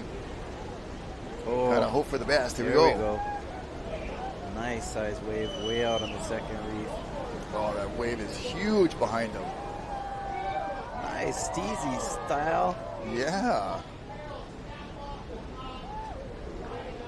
So that's one of our goofy foot Japanese. I think that's Ryaru Ito. Got a bunch of excited patrons on the beach. Yeah, checking it out. You guys Flexing, are on TV. So enjoy the fun. Come down and check out the action. We got a couple of more heats, or remain on your couch. That is all good as well. As we watch the replay, Ryaru soul arching bottom turn. That was really well done. Just the aesthetic approach there. Yeah, so Japan has interesting connections to Hawaii. Could even go way back. I mean, prior to go into really old history. You had actually indigenous people from Japan and Asia prior to the Chinese migrations of thousands of years ago that made their way over there. There are indigenous peoples in Taiwan, for example, and also in Japan. And some archaeologists and some of our voyaging community point to these places as some of the ancestors to the early migrations throughout Polynesia and Pacific, but also Japan in more recent years. You have connections with Japanese in Hawaii coming over in the sugarcane plantations in the 1800s, and a lot of Chinese, Japanese, Portuguese, and then eventually Filipinos and Puerto Ricans, and so Hawaii becomes. I think I'm all of those. Yeah, and that's what makes Hawaii so kind of mixed plate and awesome. Yeah. Those different folks who came and joined us in Hawaii during the sugarcane era. And I grew up in Hilo, and I was, when I was young, the Hamakua sugar plantations were still going. And in fact, a lot of the surf breaks that we surf today have their mills, like Hakalau Mill and Papako Mill, and variety of different breaks that we name mills because they had sugarcane mills there. But something that will be imprinted on my brain, and I kind of forgot about it, but it's interesting how smell and memory are often associated. Okay, yes. If you smell something, it triggers a memory. Right. And I was in Fiji a few years ago hanging out with my friend Stu. Shout out to Stu Johnson and his ohana for taking care of us when we visit there. But I smelt sugarcane burning. Yeah. You burn sugarcane. Very distinct. It has a distinct smell, and it just triggered all these childhood memories of that smell. Yeah. And also crop duster planes flying down, and anyway, so. Yeah, I remember the big trucks coming through Haleiwa, the Wailoa sugar mill. I used to go Haleiwa Elementary School. It was right by the Cane Road. The teacher would have to stop reading when the thing drive by because it was so big and loud, Oh, and dangerous too. But that, and then the black snow, after the thing burning and coming down. Always be playing. Snow. That doesn't sound good. No, bro, for real, the ash is just coming. I know, so almost crazy, as bad like as all yellow the snow. like when you could, don't eat the yellow snow unless it's lemon flavor or pineapple. But crowd shot of the beach at sand level, and there you see Mr. Austin from UK, the big greens of sand that we have. You had that question yesterday, so I'm glad we got that shot for you to see the very thick it is. Greeny sand. It's not like mainland, like Florida, the East Coast. You can ride your bike on the beach. It's dense. hard packed and real fine. and very compact. And then I like the big sand because it's easier to like. It is. It's easier to dust off. Yeah. I mean, it does stick to you pretty good, but it's not like mainland sand. Yeah, oh, that bugger you cannot is. see them like the baby ants. Yeah, you gotta scrub that bugger. But do you think the bigger grain makes it softer? I personally think maybe it does. Like when you hit, I think so hit too. At Eukai, like when you're surfing and you get, you hit bottom. Yeah. Eukai sand is so kind of soft. It's a very cushiony type sand, and then you get the greens at different beaches are different sizes. Right. And you go around where your side, like Malai Kahana, more fine over there. More fine. And you could maybe almost ride a fat tire bike on the beach, but around here, it is just shin deep right when you step in, super deep sand. And if you look closely at them, they look like little pieces of broken shell. Yeah, definitely. And it's beautiful though. So really lovely. Orange too. Yeah. Like the sand here is more orange than most other Yeah, places. not like a white sand beach. Yeah, more like an orange kind of color that we have here. And looking at the drone shot right there, you see some of the sandbar on the inside, and the swell that's kind of on the slight decline today. Not a real sharp steady. decline. There's still a lot of energy. It's not dropping at all. It may be just easing up a little bit, but definitely not dropping. And the waves are still large, huge out there. So much sand is moving right now, though. And then we have another swell coming in tomorrow that's going to be about this range, about this size. All the sandbars, once this episode is complete, are going to be so much fun. Yeah, looking forward to that. And just getting out to play around, maybe take the girls, my daughters, out to some of the sandbars and get them in the ocean, which is always good fun. They're enjoying getting pounded now. They love going down to the shore break and getting rolled up the shore, feeling the power of the ocean, but not getting swept out. That's a way to enjoy it safely.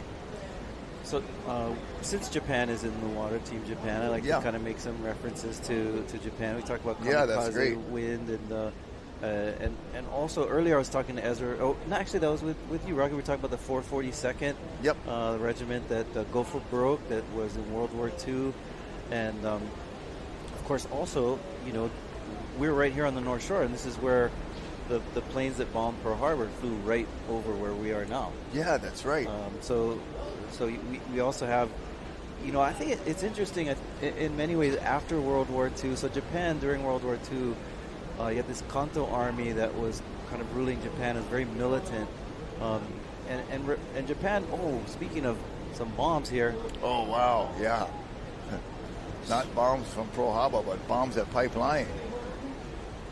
And Shinpei Horiguchi weaving his way through this one once again. And we've seen this before. A lot of surfers opting for this approach. Getting away from the outside, trying to weave their way to the inside and hope the wave just stands up, but the direction just not there. Usually there's a lot of times you can get those roll-ins and then it just stands up all the way across. And, we've seen both sides of it. We've seen the big, long closeout, and then we've seen the real short shoulder, So we're looking for those in-between kind that will just have a nice wall with a beautiful barrel to enter and exit, but that's going to be a hard find today. That was a hard roll-in that he made.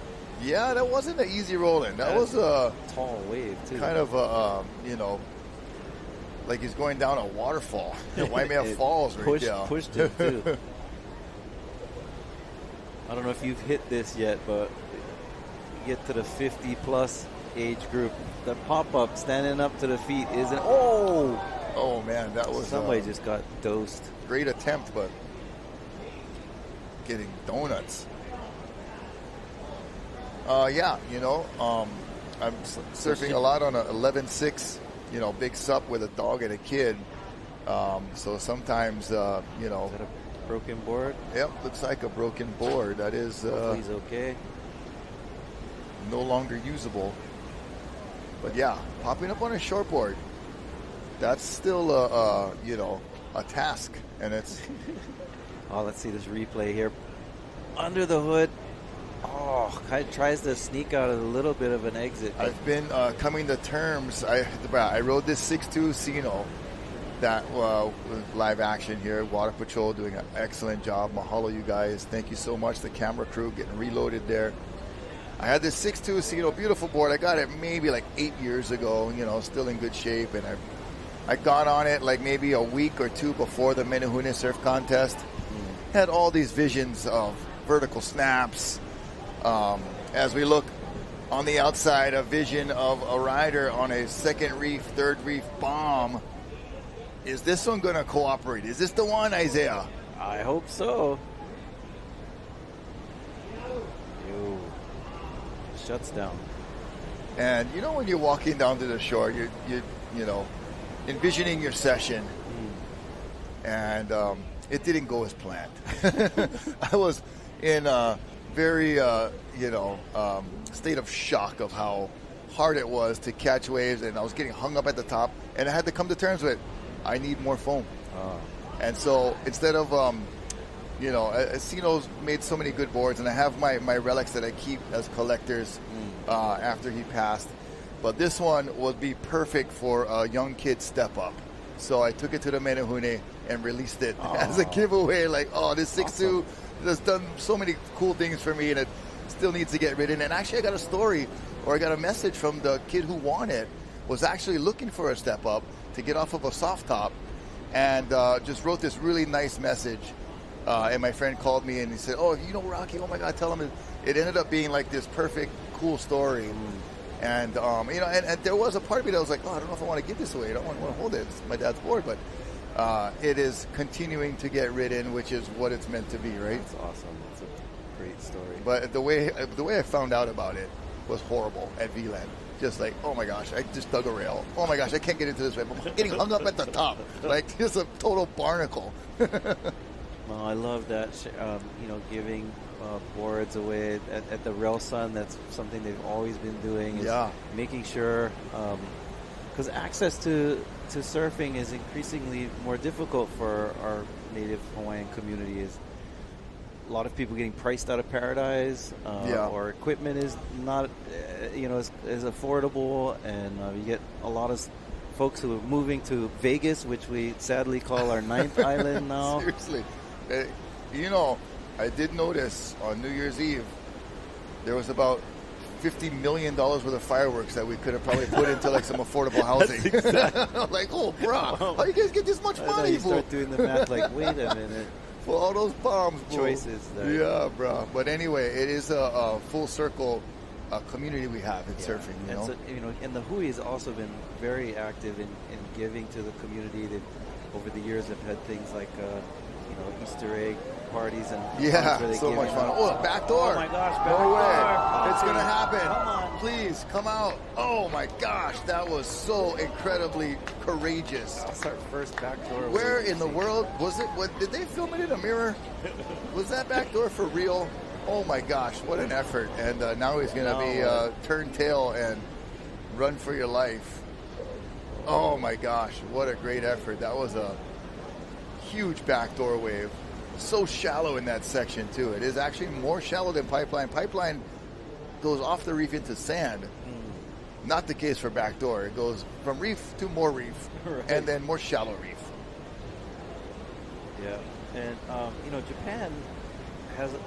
They've always had this. I guess maybe it's since World War II, and I was talking about how Japan went through transition after World War II. If you're into a lot of some of the films that take place in Hawaii, they're really good. Even the cartoon films that are made are sort of reflecting on that era that Japan went through, the kind of a rough time with the war and so forth. Right. And one of my theories is that maybe because of what happened with Hawaii, with Pearl Harbor, you had a lot of Japanese. I don't know if it was sort of feelings of guilt or feeling like kind of a responsibility, kind of a kuleana, but many Japanese have turned to Hawaii in more respectful light. For example, a lot of Japanese have really taken on the hula as part of the culture.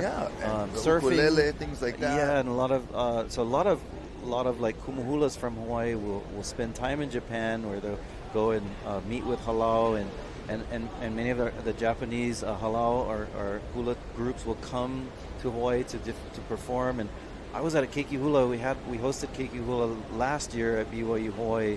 And there was a halau from Japan, these young kids, and they nailed it. Like, wow. I couldn't believe how good they were. Yeah, that's so cool. So it is interesting to see how Japan has really embraced a lot of our Hawaiian culture, and even with language. Like at UH Hilo, for example, there's a lot of that's where kind of the forefront of Hawaiian language is preserved and taught through the university there. Where they have PhDs that they offer in Hawaiian language. I've seen many students from Japan go into that program where they're speaking Hawaiian very fluently. Oh, wow. So there is this really interesting connection between Hawaii and Japan, that not only from plantation days, but also even currently in Japan, there's this interest in Hawaiian things and culture and art. Yeah, and things. that is one of the most complimentary things, I think. A lot of folks will ask, how do you feel about outsiders, this or that, wanting to like learn Hawaiian culture or be a part of it or try to do this or that. And like, hey, if it's for the right reason of appreciation and just, they adore it, right. That is a very nice compliment, that we should feel so blessed, to be a part of it. And also, that other folks that have their own heritage and culture would like to take the time to learn about our heritage and culture. And I think, the way of the world should be kind of moving in that direction of all of us just appreciating each other's culture and having, a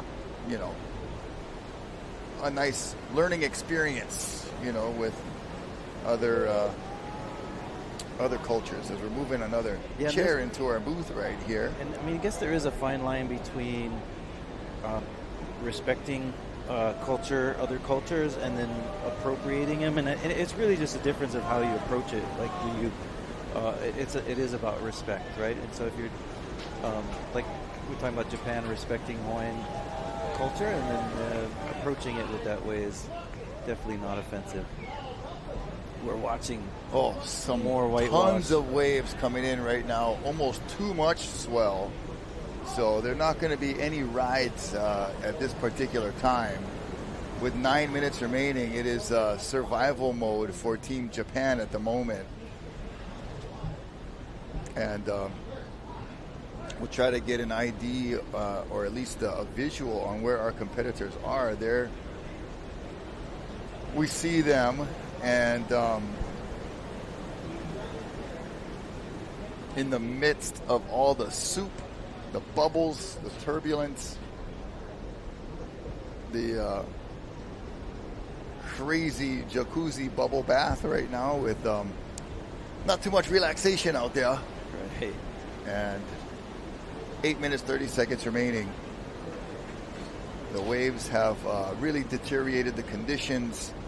Less than ideal. West winds have filled in. The swell has not died down. It is still huge. That last wave broke so far out that in that deep water, it has to be at least a 30 to 40 foot wave.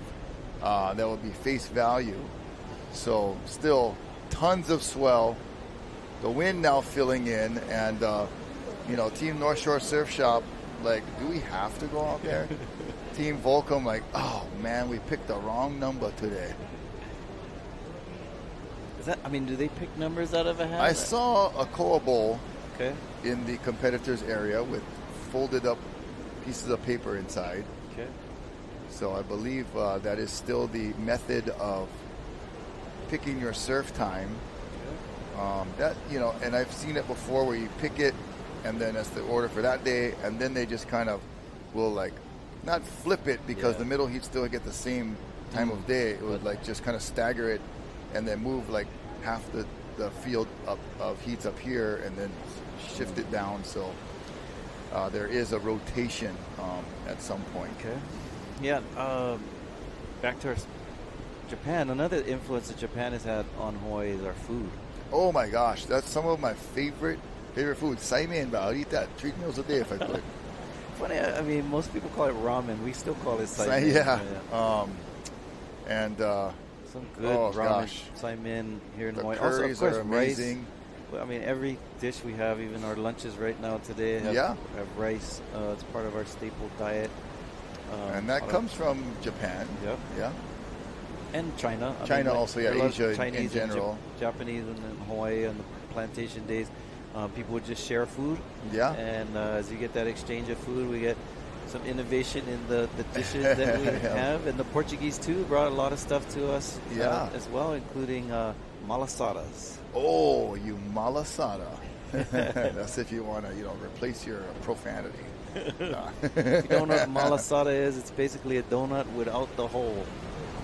Yes. And I remember the Pigeon to the Max book, the orange book. Oh, classic. Hey, you baboos, malasadas no more holes.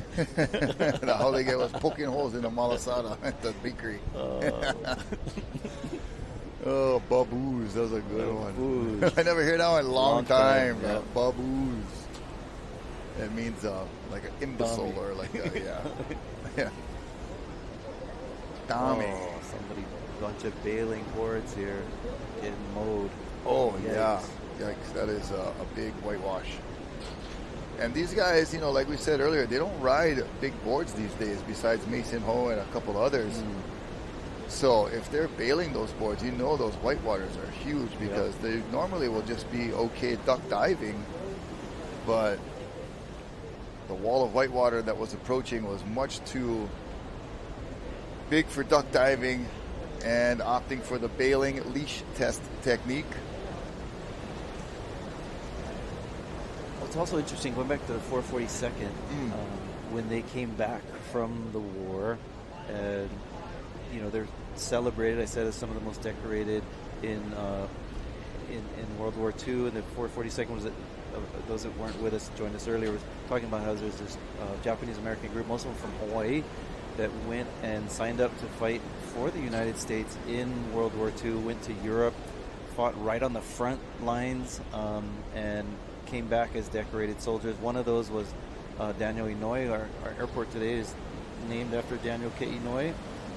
But when they came back, it was, even though it was a celebration of their return, they still, in the territory of Hawaii, they still found themselves struggling to kind of make their way into the kind of the elite business society. So a lot of them struggled to, for example, getting home loans and joining clubs. And some of the clubs, for example, in Waikiki that were still, kind of designated by race and class and these types of things. So that story of sort of Japanese making their way into Hawaiian politics, they in many ways they rise and they create their own banks. Central Pacific Bank is one of these, and also start to really make a mark through labor unions, and then eventually into politics. And then we get folks like George Ariyoshi becomes the governor of Hawaii, and only governor to serve 3 terms, which is interesting. And then I did not know that. Many others. Mazie Hirono has been around, and Daniel K. Inouye. So it's a really kind of interesting story how Japanese went from in the plantation and then becoming kind of a part of the business elite in Honolulu. The Japanese-Hawaiian connection. And, we've had our Hawaiian big fellas go join the traditional sport of sumo. In the past. Sure. Here we go. Have been very successful, as we see a rider trying to wrestle with this pipe wave right there, but some of the Polynesians converting over to that Japanese lifestyle with sumo wrestling and Musashi Maru and Akebono, Konishiki, the 3 most famous. Right, you list them in the same order as the song. Yeah. Akebono. Anyway, sadly, we just lost Akebono this last year. Big Waimanalo Hawaiian that went off to Japan and was amongst the top elite sumo Yeah. wrestlers. And were celebrities up there because of it. I mean, they were amongst the top of the champions up there, and lived quite a lavish lifestyle, my understanding. Yeah, they're very revered in the Japanese culture, and the Hawaiians and Polynesians that went there to participate were all in that top category. So awesome to see the connection to back and forth between Hawaii and Japan. There's an interesting Japan connection with the Hui. In fact, there's a branch of the Hui in Japan. I think some of that has a lot to do with, holy smokes, here we go. 2 riders, second reef, and on the first reef, way on the outside. Oh, wow. Shinpei, Oh, way come out there. on, brah. Let's do it. Holy Shinpei Horiguchi. I mean, that wave is so far out there, it takes a while to get in here. It's like It's the a very longest long ride. pipe wave ever. He made, at one time, when I first started announcing way back when, I think it was like 2009 or 2010, one of those years, he was in the XL Pro, the then XL Pro at Sunset Beach. Yep. Got this amazing wave, pulled in on the outside, got barreled, came out, carved, the inside bowl set up, got another barrel. And Bernie Baker, he was like, oh my gosh, I thought you were going to say it. I went, holy Shinpei Horiguchi. And that just stuck from there. Bernie, like he said, almost jumped out of his seat. He was judging. He was like, oh my God, I thought you were going to say it and be fired before you even hired, bro. But what a great wave that was back at Sunset Beach for Shinpei Horiguchi. It'll go down, that was a for long me, is ride. a great one. But Sunset, yeah. Wave right there for Shinpei, not doing much. We're going to count down the end of this heat for Team Japan. And there were a lot of waves ridden, but not much barrels had. But they were definitely giving it their best effort with some backdoor waves, our first backdoor wave, actually. Right. And a lot of pipe waves. So we'll be back with more action. Heat number 7, North Shore Surf Shop Ohana, coming up next at the Hui BackDoor Shootout. Stay tuned.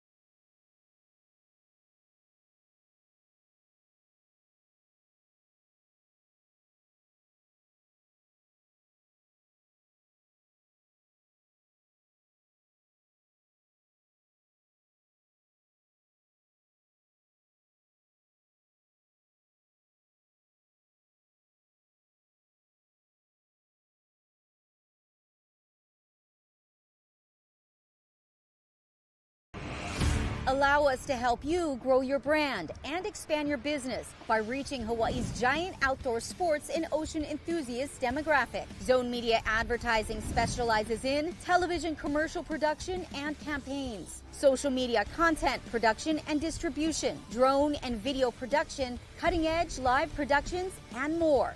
With over 25 years leading Hawaii's action sports market, give us a call to find out how we can help you grow your business.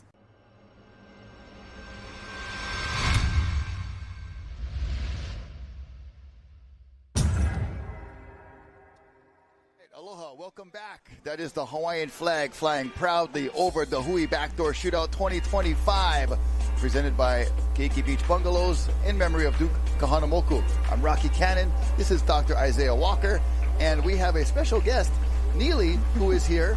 She's a world champion water skier, guys. Believe it or not, she does amazing tricks. We're watching right here on her YouTube videos. Neely, welcome. Thank you. Thank you guys for having me. You're very welcome, and thanks for being here. What is your okay, so wait, you have world records in water skiing. Yeah. And that's when you get pulled behind a boat, right? On flat water. Yes. Okay. And you have you ranked #1 for, is it speed or for slalom? Trick skiing. Trick skiing. I also compete in slalom, but my main event is trick skiing. And so in slalom, what does that entail? Yeah, so basically you'll have a course with 6 buoys, and so your goal is to run the course at the shortest amount of rope length. Yeah. Okay. So the boat speed for guys goes 36 miles per hour, and for girls 34 miles an hour. And that is like a set speed where they lock it in there. Oh, okay. That's interesting. Because I was wondering, I'm like, well, what if you get on boat guy? He's just crazy, go real fast. Yeah. Where the young guy's like, I'm just cruising. Yeah, but the shorter that the rope gets, the faster that the skier does have to go cross course. Oh, wow. And what's the rope length? Yeah, so basically there's a certain rope that all competitors use, and so the shorter and shorter it gets, the harder it gets. What's the shortest rope you ever So my shortest rope length is 10.75 meters. Okay. So with the trick skiing, I saw some videos of you doing front flips and a variety of things. Tell us a little bit more about what do you have something you're known for that you're best at with some of the tricks? Yeah, so in trick skiing, basically there are 2 20-second passes, and so each trick has a certain amount of points, and so it's who can get the most amount of points at the end of the pass. And so kind of the cool thing with trick skiing right now is girls and guys were judged on the exact same playing field. And the girls have been competing so well that we're getting up there with the guys. So it's been cool. Oh, so it's a co-ed. Sort of, yeah. So tell us, what do you think of the surfing? Have you had a chance to surf in Hawaii yet? And what's your take on watching Pipeline at the BackDoor Yeah, Shootout? this is insane. This is cool because it's a completely different world. I live and train in Orlando, Florida, but a totally different world. Water, right? Yes, we compete and we train on flat, perfect conditions lakes with no alligators. Not this, not this. I've surfed once before, but I'd love to try again. So we have a surprise for you, Neely. We have Hawaiian Water Patrol. Okay. They have a ski rope. Yeah. And we're set up here. Okay. So after this, you're going to go down there. Perfect. I hope you brought your skis. I'm just kidding. Wouldn't that be something to ski down a wave like that? Yeah. I'd love to. These guys are almost slalom skiing on some of these waves with these boards. It is pretty incredible what some of these surfers can do on these crazy conditions. That is Team North Shore Surf Shop. I think that is that Makai McNamara? Steve Robertson. Okay. Or maybe it's the Lennon back. Chandler. Oh my gosh, Aladala. That double up, hunting for the barrel, unable to find it. So where is it that you tried surfing?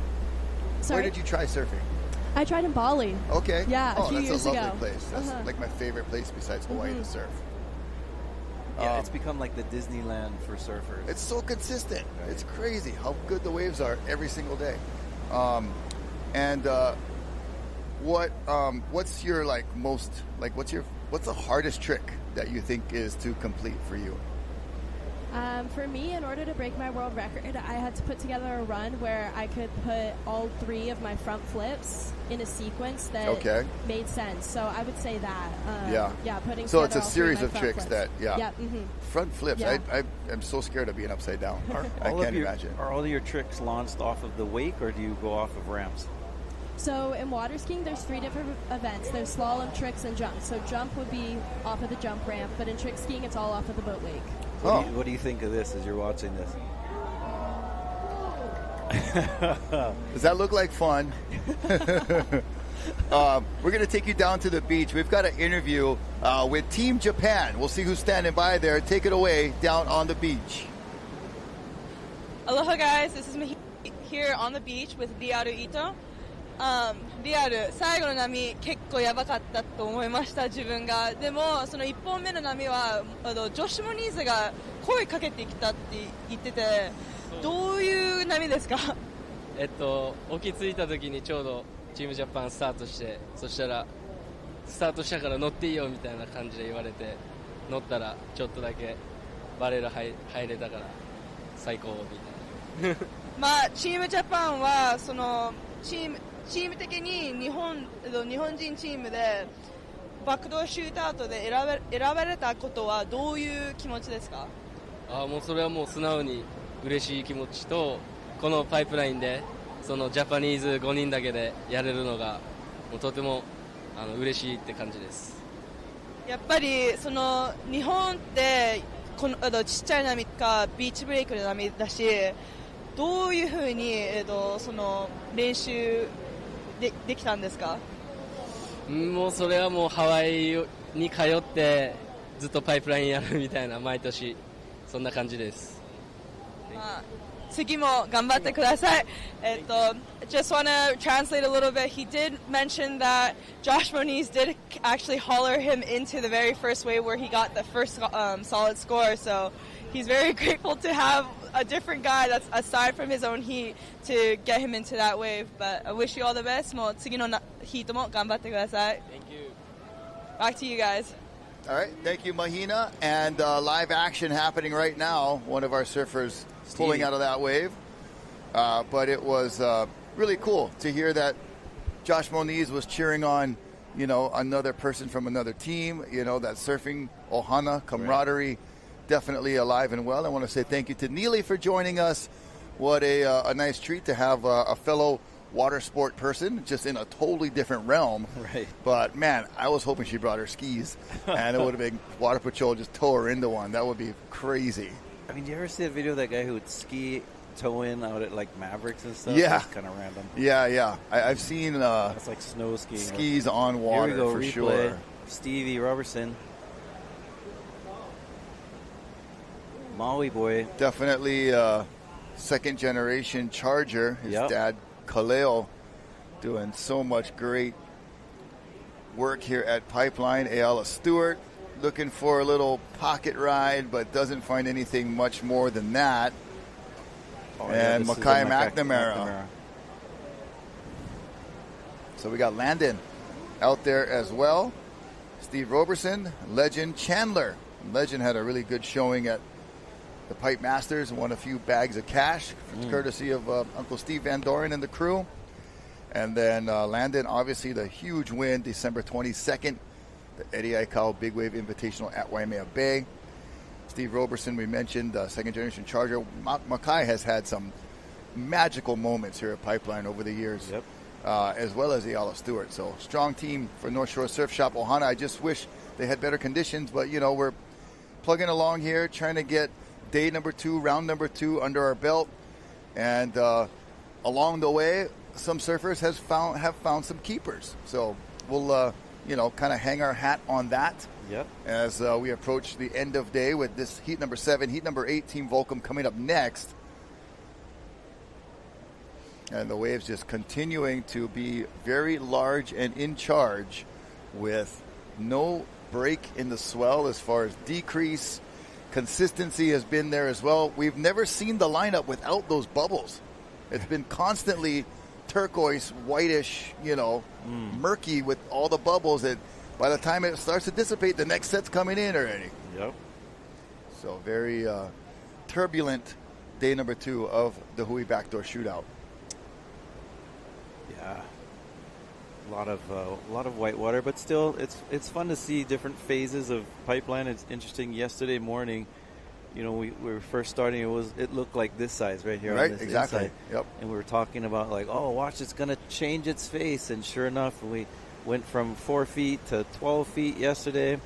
And then a lot of different phases of wind, too. We went from dead wind to buttery conditions to a little onshore last night. And then this morning we had the side winds. And now we're kind of struggling with a little too much of the Kona winds. Yep. Sitting out on the second reef now. So it's kind of cool. Get the opportunity to see the various phases of pipeline.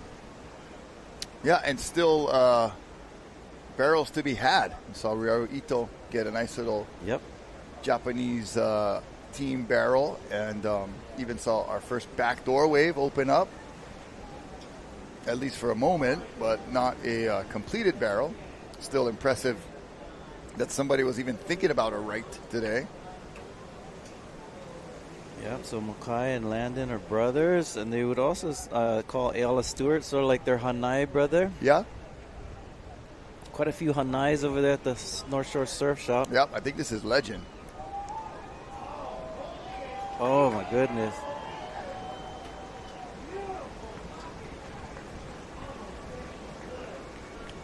He's got a big fan club. Always when he's up and riding, you'll hear cheers and clapping, and just got a good support crew for sure. Legend, part of the Chandler Ohana Mananalu yesterday in the longboard division, almost had a back-to-back backdoor shootout victories.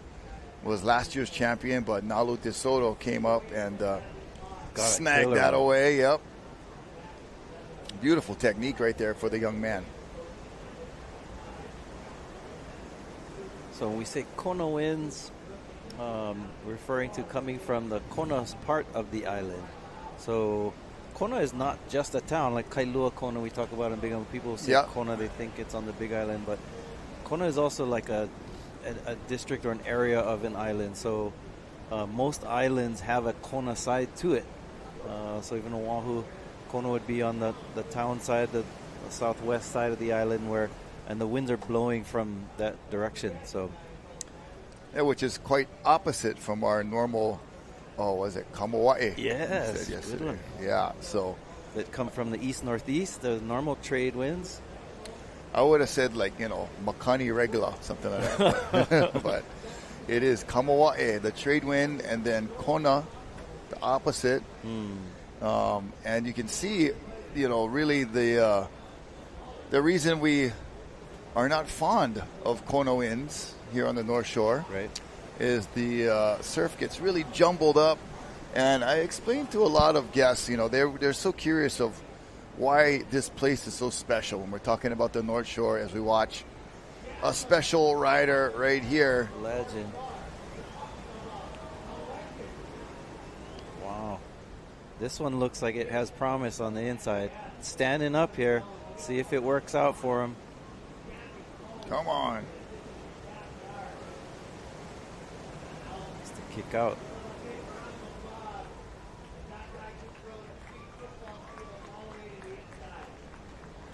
Yeah, you're right. There's like a whole cheering squad down there. It does help when your family lives right over there. Yeah, and checking out the equipment right there. Some thrusters, some forefins. Landon McNamara. 2024 ADI Cow champ.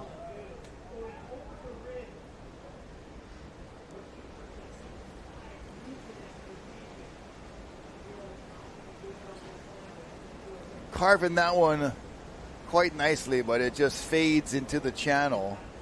And the Kona winds, we have folks that will ask, why the North Shore is so special. Okay, is it, they ask, but, I mean, there's got to be waves on the other islands. Why is everything so focused here? And, I acknowledge, the other islands have great waves, but they're really spaced out. You got a spot here, then you got to get in your car and go drive to a spot over here. And so the condensation of quality waves in such a small area, we call it a 7 Mile Miracle. It's probably a little longer than that, but, from Vilan to Haleiwa. But having all of these quality waves like this one is almost quality. Had a little moment there of some nice steepness, but mostly just a casual, cruisy ride all the way from the outside to the inside. But having all these waves very close together is an amazing feature of the North Shore and why it's so special, or part of the reason why, as we watch Landon McNamara. But also, our trade wind direction blows side offshore. So I explained to folks that having swell is part of the equation. You need the other part, which is the favorable winds. And if you have onshore winds or winds that are, cross winds that are chopping it up, it's not ideal. So the combo of having so many surf breaks close by each other and also having this steady grooming trade wind makes the North Shore, an iconic surfing place that has all the fame and notoriety that it does because of those two factors. What's amazing to me about Oahu, the island of Oahu, is how favorable the winds are, because we were talking yesterday, Rocky, about how this isn't the North Shore, it's the Northwest Shore. Like, technically, if you look at it, it's got a lot of west. That's why Pipeline likes a west swell, because it's more west facing. Whereas somebody like Lonnie's has a little bit more north facing because of its angle. But the wind, interestingly, the trade winds are conducive for good surf on three sides of the island. The North Shore likes the trade winds. The west side likes the trade winds. And the southwest side, because it's not the South Shore either, it's the Southwest Shore. So that little bit of angle opens up opportunities for three sides of the island to have favorable winds, which is really unique. Right. Like most of the other islands, it's not that way. Yeah, and the way the coast is shaped and has formed, it is really only a small area that has favorable winds, as opposed to 3/4 of Oahu. Up and riding.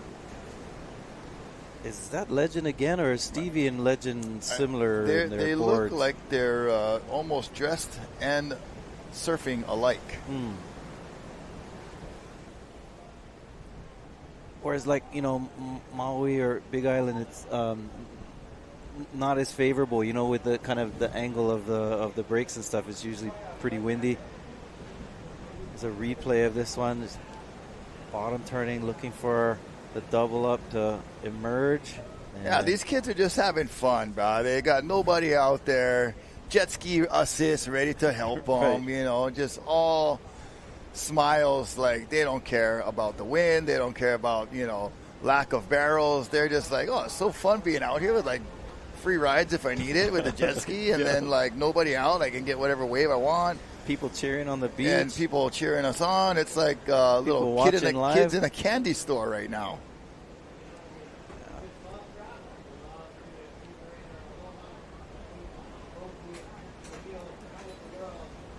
You can see from this drone angle how misty it's become. A lot of the wind will kick up more mist, so it's hard to see Kaena Point and Mount Ka'ala there. It's crazy how deep those bubbles are that are still present in the lineup. And the wave, went through minutes ago, and that turbulence is still just like hanging around down there, bubbling up to the surface, taking forever to clear out. And Victory at Sea right there, paddling back out. Big chops, a lot of white caps, unfavorable wind, but still a beautiful day. Yes, I mentioned that North Shore Surf Shop, that crew with Liam McNamara and his boys, Landon and Mokai, and real kind of cool, Liam has been really good about, like, fostering, kids that have access to surfboards. I remember, man. Much different than yesterday right there, that shot. Some wind. The trees were still, the flags were limp. Now they are at full stretch. But I've appreciated that surf shop over the years. I've run my own kids surfing group that was with the purpose of trying to get more kids from our side of the island access to surfing. And we've gone to their shop before to look for surfboards for some of our local kids, and always been very kind to us about giving us boards. Oh, that's good. Kind of a cool thing. You talked about giving a board away at the Rel Sun. It was a Haliva Menehune. Oh, Haliva Menehune. Oh, sorry. Yep, the Menehune. That is cool. Yeah. So the the Foster Bloomfield families have been running that for a long time. Yeah. And do such a good job with the Menehune there. And we heard from Liam earlier, North Shore Surf Shop, speaking of, and donates a lot to the Menehune and gives so many, product and things like that. And having his sons in the water and his Hanai son, Ayala Stewart, and Steve Robertson and Legend, it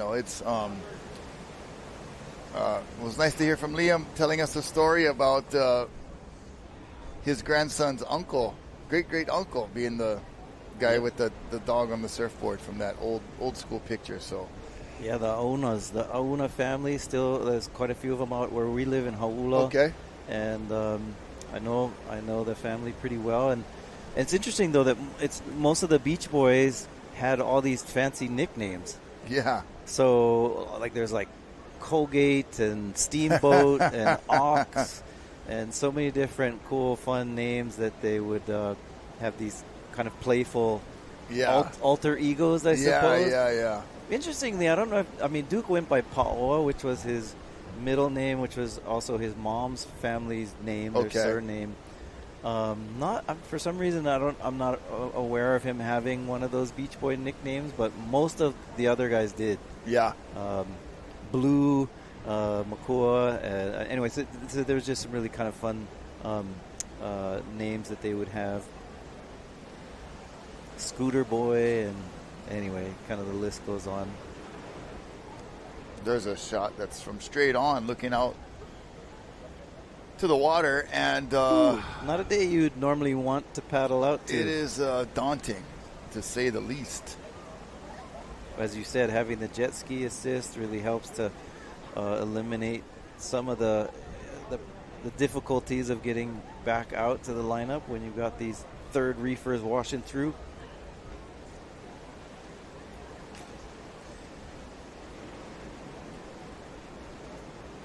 Nonetheless, we get spoiled living in Hawaii, and we're kind of like crying over some mildly onshore wind, and most other places would love to have waves of this quality, and I think sometimes we do get a little spoiled. We're like, oh, it's windy, you're not going to surf today, but most places deal with difficult situations. Here we go, Makai dealing with this situation. Nice carve off the top. Downturns, looking for the barrel, stands up and pulls the eject cord.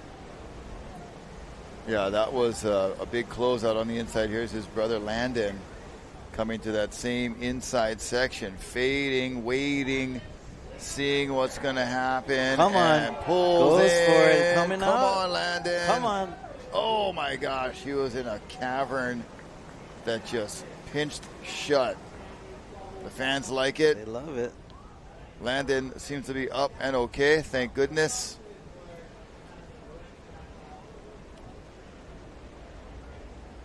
Yeah, that wave that Landon got at the eddy, you're right. That was amazing. It was cool because he, when he turned, like he whipped around, like he was paddling up the face and just last minute just whipped around.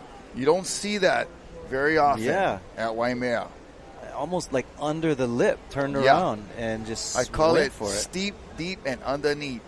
And then when he made it through that first explosion and he raised his hands like in celebration, right? And then the whitewash just annihilated. But then he reemerged. He still made it through that. For another claim. I'm like, bruh, how'd you make the drop? How did you make that? And how did you get over there? It was pretty nuts. Here's Makai McNamara. That was a smooth first turn that he did. I like that. Yeah, that was a nice searing kind of slice into that wave. And then Landon just packs it. No fear. Getting in there deep, but not coming out.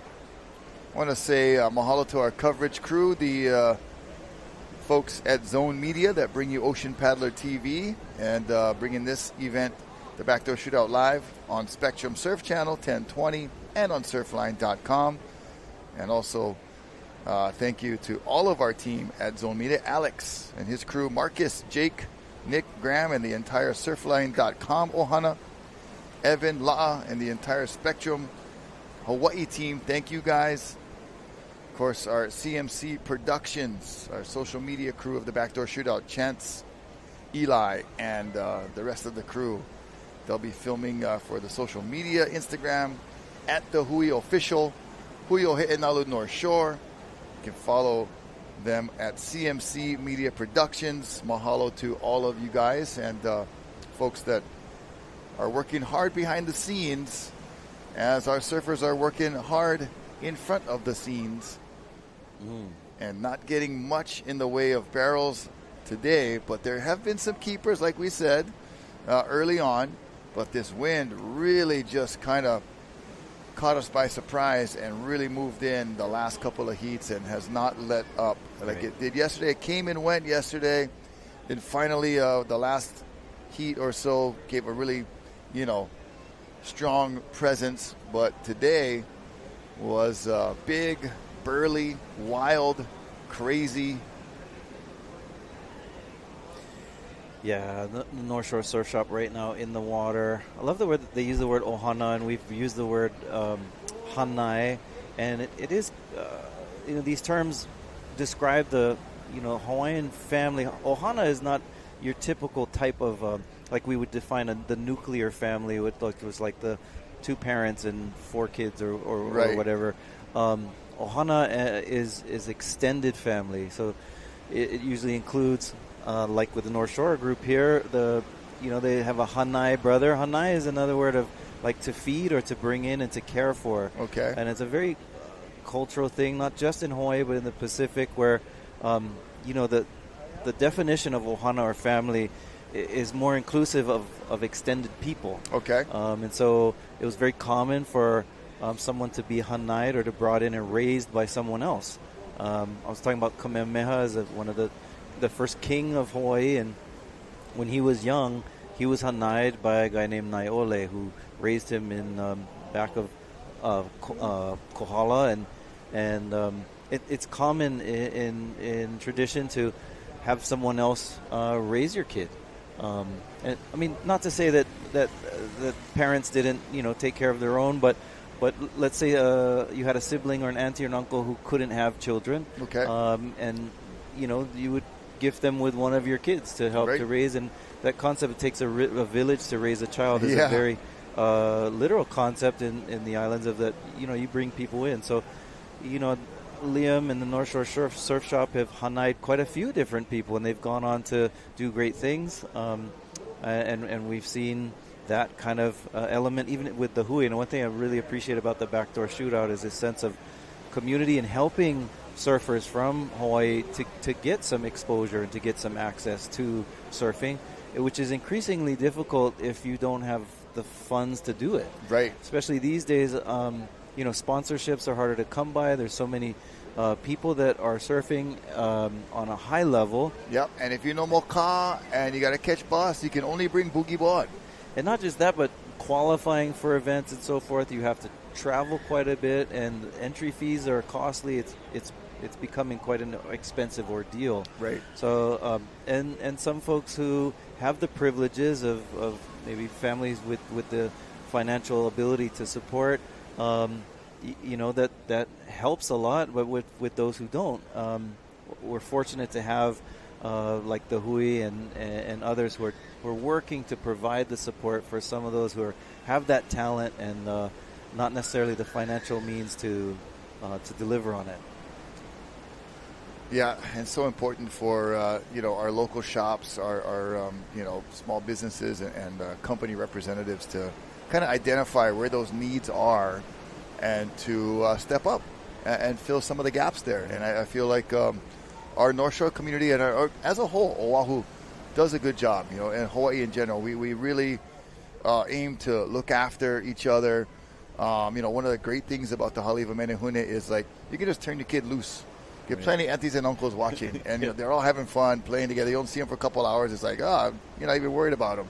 And then, they'll they get mad when auntie slap one of them. Yeah, exactly. So, it means, if they act up, you free to discipline, like you take it from there. And, and also let me know, because if you had to whack them, then, auntie do whack you?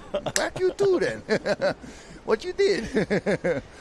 That's embarrassing. When our auntie or uncle had to kind step in, like, hey, you don't do that. I'm very lucky. I'm sure you are too. Your kids are grown, a lot of them, and very well behaved. And I think I saw your son pop in earlier, and your daughter too. Yeah. So my kids, 4 of the 5 were here today visiting. Okay.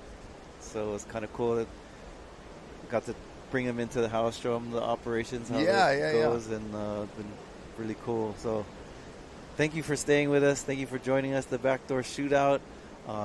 We've been just talking story, and Vala'au. They don't, the Vala'au. Is that, so there's a couple different terms, for talking story. We'll get to that after, but Rocky Cannon, Isaiah Walker, it's been a great pleasure just to be with you guys. I know the conditions are not ideal and unfavorable for the most part, but we're glad to get a day number 2, a round 2 under our belt. There have been a few keepers in the morning time, surfers that like Shaden Picaro, Eli Olsen maybe got a couple. I want to say Luke Tima, a really good standout today.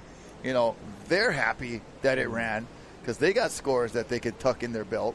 But it is been a day that we've seen a lot of waiting for waves, diving under waves, Hawaiian Water Patrol. You guys have been outstanding. Mahalo for your great work.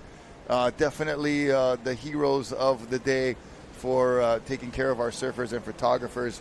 And then that gives up a lot of us, gives a lot of time for us to talk story with you guys. Story.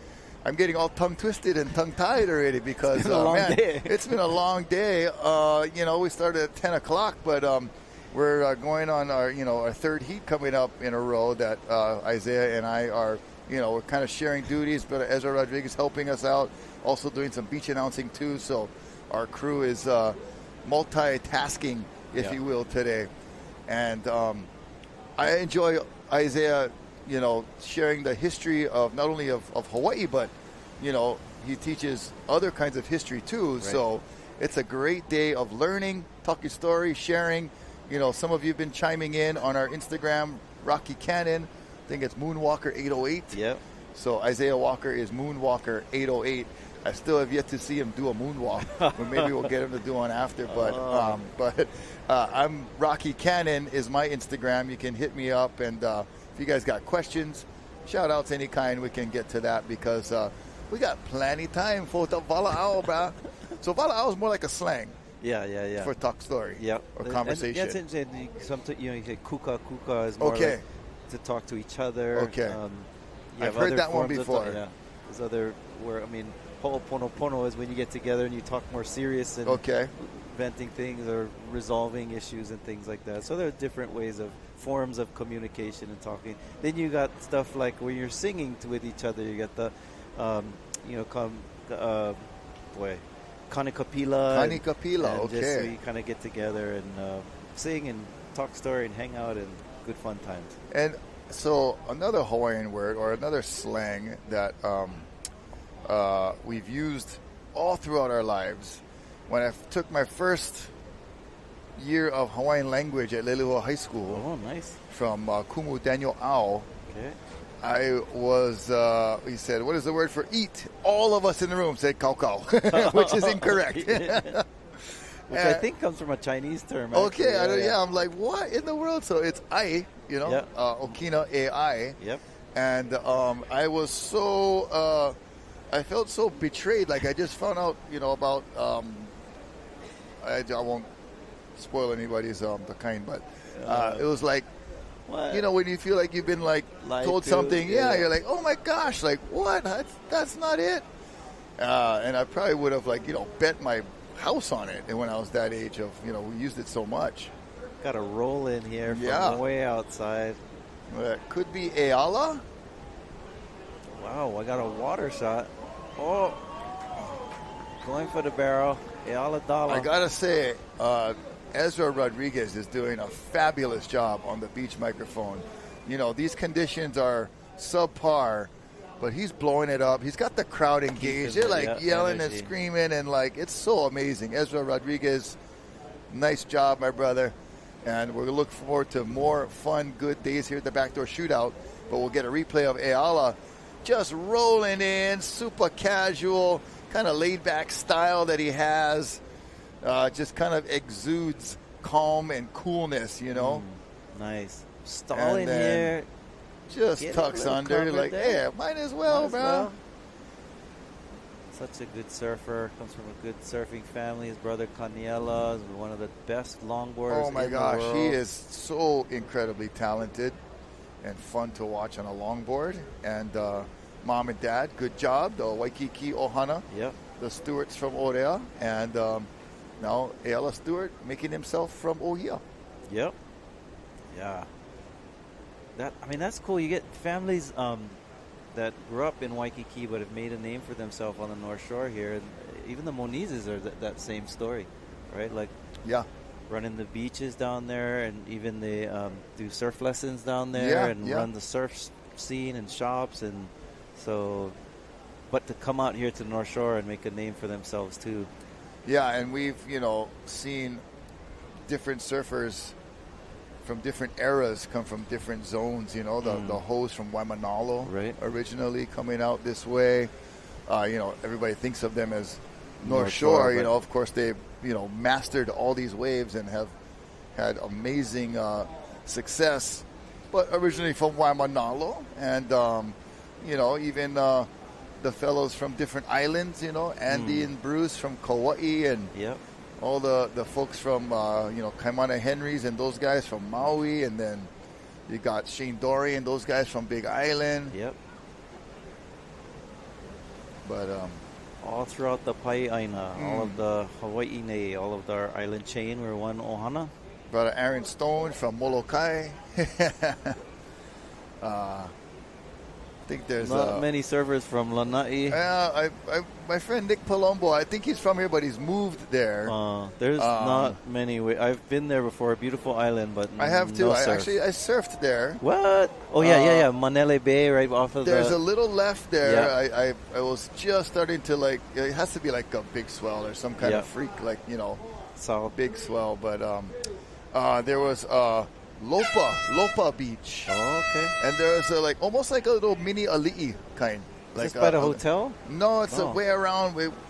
My then girlfriend, now wife, we took a trip there. Okay. And I went camping. That's the end of the heat right there. So we'll come back with more fun stories about surfing Lanai and any kind of places, and check out our heat number 18 Volcom when we come back at the Hui BackDoor Shootout 2025. Stay alive. We'll see you on the other side.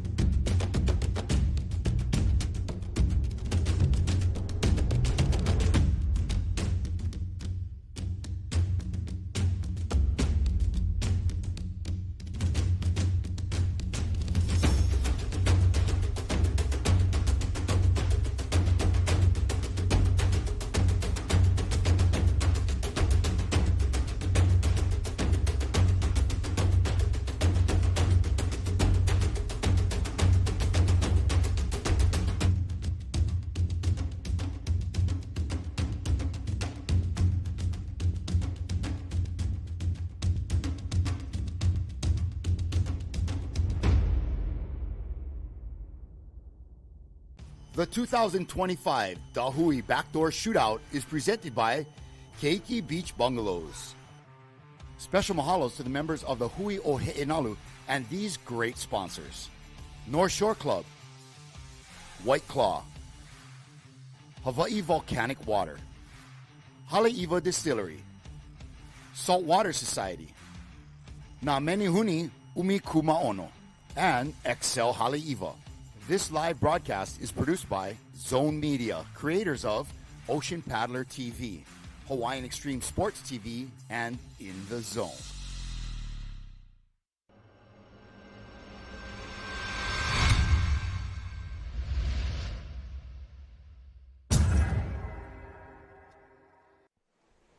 Welcome back. Okay, brah. It is the last heat, heat number 8 of day number 2, round 2 at the Hui BackDoor Shootout, presented by Keiki Beach Bungalows, just down the beach to your left, and also in memory of Duke Kahanamoku. And we are with Team Volcom in the water, the defending champs, Isaiah. Yes, sir. Isaiah Walker, I'm Rocky Cannon, Balaram Stack, Makana Pang, Jake Maki, and Maikai Burdine. 4 surfers in this heat.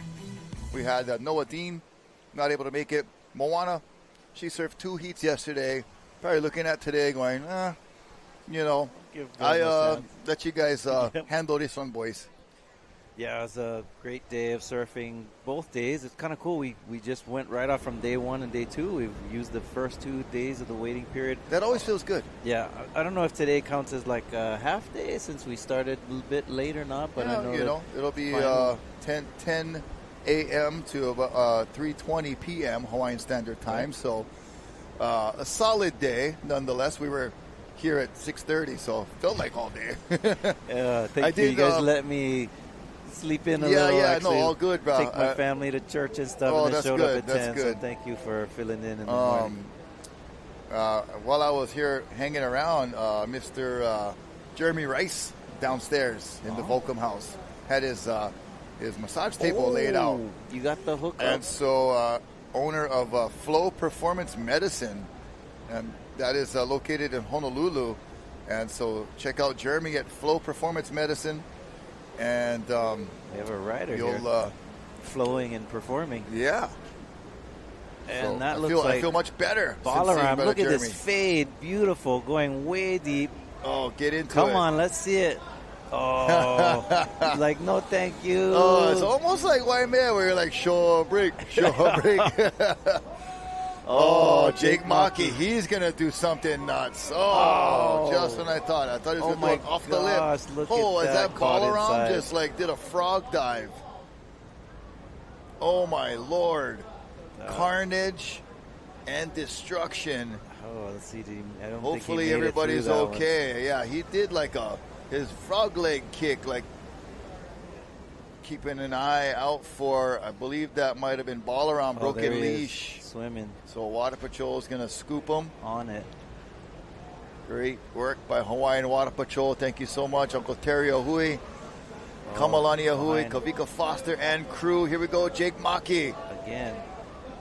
Oh, my gosh, that was just too much to handle, even for a Waimea Charger pipe specialist like Jake Maki. And don't blame him for jumping off. That had nothing but, unhappy ending waiting for you there. Oh, here we go. Oh, it's like, burp.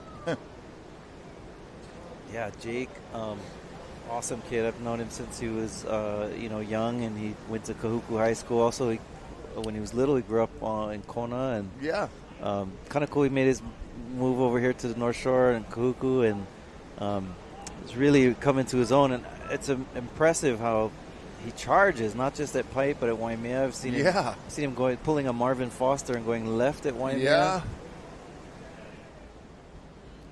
Yeah, very talented, driven young man. And out the back. It's like Makana Pang. The gift. Probably on a Dennis Pang surfboard. His dad, longtime North Shore shaper and all-around great waterman himself. And mahalo, Uncle Dennis, always giving to the Menehune. Over here on the North Shore at Haleiwa. So mahalo. And Makana has been in the zone, I feel like, the last couple of years. Really finding his crease and position where he likes to sit at pipe. You think of pipe as a really tight lineup, but there's actually a lot of room and different swells to move around. And Makana has been finding those sweet spots and getting the right waves. And Jake Maki, and 2 waves. Both kicked out. Ooh. And Makana, kind of deja vu 4 times in a row right here with all these waves having similar results. But Makana has been in a little bit of the zone when the pipe's going off. He's going to get a couple sick ones, and he sits like just in the right spot, he's not a big guy, so like he kind of, I think he sometimes even like he sneaks around, like you don't even see him, like, oh, where'd that bug go in? And he's like, oh, there he is on the wave already. So fun to watch him and come into his own and really just, like I said, a lot of these guys just so fearless and really, putting their all on the line, for these great waves. And speaking of great waves and some highlights, we've got Team Volcom with day one, round one stuff that we saw. Balaram, beautiful wave. I mean, just a picture-perfect photo right there to hang on the wall, send it home to mom, Mr. Ballstack. What a great inside wave technique. Survived the little side slip and the chandelier. It was like he was slipping down the hallway and the chandelier fell on him, and he still came out the front door. He mentioned his mom. I met his mom last year or the year before. She was here at the event. Yeah. She was a fun lady. Seemed very nice. Yep. Supporting, shout out to Auntie. So that was just highlights of Balaram, I guess, for Team Volcom. Yep. he did the most work yesterday. I feel like Balaram is due to win this event. Like, he always is a standout. Yeah, he broke through with a cool Pipe Masters win, a couple years ago. And you're right, though. He's always been in contention, or has been in contention in the past. And maybe just missing out by a couple waves. But obviously, Team Volcom, defending champs, I mean, they had several guys in the top, top 10 last year. Yeah. So definitely a strong team and our defending championship team. Yeah, Noah Dean did really guys, well last year. Yeah, these guys could have one of these surfers break through and take the whole pie. And some highlights to remember too is, because Team Volcom and they had Moana Jones and Noah Dean and Makana, and those guys were just, and of course Jake Maki were just really, they won last year. They did an amazing job. But I remember there was one wave, I can't remember if this last year or the year before, where Moana Jones pulled into the wave of the event, but it was like right after the horn. You're right. It was like 5 seconds after. It was like, would have been a double-digit score, and I think there were so many people who wanted to give it to her, but obviously, the clock is the clock, right? We're loose and unconventional sometimes at the shootout, but you got to have some boundaries, right? Exactly. You got to have some boundaries. Yep, or else we'd be swerving all over the road, bro. Let's count the one from the morning, too, before the contest. Oh, I should have seen yesterday. I had one mean one, But, yeah, that was an insane one, though, from Moana Jones. Back to surfing on Lanai. Okay.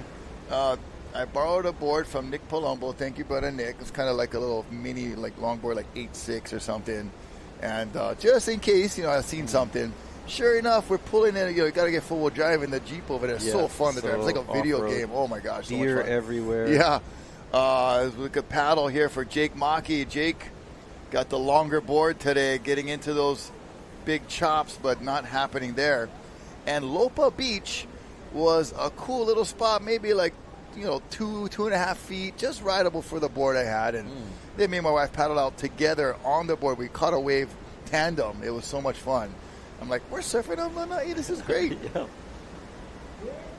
There's Jake Maki. Okay, let's see it. Oh, no. He's like, never mind. Oh my goodness. Those wedgie ones on the inside board are always the most terrifying because you could see him. He saw it coming. Yeah. Nothing you can do. No, you except try to run. And you see people trying to bounce. He tried to do the bounce. Get pump more speed, it's not doing anything. Oh, man, yeah. Trying to just run away from something that is bearing down on you. The inevitable. And the water almost feels like it's going against you. And which is why everyone else kicked out earlier, right? Because this is look at that. That was come on. Wicked. Oosh.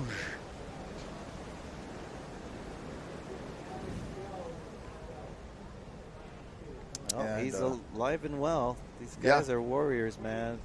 Take lickings and keep ticking. Yeah, Hawaiian Water Patrol, thank you. Great service for our surfers today. And we're going to take you down beach level right now. We've got an interview. I believe it's Mahina standing by with someone from the last heat. Take it away, Mahina. Hey guys, Mahina down here with the beach camera. I have Steve Roberson from the last heat.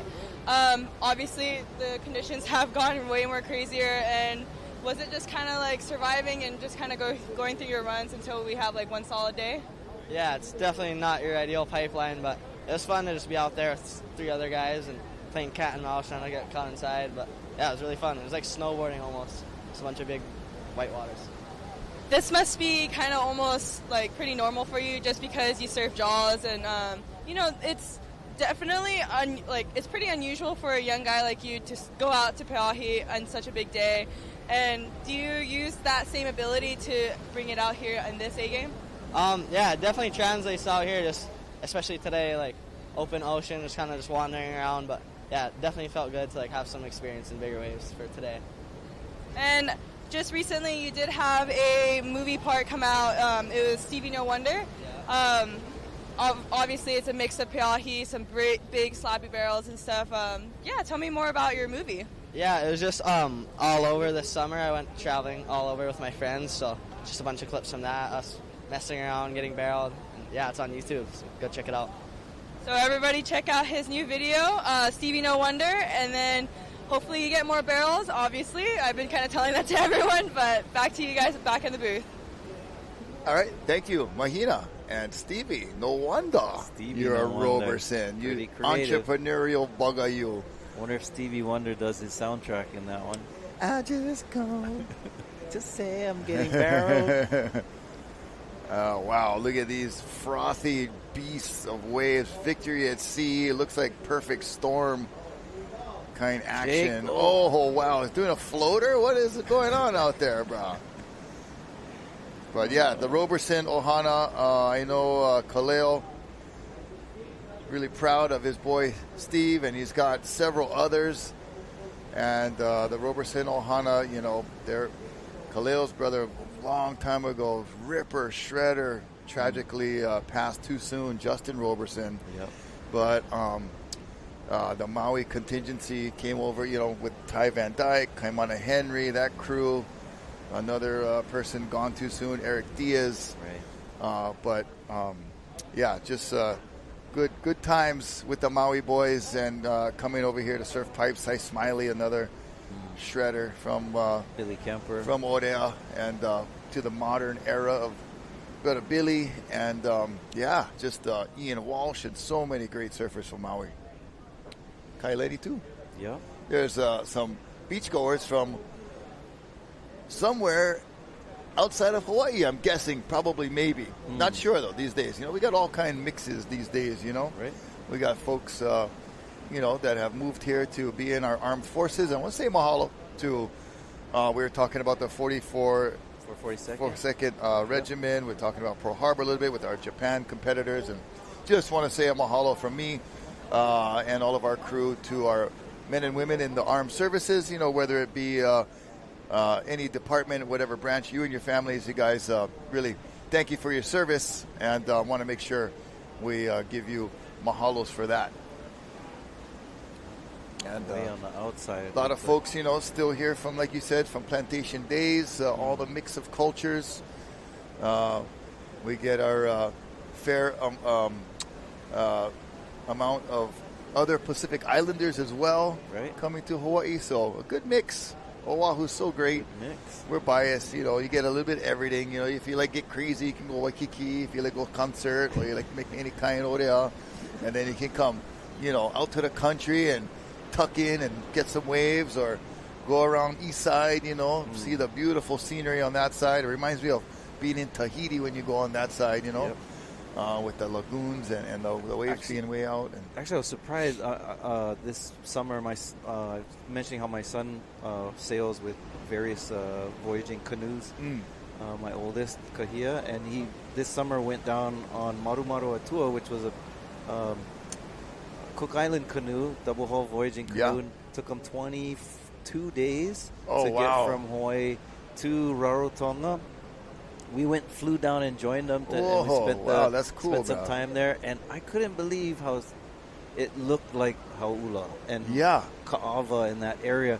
It's smaller, much smaller than the island of Oahu, but just that mountain. And I think what it is it's on the same distance from the equator as Hawaii is, just on the bottom half.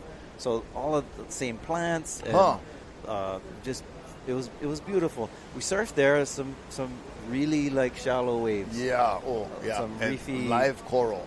Yeah, but some barrels were had, Nice. and some scratches were made. Yeah, some small kind tattoo souvenirs. Speaking of our island too, you go out the west side. I worked out there lifeguarding when I started many years ago, and my stepdad Sino spent many years surfing Makaha, and so we would go over there so often. And what a beautiful coastline and amazing waves. Just got to dodge a couple blue tops, but it's full of really nice folks when you get out to Makaha, the Keolanas. Aloha to you guys, and the Pu'us and the DeSotos, everybody. And I was stoked to see Chad Keolana, who's the son of Brian Keolana, who used to surf on Kamehameha School surf team when I was coaching there years ago. You still look like he in high school. I know. You get the forever young look. Yeah. I was impressed. He had one of the last heats of the day. Took off on a late, steep one, made the drop. I was proud of him. Yeah, doing really well. He was performing well in the Eddy a couple weeks ago. And, the island of Oahu, like I said, we're biased, but, we love our neighbor island. Kauai is so beautiful. Maui has lots of fun things to do, and smaller islands, Lanai, Molokai. Big island, obviously, every type of environment. Right. So crazy how you can go from, rainforest to plains, cattle country, and then snow on top of the mountain, and hot lava over here, and then desert down this side. Amazing. Yeah, for sure. Jake Maki. I don't know why he did that for. I had to pull up the shorts. Let's please not. Easier do for not show that replay, please. Just the shorts. I'm going to stab my eyes out. I'm just kidding, guys. We're having fun. It's the last heat of the day. We're wrapping up day number 2, round 2. 20 minutes, 20 seconds remaining, and there's a nice broad look at two guys won this one. The turbulent lineup, and up and riding. Nope. Just a little fakey right there. Thought he had it. Want to say thank you to our sponsors. Well, we got some moments to say mahalo. Yep. We've got the Keiki Beach Bungalows right down the way, and looking towards the north, that is towards Rocky Point and such. And then as the drone will pan to the right a little bit, you may get a glimpse of the Keiki Beach Bungalows, or at least the area it's located on the far right side there, so very close to Pipeline. And if you're interested in checking them out, go search them up on the internet, on the interweb, the Keiki Beach Bungalows. My sister actually got married there years ago. Yeah, beautiful place. Great folks that run the grounds there, and, kind of one of the few legal vacation rental type homes that are, set up. It's not a hotel. It's not, one big house. It's all these separate little cottages, which is kind of nice. And just be careful when you're visiting and swimming out there. Yeah, and we want to just enjoy the ocean by looking at it from the yard and the sounds of the ocean. But there's easy access to Sharks Cove right there, Foodland's right down the road. So Greg and Annie doing a great job managing the Keiki Beach Bungalows. Thank you guys so much for being a sponsor again this year. And the North Shore Club, they're up at the Ritz-Carlton Turtle Bay doing some things over there that are future plans. So North Shore Club, thank you guys. And we appreciate your sponsorship and all of your endeavors.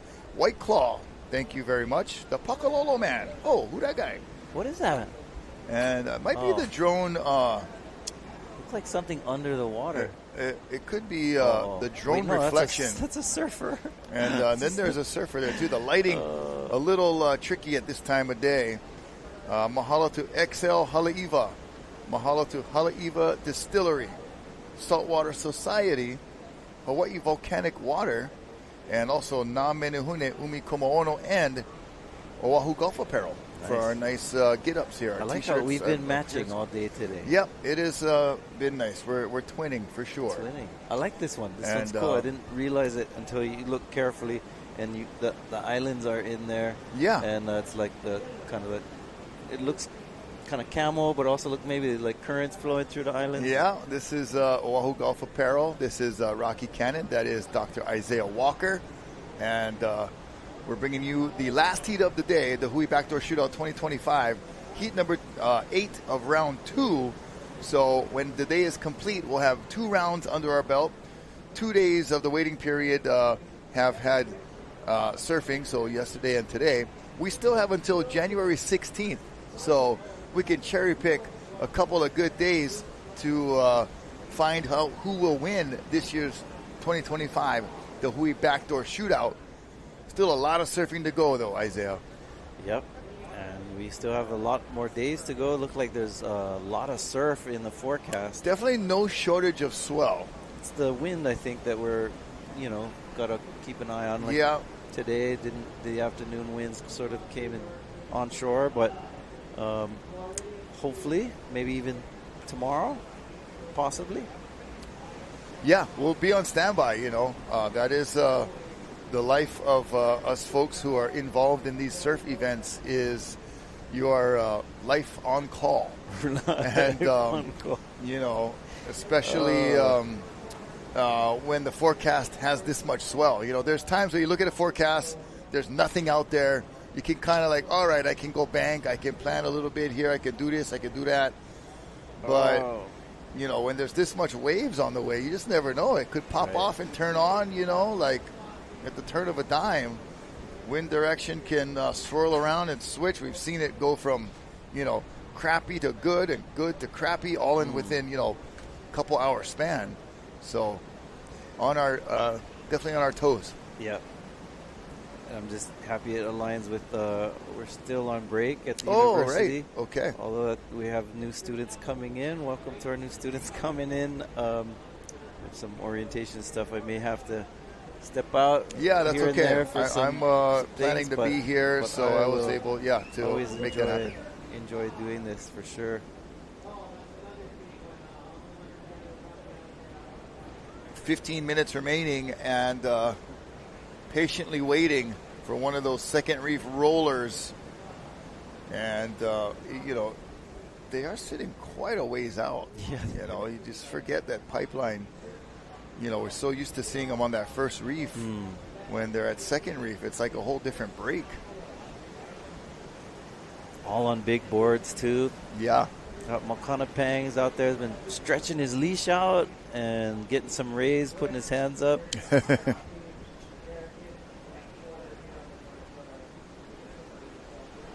So, but it definitely a beautiful weekend we've had at the BackDoor Shootout. Yeah, People we've had a big it. beach crowd too. I noticed, leaving the beach yesterday, seeing the amount of vehicles parked along the roadside and in the parking lot. I know, maybe grateful I had reserved parking. Yeah, I know. It was very nice. Mahalo to our security team here at the Hui BackDoor Shootout. Brother Terry, Brother Ryan, Brother Rock, all you guys, mahalo, and to the club. You guys all been really hospitable, I should say. I love the traffic light that we got there. Oh, I know, bro. It is top notch right there. Yellow means 5 minutes. Red means it's not on right now. Green means it's on. Awesome. Look at that shoreline. The shoreline, all rocky. I remember a few years back, and I was talking about this yesterday. I can't remember if it was with you or Ezra, but when a lot of sand washed away, it exposed some of this reef, and they found some petroglyphs in the reef. Yeah, I heard you guys talking about that because the Hui logo is a petroglyph design. And I think actually down towards Keiki, is where some of them are as well. I remember working at that's what the rock pile tower at Tower 27, and it was kind of a big deal because they'd never seen those before, and so archaeologists I came got out, the "Whoa, chance. I was Makana." lucky enough, like Makana was lucky enough to get out of the way of that huge wave to get down there when they were exposed and see them, and it was just really, really cool, really amazing. Awesome. But my phone is so dumb sometimes. I don't know how many times I write my name, Rocky Cannon. I send messages to guests, thank you, mahalo, Rocky Cannon. The bug is still like Rocky, then that thing mountain. The autofill. Oh no, shoreline. Like we just seen Rocky Shoreline. Like,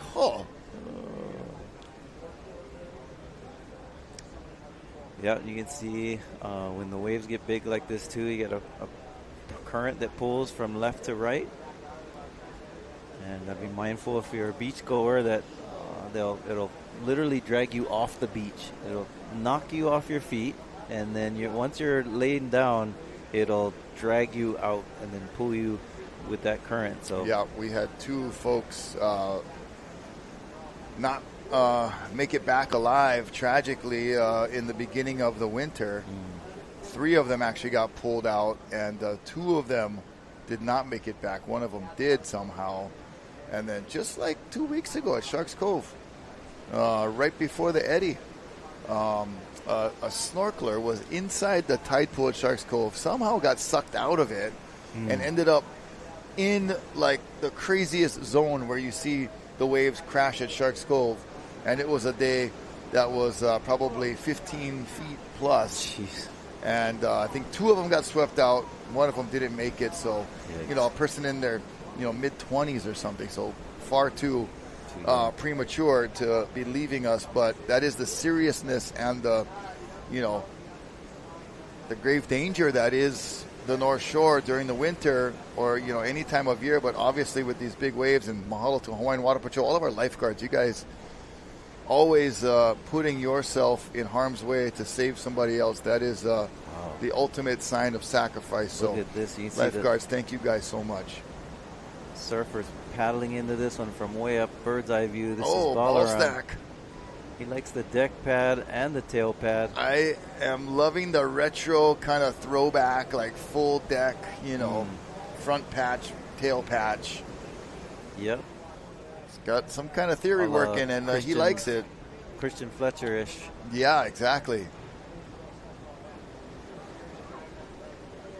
My friend Matt Kester wrote this TV show called High Surf, Rescue High Surf. Yeah. I've been calling it Jumanji because a lot of the episodes that they air, like they showed one of somebody getting stuck in a cave at Sharks Cove, and then it happened. And likewise, they had one where somebody at Keiki got lost, and then it happened in real life. So I'm like, bro, crazy. I'm not in one of your shows. Yeah. There was a character, Rocky, on one of the shows that didn't make it. So, bro, I'm now you got me thinking, bro. I'm just gonna tread lightly around, put on my seatbelt and drive super slow, and keep surfing my ankle snappers at Turtle Bay with the dog.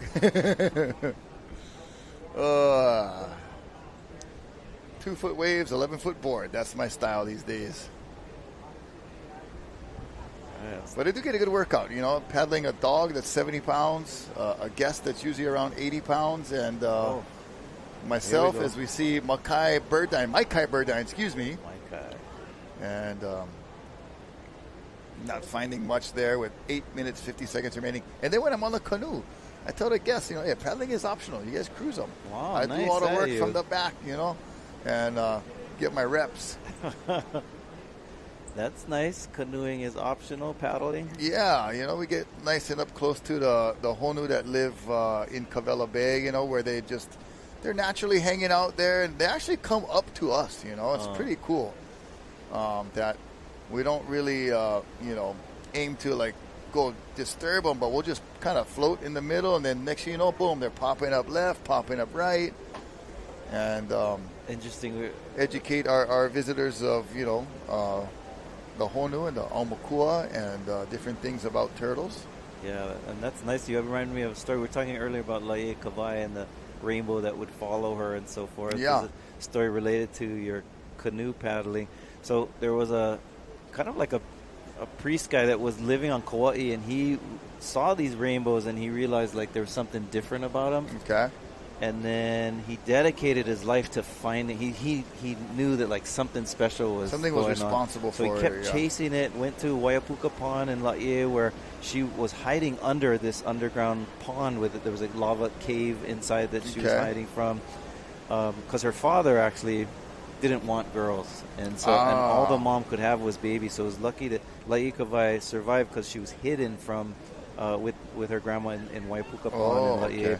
But anyway, so this guy comes and he's searching for her, and he comes to the pond and he sees ripples and he sees the rainbow, and he's like, dang it, I swore she was here. Anyway, long story short, Laie Kawai realized this guy is chasing her, so they secretly go to like down south. They first go to Molokai, and so he follows them. He pays for these guys. Hey, can you guys please give me? He hitchhikes his way on a canoe. He's like, can you get me over to the kind? No way. And he brings all this stuff with him because his plan is to give them all these gifts so that they'll sort of like take care of him. Okay. So he brings a pig and a chicken, all this stuff, and he comes on this canoe, and he ends up falling asleep on the canoe. And these guys are paddling the canoe, and they look at this guy like, bro, you bring all your stuff on our canoe.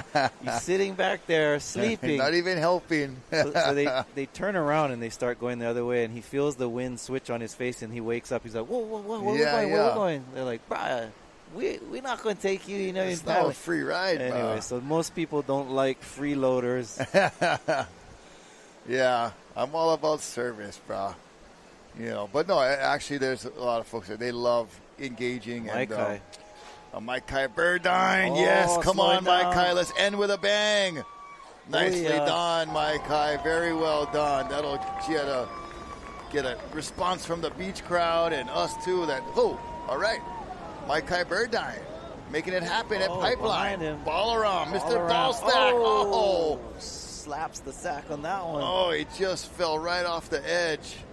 Went over the handlebars, and hopefully he's okay. A little bit of a shallow section there, but ball is back up. And Maikai Birdine, nicely well done. We'll get a cue on the replay there. 5 minutes and 30 seconds. So Team Volcom trying to put something on the board to at least make our day some kind of meaningful presence for their efforts today in round 2. Yep. That was cool, Maikai, the way he was bottom turning into that one. Yeah, that was a big wave, too. He was stalling as he was bottom turning, which is an interesting technique. Watch it, see? Right here. Right there. Slowing down, and as he went right into it. I thought he was going to pearl right there. It looked like the tail was going to lift up with the spit. And then Ballaram had it and went a little too much in the high line, but sometimes you do got to take the high line exit so you can fit through, but then the bottom just drops out right at the exit. So that was Ballaram with a great effort. Maikai Birdine with a pretty nice score for today's efforts.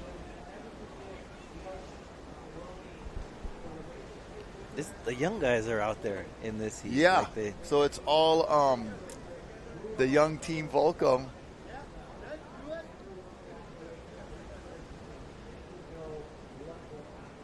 Four minutes left for the day.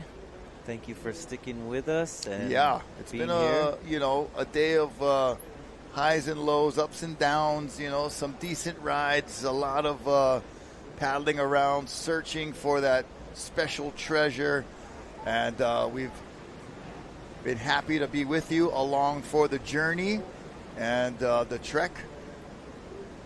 Looking for those special gems. Hawaiian Water Patrol, thank you guys for being out there all day long and looking after our surfers. We said from the beginning, you guys are going to play a very important role today, as always, but today was, extra duty for you guys in service. So thank you, Hawaiian Water Patrol. Excellent work getting those water angles from the jet ski as well. So no angle missed with Zone Media and Alex and the crew. The drone, the land shots, that beautiful drone shot. That never gets old. That aerial shot is just so picturesque. And then the beautiful slow-mo replays with having our special guest, Neely, on with us, the professional top-ranked water skier. And look at this. Makana Pang somehow coming down from a huge drop. And come on, Makana, find it. No gifts for Makana on this one. They almost party waved that one, too. Yeah. Here we go. Jake on the back one. Maikai Oh, Burdine Maikai, again. excuse me. Oh, turns, look double at that hand beautiful shot looking in. Getting the thumbs up from his teammate. Yeah, he wanted that barrel so bad, but that was still really well done and probably going to get a nice photograph out of that. But conditions are just a bit wild. Balaram fading, knifing into a barrel, doing his best. That one's going to shut down, but good travel time. 2 minutes remaining. I'm going to go home and not say a word to anybody. Not because I'm, upset or anything. It's just we've been motor mouthing over here for a while, Isaiah. Oh, man, silencing a Portuguese, that's a... I know, that's an something. oxymoron, bro. Balaram, there he is, alive and well, and glad to see that. Jake Maki, he wants one for the last hurrah. He loves putting on a show. Oh, yeah. And he also helps JOB over at the Ritz-Carlton, Turtle Bay, teaching surfing, and really is a quality instructor in the sense that, we talked about surfing being all about you, It's such a narcissistic sport. Yeah. And to release from you and teach somebody else, it's really a tricky thing to do. And I've seen a lot of instructors not able to do it and not hired anymore, or just like, they go out there, they catch waves while the guest is getting pounded over there, like, hey, bro, you're not out here for surf, But Jake, really a quality guy, and always awesome to see him in the water. And we all know, we work alongside each other, so we all are ready to help each other out. And Jake, come on, bro, one last hurrah, bule. Still got 40 seconds, boo. Turn around, catch the white water, do something. Just get nuts. Fin first, take off, boo. Turn the board upside down. Nah, don't do that. You're going to get hurt, bro. Well, let's see this 25 seconds. If this one backs off enough to let Jake into it. Oh, come on. Be it. Be there. Oh, Jake, go. He's might just out of the hump. Like Makana's in the spot. And Makana in the zone. There we go. Oh, come on. 8 seconds. Yeah, there Hail you go, Mary bro. this bugger right here. Stand tall. Yeah. Makana Pang ending with a bang. Flex. Oh, yeah. The gift keeps on giving. Makana, thank you for that. Right on cue. Like I said, Makana Pang ending day 2 with a bang. The Hui BackDoor Shootout is going to be right back with some highlights of day number 2. We'll be right back. Stay tuned.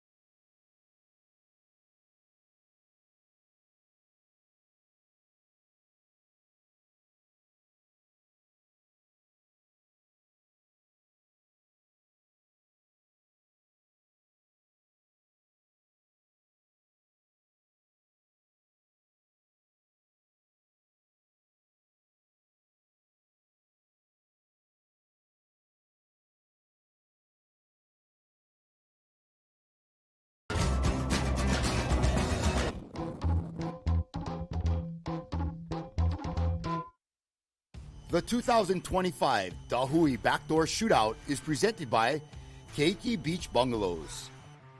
Special mahalos to the members of the Hui Ohe'enalu and these great sponsors: North Shore Club, White Claw, Hawaii Volcanic Water, Haleiwa Distillery, Saltwater Society, Na Menihuni Umi Kumaono, and Excel Haleiwa. This live broadcast is produced by Zone Media, creators of Ocean Paddler TV, Hawaiian Extreme Sports TV, and In the Zone.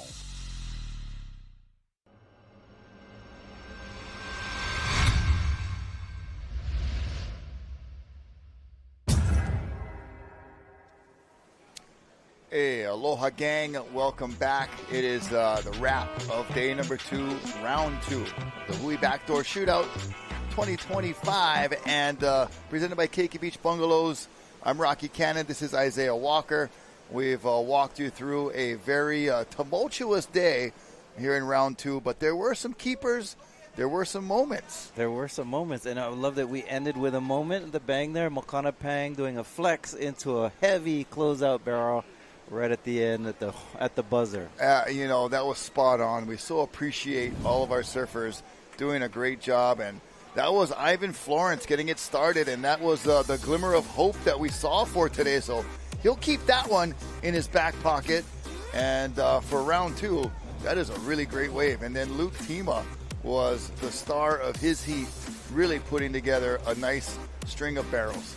Yeah, we even had some wonky, crazy ones like this. Lay down rolling. Eli Olsen gets the coverage and comes out. A lot of rough conditions, as you're saying. Some heavy wipeouts, but also some diamonds and some gems out there today. Hawaiian Water Patrol, thank you guys so much. Really excellent job as always, and a high five there from JOB. And then Parker Coffin just parked it right where the sun don't shine and came out to daylight. And then late in the afternoon with Team Japan went out, everybody started sitting way out on the second reef, and we're catching these ones, doing some long carves and long rides, not your typical pipeline, but some big waves. Shinpei was out there at the second reef doing his thing, having a lot of fun. Yeah, and then an inside barrel with beautiful technique, able to come through Ryaru Ito, and more frontside barrel action. That is Ayala Stewart, I believe. Yep.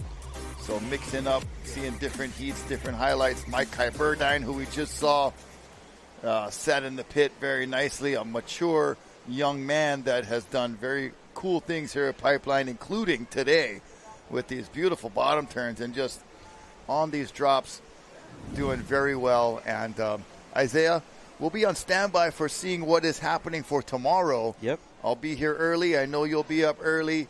We'll give you guys the call or the updates. You can give us a ring on social media, Instagram, Rocky Cannon, Moonwalker 808. We'll do our best to keep up and keep you guys informed. But Isaiah, any last words? Awesome day. Thank you for joining us. It's been a great day of being here together at the beach at Pipeline. Mahalo to the Hui, and for all the crew that makes this event happen, to all of our athletes, mahalo. And well spoken. I second that motion and that mahalo. And with that, I send a beautiful aloha to all of you. We'll see you again here at the Hui BackDoor Shootout in memory of Duka Hanamoku here at the Pipeline. Mahalo. Aloha.